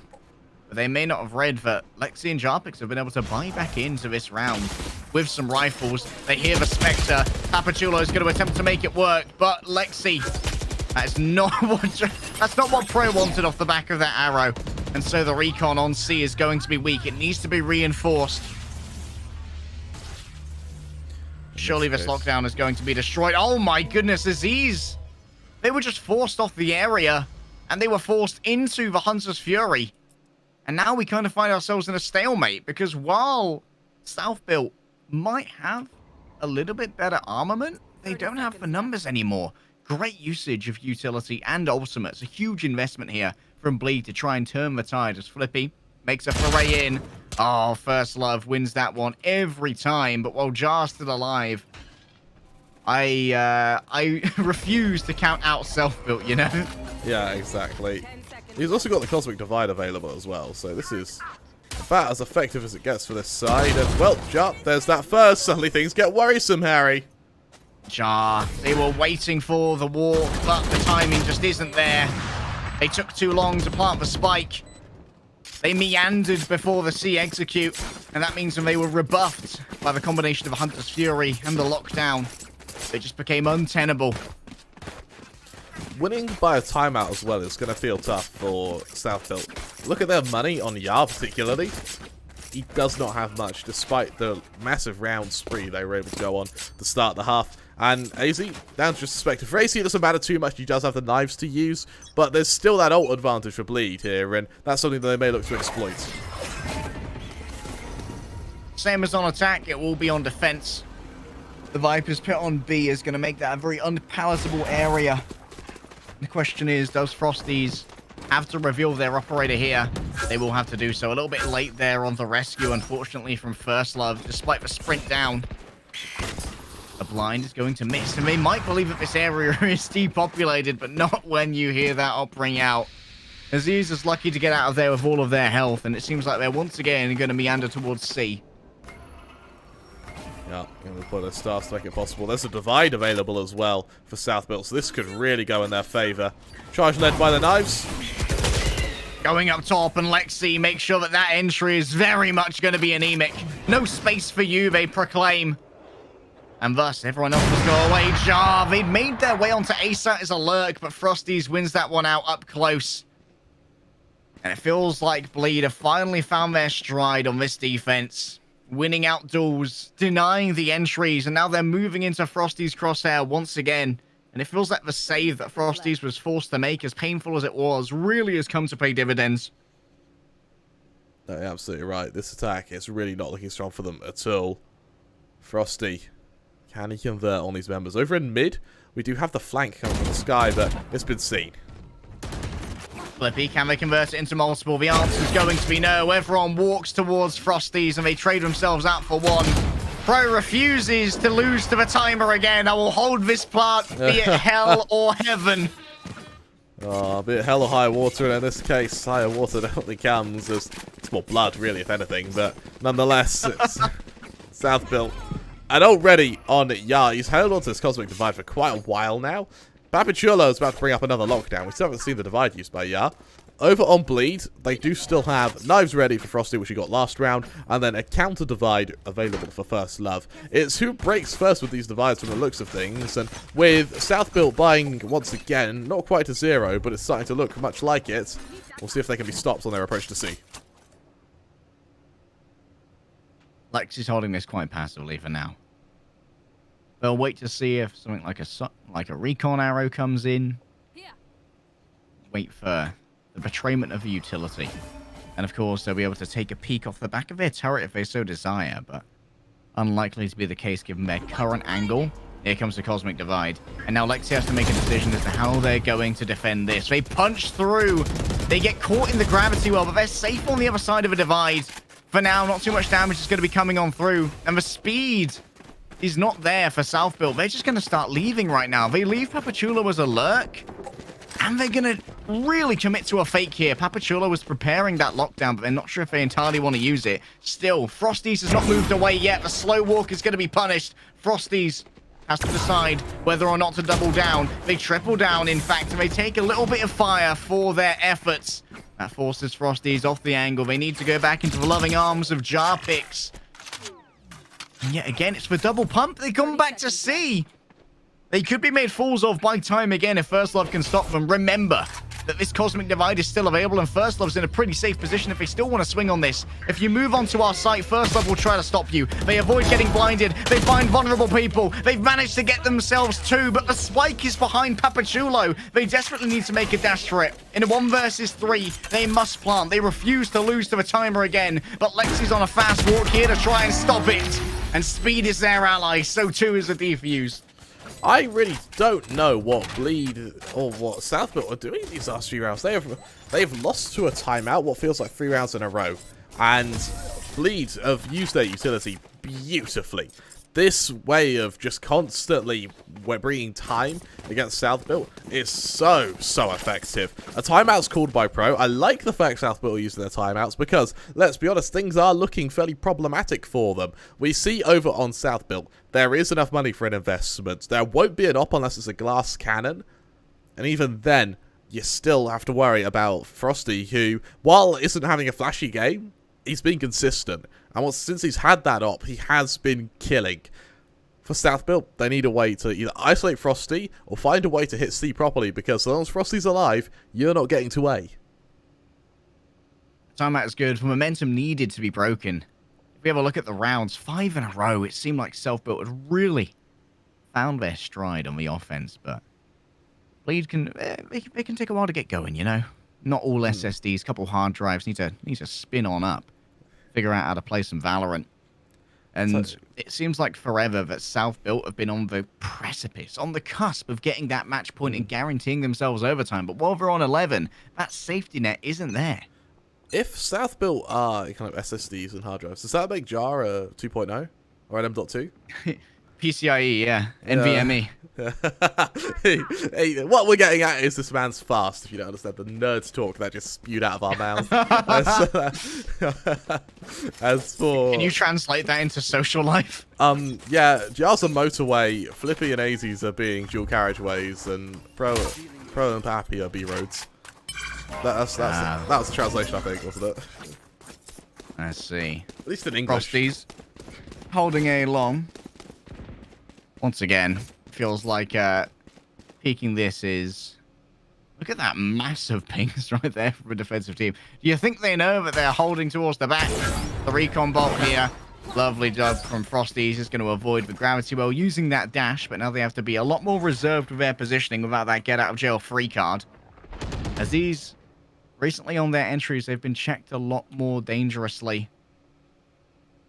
And JAR lays down the barrage of stars. They bring out all the utility that they want to. And Frosty is actually walking forward here, waiting for his smoke to clear. They've done the damage, but JAR's going to be the one to return fire. If they can get onto site, things might become a touch more complicated. But still they're obscured by this wall. Maybe the element of surprise, but definitely not. Jarpix has got a clue that they're here. And the damage has been done already. A pair of body shots now will put JAR in the grave. The gravity well reveals that seemingly no one's over there. Papachulo and JAR can now combine. First Love from the back is in a gorilla position. And there's no time for monkey business remaining. Papachulo, can they achieve a 1 versus 2, claiming this spike is so precarious? But they are going to be able to grab it. They go onto the other side of a box now, realizing that given the trajectory of that snake bite, it's likely that it came from that area. The vulnerable just proves too much. Crasania delivers a headshot. And this can be a leisurely defuse if they want to go and find the operator. Lead have really found their rhythm here, and for South Built, once again, they seem to just time themselves out. And sure, the spike plants will help them financially, but you need more than spike plants. You haven't hit match point yet. You still very well could lose this. And for Bleed, I'm starting to favour them quite a bit. My worry was that Frosty was their only true firepower in that last couple of rounds, but no, that was First Love from backside who actually tore through South Built there, assisted by Lexi by the odd bit of utility. And for First Love, I really favour him in that round. Both he and Lexi tied for frags, and with this op on Frosty's, I suspect he'll catch up fairly soon. Another investment from South Built, but they just don't have the money to bring out an op of their own. Jarpix here gets a singular ping, but not too much damage. It's going to be gained off the back of it. Remember that every single map means so much here to South Built Esports. They haven't claimed themselves a win yet. They have gone up against Brendan Paper X, which admittedly is a very hard rollout for your first 2 days, and they were hoping that maybe things were going to start to get easier. Maybe they could start to pick up some wins. And earlier on Haven, it looked like that was going to be the case, but it feels like Bleed right now, they are definitely in command. And if South Built lose this one, then Bleed should easily be able to convert into a 12th round, because they'll be up against finally an eco from South Built. Right, Jarpix, bit of damage to start, but the Trailblazers come out. You see that dumper utility from Bleed. They're so good at just slowing and zoning this side of South Built. With Dart, though, from Jarpix. Maybe a little bit of nervousness coming to the forefront as First Love puts up their Cosmic Divide. They will fall to Pro ahead of the curve when it comes to the formation of that wall, as he's going to try and make their engagement here. Jarpix just runs into the smoke, but 2 players have been detained and they will be easily hunted down. Chrysania has managed to make their way up into heaven here, and it might complicate matters on the retake. In a 3 versus 2, Papachulo falling is unacceptable. They keep challenging Frosties, and Frosties could be rewarded for this. The Operator and the Shorty. The updraft remains, as too does the dash. Jar finds the timing, and while Frosty's tries to escape, all they find is a taste of the wall and a bonus course of lead. Jar, once again, the hero that Self-Built call upon to give themselves match point and guarantee overtime. It took them 5 rounds to do it, but on the 5th try, they finally make it 12. A really, really tough second half for South-Built, and for Bleed, that is going to be soul-crushing. To go so close to actually upsetting, then winning, got to come back against your opponents, only to have them at 11-10 find their 12th. Could still force overtime. It's not over yet, but if you're Bleed, you're still going to be fairly unhappy with this. That could have been anyone's game, and it still can be. But at least a little bit of comfort here for South-Built. They are on a almost full buy. A meager rifle in the hands of Papachulo. The Bulldog, not ideal, especially when going up against Lexi, who has been difficult to try and counterbalance over the course of this. Actually top fragging at the moment for their team. They'll be able to take contact off their turret here. Will they decide to do so? They move into the smoke. They're forced away. Flippy had an idea that you were there. Lovely stuff from them. And now Aziz, once again, making speed their ally. Moves in onto this area. Frosties has brought out the Shorty. And you enter my smoke, you'll be made to pay. Jarpix exacts a heavy toll. And Jar, once again, is called to be the hero. Can they do it? The answer's no. Jarpix picks up their 3rd. And Bleed come closer to overtime. And they save the op. This is getting really close, Harry. Tell you what, Harry, it reeks. It reeks of overtime. Like, sometimes you get that little smell, a little waft of cheese when you see maybe a Shorty and a Jet smoke. But no, this is a proper stench, and this is definitely overtime. It's about damn time, Crummer. We've had some short maps today. We've been yet to hear that sweet voice say overtime and hearken to an odyssey between 2 of these Southeast Asian teams. We have some of the best here at this event, but it seems like the best have been going up against weaker opponents today to try and find a finale to this map, a finale to their attack. Right now, it looks like a skirmish on C. Chrysania is going to be the one to meet it. Their wall isn't actually here, which is going to complicate matters, but the orb at least will obfuscate Chrysania's presence. Chrysania, the jump spot. So careful. Can't risk foregoing that man advantage. Though your Spectre on Hazy as well. It's all order regardless, and instead, South-Built, they just get out of there. They're not interested. They never mid's at least slightly clear, because Papachulo has been lurking here with their Sheriff. Remember, every single round, the economy's just been bare bones for South-Built since they ran out of the money that they were generating over the course of that 5-round win streak. Papachulo just trying to get rid of a huge amount of utility here. Down comes the Cosmic Divide. An attempt to stop it will come through from Jarpix. They've been doing so well thus far, but First Love is the one who takes matters into their own hands here. Come forth onto B. I dare you. Enter my territory. 3 kills already, and they can still look for more. Swapping over to the Spectre. Sure, it is a bit of a weaker weapon, but First Love's got the aim of a god on them at the moment. Movement's going to be forced. First Love keeps it going. Let's go. The ace from Bleed will take us to overtime. That's exactly what you need if you're First Love. That little confidence boost. Running and gunning for his final 2 kills. And all alongside a complete counteraction to your opposing Cosmic Divide. What a round from Bleed. And what a way to force overtime. The performances from these Astras have been sublime thus far. Maximum frags from the Cosmic Queens. I have the power of a supernova in my veins, son. You can't comprehend Are there any glass cannons? No, the operator's staying on the armory table for now. Rifles all around, Kremer. It is for the most part. Bleed is going to back off. Goes this default. Bit of heavy fight for Garage, but nothing too wild as looks like South built. Been fairly slow with this defense. Remember that first move through. The defense of South built went 6 for 6. Many people moving through Garage now. Jar going to be the one to try and meet them. They've noted Frosties, but they can't convert. First Love is just so good when it comes to the gunfights. And now Frosties, there they escape from this smoke. Flippies is there waiting to meet them. It's come down to a 1 versus 1. Pro versus First Love. It's not been a great map for Pro. Lagging behind in the frags and First Love. What a time they've had, Kremer. They really have been an absolute warrior for Bleed, and they don't have to plant here. They still have 47 seconds.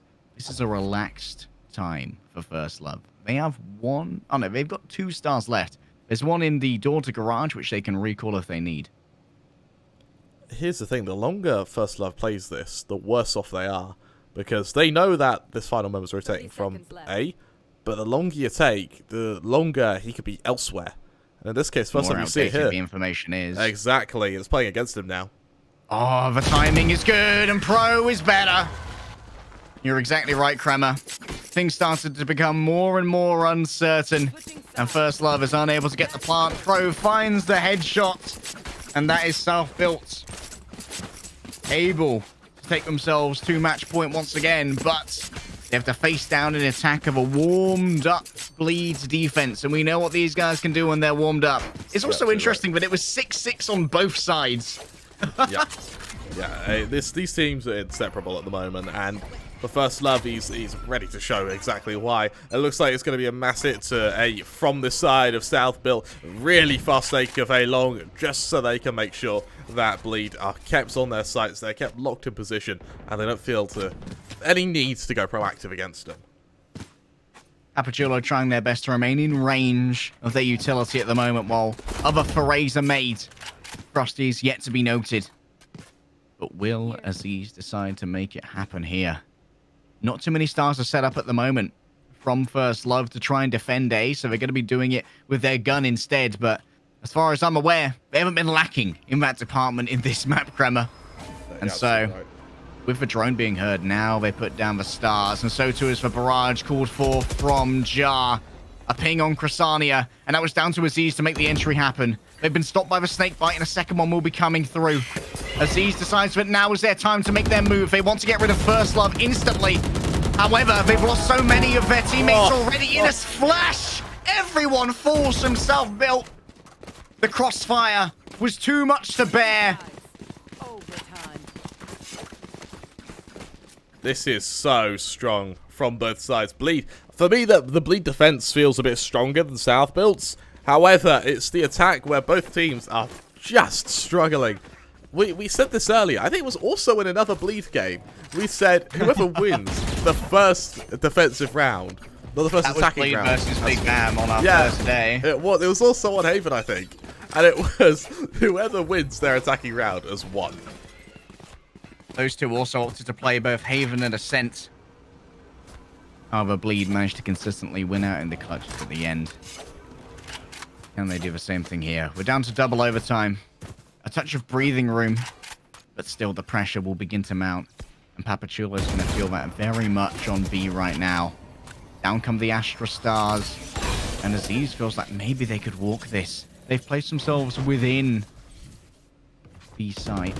They might try and take a swing off the back of the turret contact here if it can go. And they look for a planter. No one's there. Frosties will have to dodge away after taking a bunch of damage, and there's no one who can heal them. But Jar's fallen elsewhere. What a penetration here from Crasania. They've tried to take away C-Site all by themselves, and they might well have achieved that. Now the rest of their team can move in through Garage. And Crasania's got themselves a deep post-plant position. Remember, they don't have to worry about dying to a spike. Economy doesn't really matter anymore. All you have to worry about is gunplay. All you have to worry about is utility. All you need to worry about is the ability to clutch this. And that might be what Crasania has at this point. They have to take down the Sonic Arrow. Now they move through the friendly jet smoke. As it dissipates, it's easy. But Aziz has managed to win that. Can they get yet another? Oh my Aziz God. gets free. Where is First Love? They're coming from Garage. First Love has been huge thus far, but Aziz will find their fourth. And that's a defensive round win here off the back of a huge number of jet frags. Oh, Harry, Aziz, he found his calling and he definitely answered. What a round from the Jets. 4 kills, 1v1 after 1v1. He didn't need any flashy spray transfer or any quick adjustments because his crosshair placement is just that good. What a round from South Built. More importantly, what the Bleeds now do now that they're on the back foot. Another defensive win here. And Bleed really feels like they've figured out the Self-Built Esports attack. Is there anything different? Is there any depth in the playbook here for Self-Built that they might be able to bring by surprise? The glass cannon is out. Frosty's with the op. Waiting at A-Long. They've got Pro. That's for Spike dropped as well. It's going to be easy to retrieve. But that betrays intention that the Spike was on A-Long. And now Papachula needs to find something. They need to open this up. They need to get those worries generating elsewhere. That's a good smoke right there. It stops the alarm bot from seeing Papachulo, and now they can penetrate into the back line. But still, they feel that something's up. Jarpix. I smell trouble. I smell trouble, and Bleed smells Papachulo. Every single gunfight seems to be going the way of Bleed as Frosty stares down towards A-Long.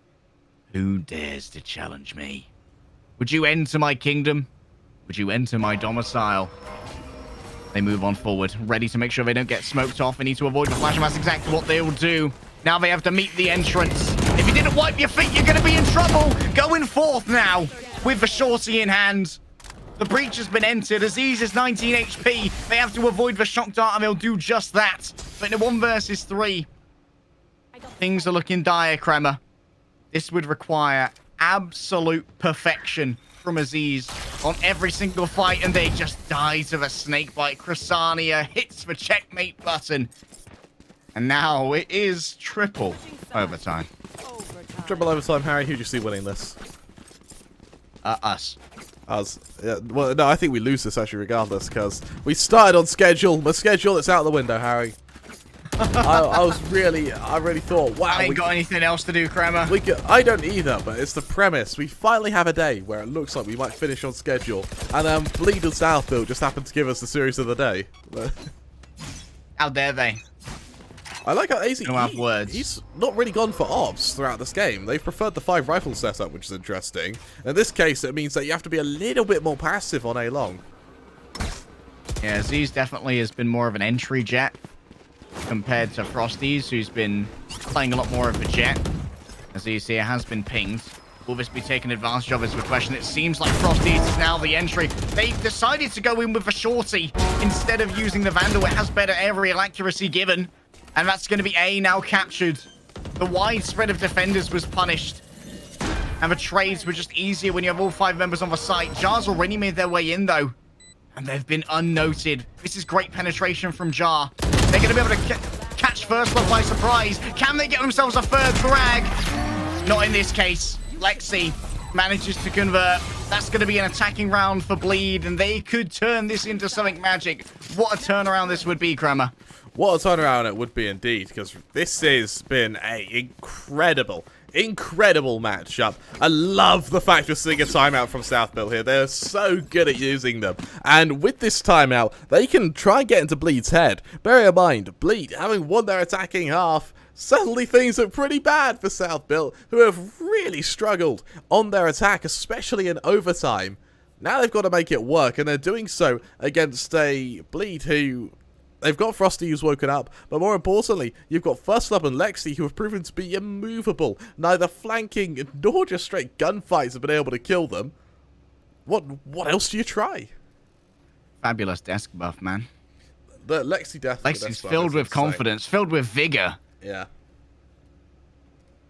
Oh, it's so difficult right now to be self-built. Their attacks, well, they had a good first 5.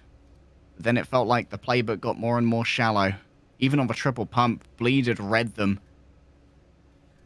And Bleed certainly have got a good sense of what SBE want to do. It feels like in this overtime, it's been all about those A hits. We have seen some onto C, but First Love decided not to plant there and instead went for gun duel onto Pro. And Papachula, they've not been having the greatest game. But maybe on this attack, they could be a hero. You're absolutely right. We have a quick pause, which we'll hopefully try to move past, because I believe it's Jarpix who's disconnected. We're going to have to wait to see what can be done by a lot of these players, bearing in mind that a lot of these rounds, while the utility has made it a bit of a cluster, it's still come down to 1v1s for the site. And in this case, for Bleed, I suspect that they have a bit of an advantage purely because they've been able to consistently narrow it down to a one-man advantage off the back of the op in the hands of Frosty. When you have that advantage, trading is always going to go your way unless Southbit are able to mimic a 1 versus 2. If Southbit win their attacking rounds, it all goes out the window. I don't actually know what it will take to break these two teams. But on paper, right now, Bleed certainly look in the lead. I want to see Southbuilt attack a site that does not have the Viper Wall on it.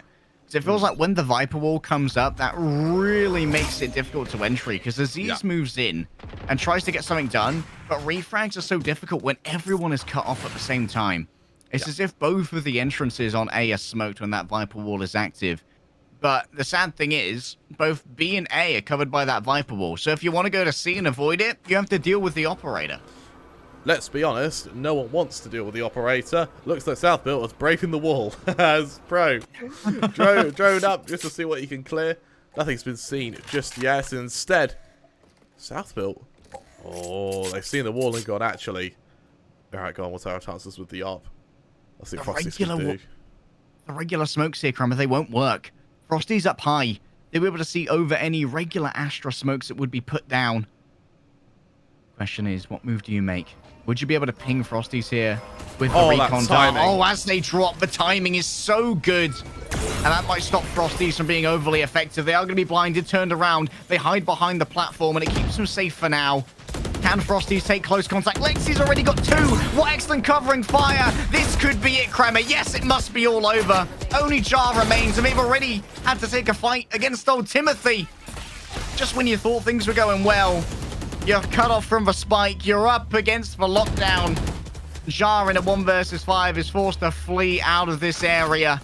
And with only 12 seconds remaining again, Southbuilt are becoming victims of time itself. All you have to do is not give Jar fights. But Bleed's going to bring the fight to you. Astra versus Astra. First Love versus Jar. And Bleed come out on top.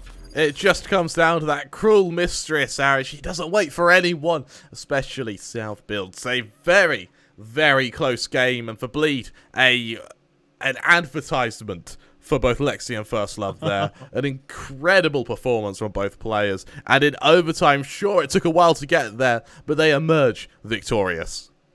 Things are starting to look worrying right now for Self-Built Esports. They're starting to fall into the sharper trap where it could just be draws all the way down. They started off against the toughest opposition with Bren and Paper Rex. And this was supposed to be where they start making up those maps, making things happen, getting themselves towards those playoffs. But right now, Self-Built Esports, it all hangs in the balance, and they need to recover on map 2.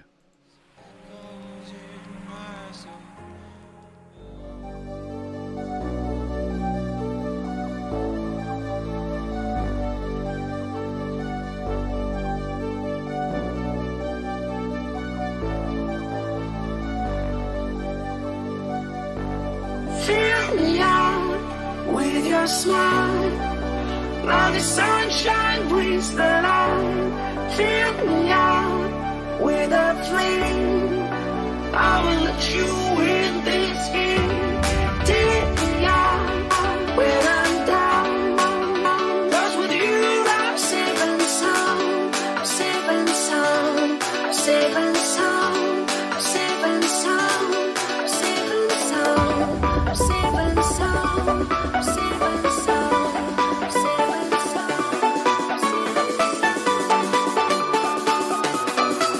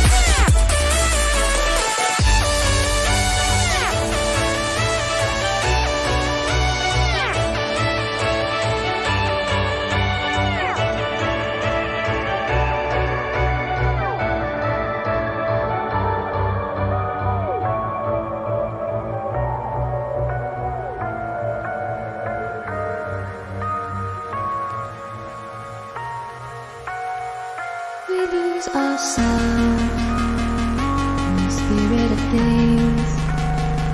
We lose our sight when we put our trust in things of this material world, of things that fade away. Let them keep coming back, keep coming back, keep coming back, keep coming back, keep coming back, keep coming back, keep coming back, keep coming back, keep coming back, keep coming back, keep coming back. Of things we know.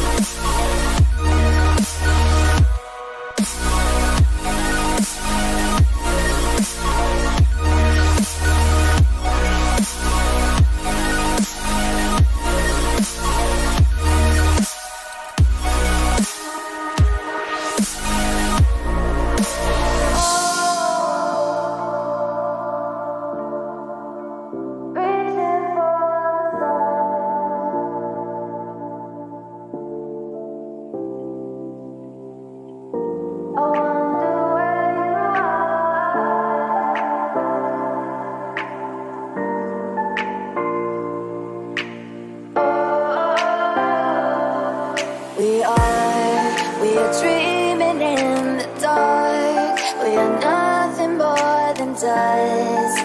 Search but you stay lost. We are reaching for the stars, but we're making this too hard. And I wonder where you are. Mysterious, that's the part you always show. 'Cause you're too curious. Maybe you should take it slow. Mysterious, that's the part you always show. 'Cause you're too curious. Maybe you should take it slow.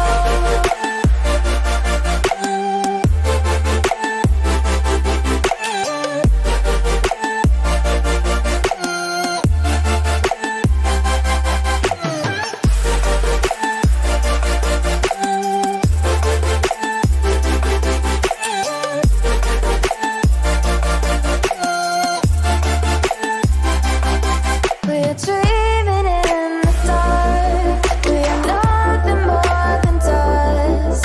Just search but you stay lost.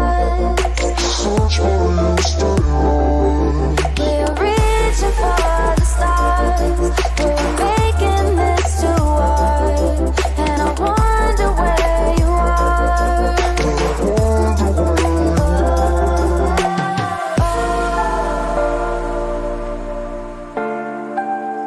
Reaching for the stars.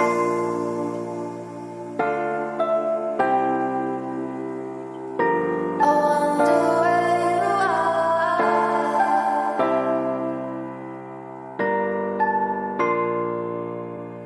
Oh.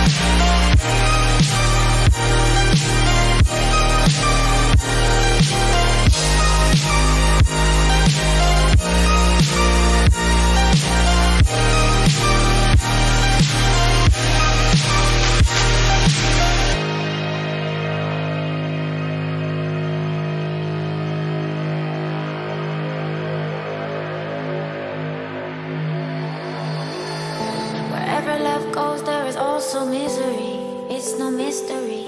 And you and I, we got history, yeah. Wherever love flows, there is also tragedy. When we're in too deep. And you and I, we got history, yeah. Go look in the mirror, say, hey, I'm sorry for all the pain. I'm sorry for all the pain. Go look in the mirror, say, hey, I'm sorry for all the pain. I'm sorry for all the pain. Go look in the mirror, say, hey, I'm sorry for all the pain. I'm sorry for all the pain.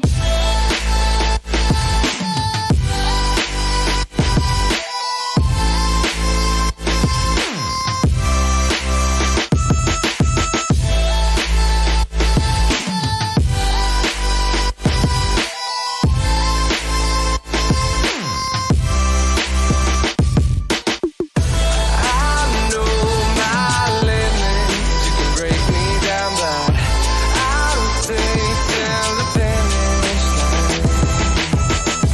I've been counting minutes for quite some time now, just to see you again. And I've been counting days to get away, to see you again, see you again. Been finding ways to get away, to see you again, see you again.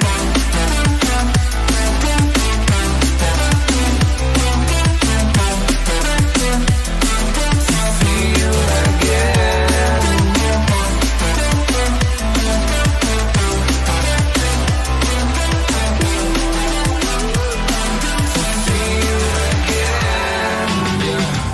I can never ever find the right words, and there's no way this is real life. There's no telling you're the right girl, so I can only say that it feels right. It feels right. It feels right. Yeah, I can only say that it feels right. It feels right. It feels right. Yeah, I can only say that it feels right.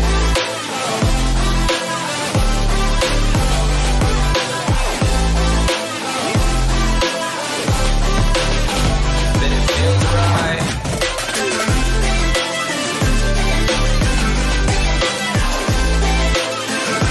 Feels right.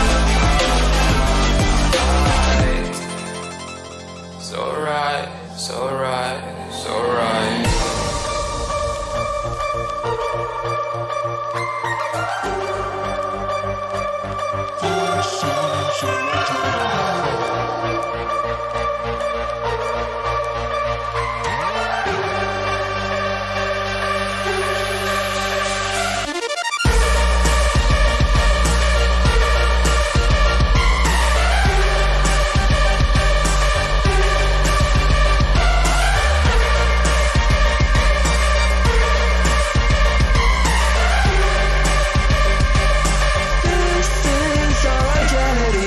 When you want to get off the darkest ground,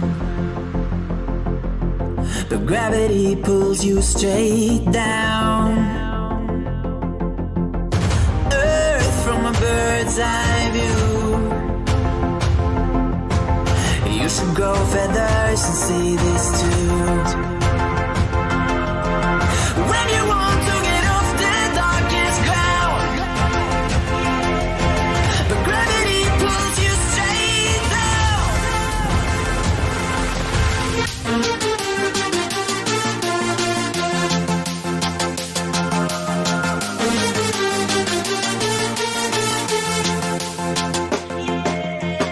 When you want to get off the darkest ground,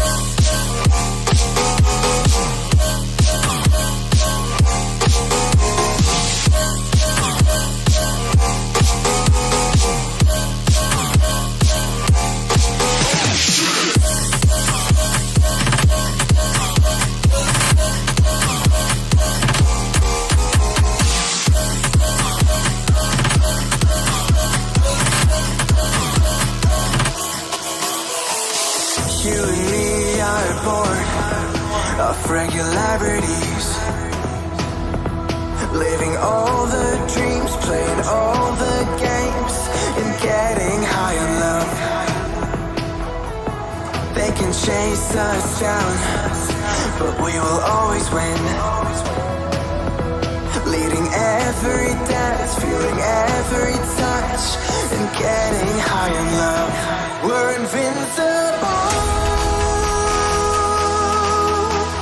Trust in me. We're invincible. Don't you see? We're invincible.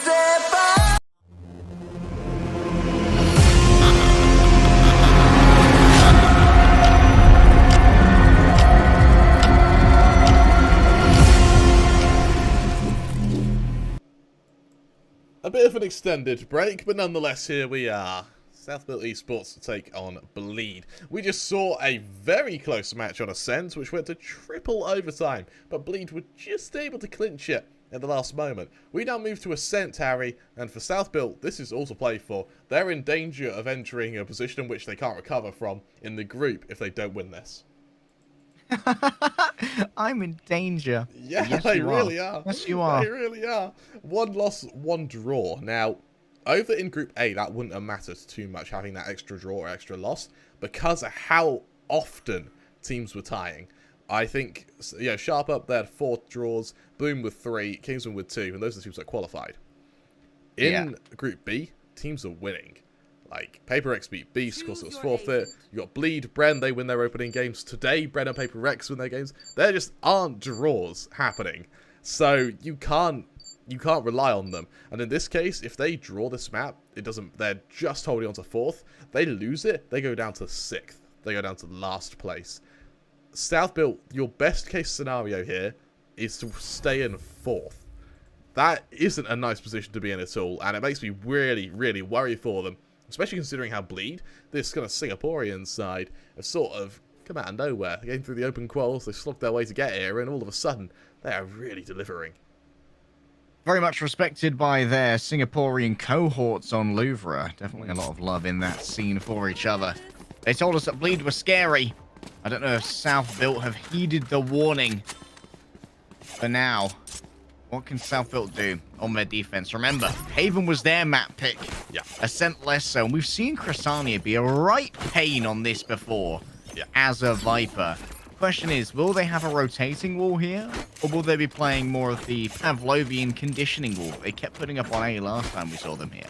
Let's see what they can do. For now, it's going to be a bit of aggression, I think, planned from South Built, maybe off the back of AZ, accompanied by Flippy, so a flash is very much an option for them. Unfortunately, Jarpix, he's focused in mid. Instead, it's Papachulio with this heavy setup to try and stop any assaults to be. Yeah, bit of contact in mid, bit of dink on first love as well. That's a nice little opening. Unfortunately, the stage, I'll just steal that away. Speedy foray here, but already this door has been closed. Now they're going to have to announce their intention to move over to B. Will Pro be fast enough on the turn is the question. They'll have to move away back to site, Crysania could get themselves maybe a touch of that ultimate orb coming in from all different angles now. There haven't been any fatalities yet, but Jar's been left low. Oh, the second that all of that utility coalesces together, a snake bite, the shock dart, and the bullets on top of that. And now Flippy has to wonder, how do they return into here? Flippy up against 3.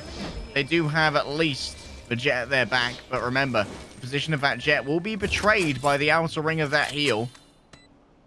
As these and Flippy decide better to move together. I think that smoke might be slightly bugged there, Crema. Ever so slightly. Frosty's grabs too. Easy clap. Perfect for him. A wonderful little round there, and for Bleed, that's their 1-0 lead on the attacking side of Ascent. Bear in mind, this is Bleed's map pick, Harry. They want to be here. The fact that they were able to take Haven with it not being their map pick, that sets them up to a potential victory, which would be very interesting to see. Bear in mind as well that they also kind of riding the high from their victory with BAM. Also went to overtime in that one, and it's the chance to recover from the loss to Brent. They don't do things in half measures, do they? They either win or lose. They're very binary as a team. I think everybody's recovering from their loss to Bren. Yeah, it's just the general mood of the tournament. It's, we got to play against Brad. So away, we lost to Bren again. Aziz, oh, yep, you peek that again, and Frosty's takes your head off. Easy for the Marshal. No body shots required, but just go for heads here, boys. And Jar nervous to double on down, especially with that slow. It would be very difficult to do. Medea Spora of Bleed attackers, for now, are just happy to lay on back and wait to see if you want to challenge them. Now, Papichulo holding this angle just in mid. Maybe someone would swing into them. And nothing's been converted just yet. Only one player noted, though. We don't have a pros there, but Crysania, they've made it even more difficult. With Flippy going down, now Papachulo has to rotate back to B. They feel that they've forced away the defenders, and they're exactly right. Papachulo is going to be in a dangerous position. They come out looking for a right click, but instead it's all about the lefts, and none of them are going to connect. Jarpix finds it so easy now. And Pro has to somehow combine their forces with Jar to make never mind. That's gonna now it's just Jar with a Sheriff. Oh, things only get more and more complicated. The Marshal stares them down, which they're able to avoid. We know that Jar has the accuracy that's needed to make this work, but up against this massive meat, this deluge of bodies, it becomes so easy, and Bleed converts their anti-eco as one would expect. A really, really tough position right now from this side of South Built. You move to your full buy, but you run the risk of, if Bleed convert this, more importantly, if Bleed win this round, then you are straight onto the back foot. Similarly to how we saw both halves start on Haven, where it was 3 rounds in favour of one team. Finally, the buy works with the companies with the ults, and then it's a to and fro from there. And it's just down to if you can let end on a hurrah or not. In this case, Lippy, Bird's going to reveal that he knows people are coming. I mean, let's be honest, Bleed aren't exactly quiet about this, but can he stop them? Nice little boost here from First Love. What can they do from the elevated position? Jar falling down makes things even more difficult. Now remember, this is the buy for South Built. This was supposed to be where they turned this around yet again. And already for a man disadvantage. Still the elevated position here from First Love is likely going to be pinged fairly easily. That's a miss on the recon dart. They're falling in so many places that they shouldn't be. Can Pro convert? Yes, they can, but they've lost Papachulo in the meantime to a shock dart. And Pro has to make the difficult decision with 15 HP remaining as the only member of South Built left that this Vandal is worth more than the point. I like the fact they're holding on to the Vandal. I think for South Built, they know full well. Look at their money. They don't have a buy next round. Having Pro hold on to that Vandal, it means that you have a chance of having a hero play. Pro takes a 1v1. He wins it. Cool. One of his teammates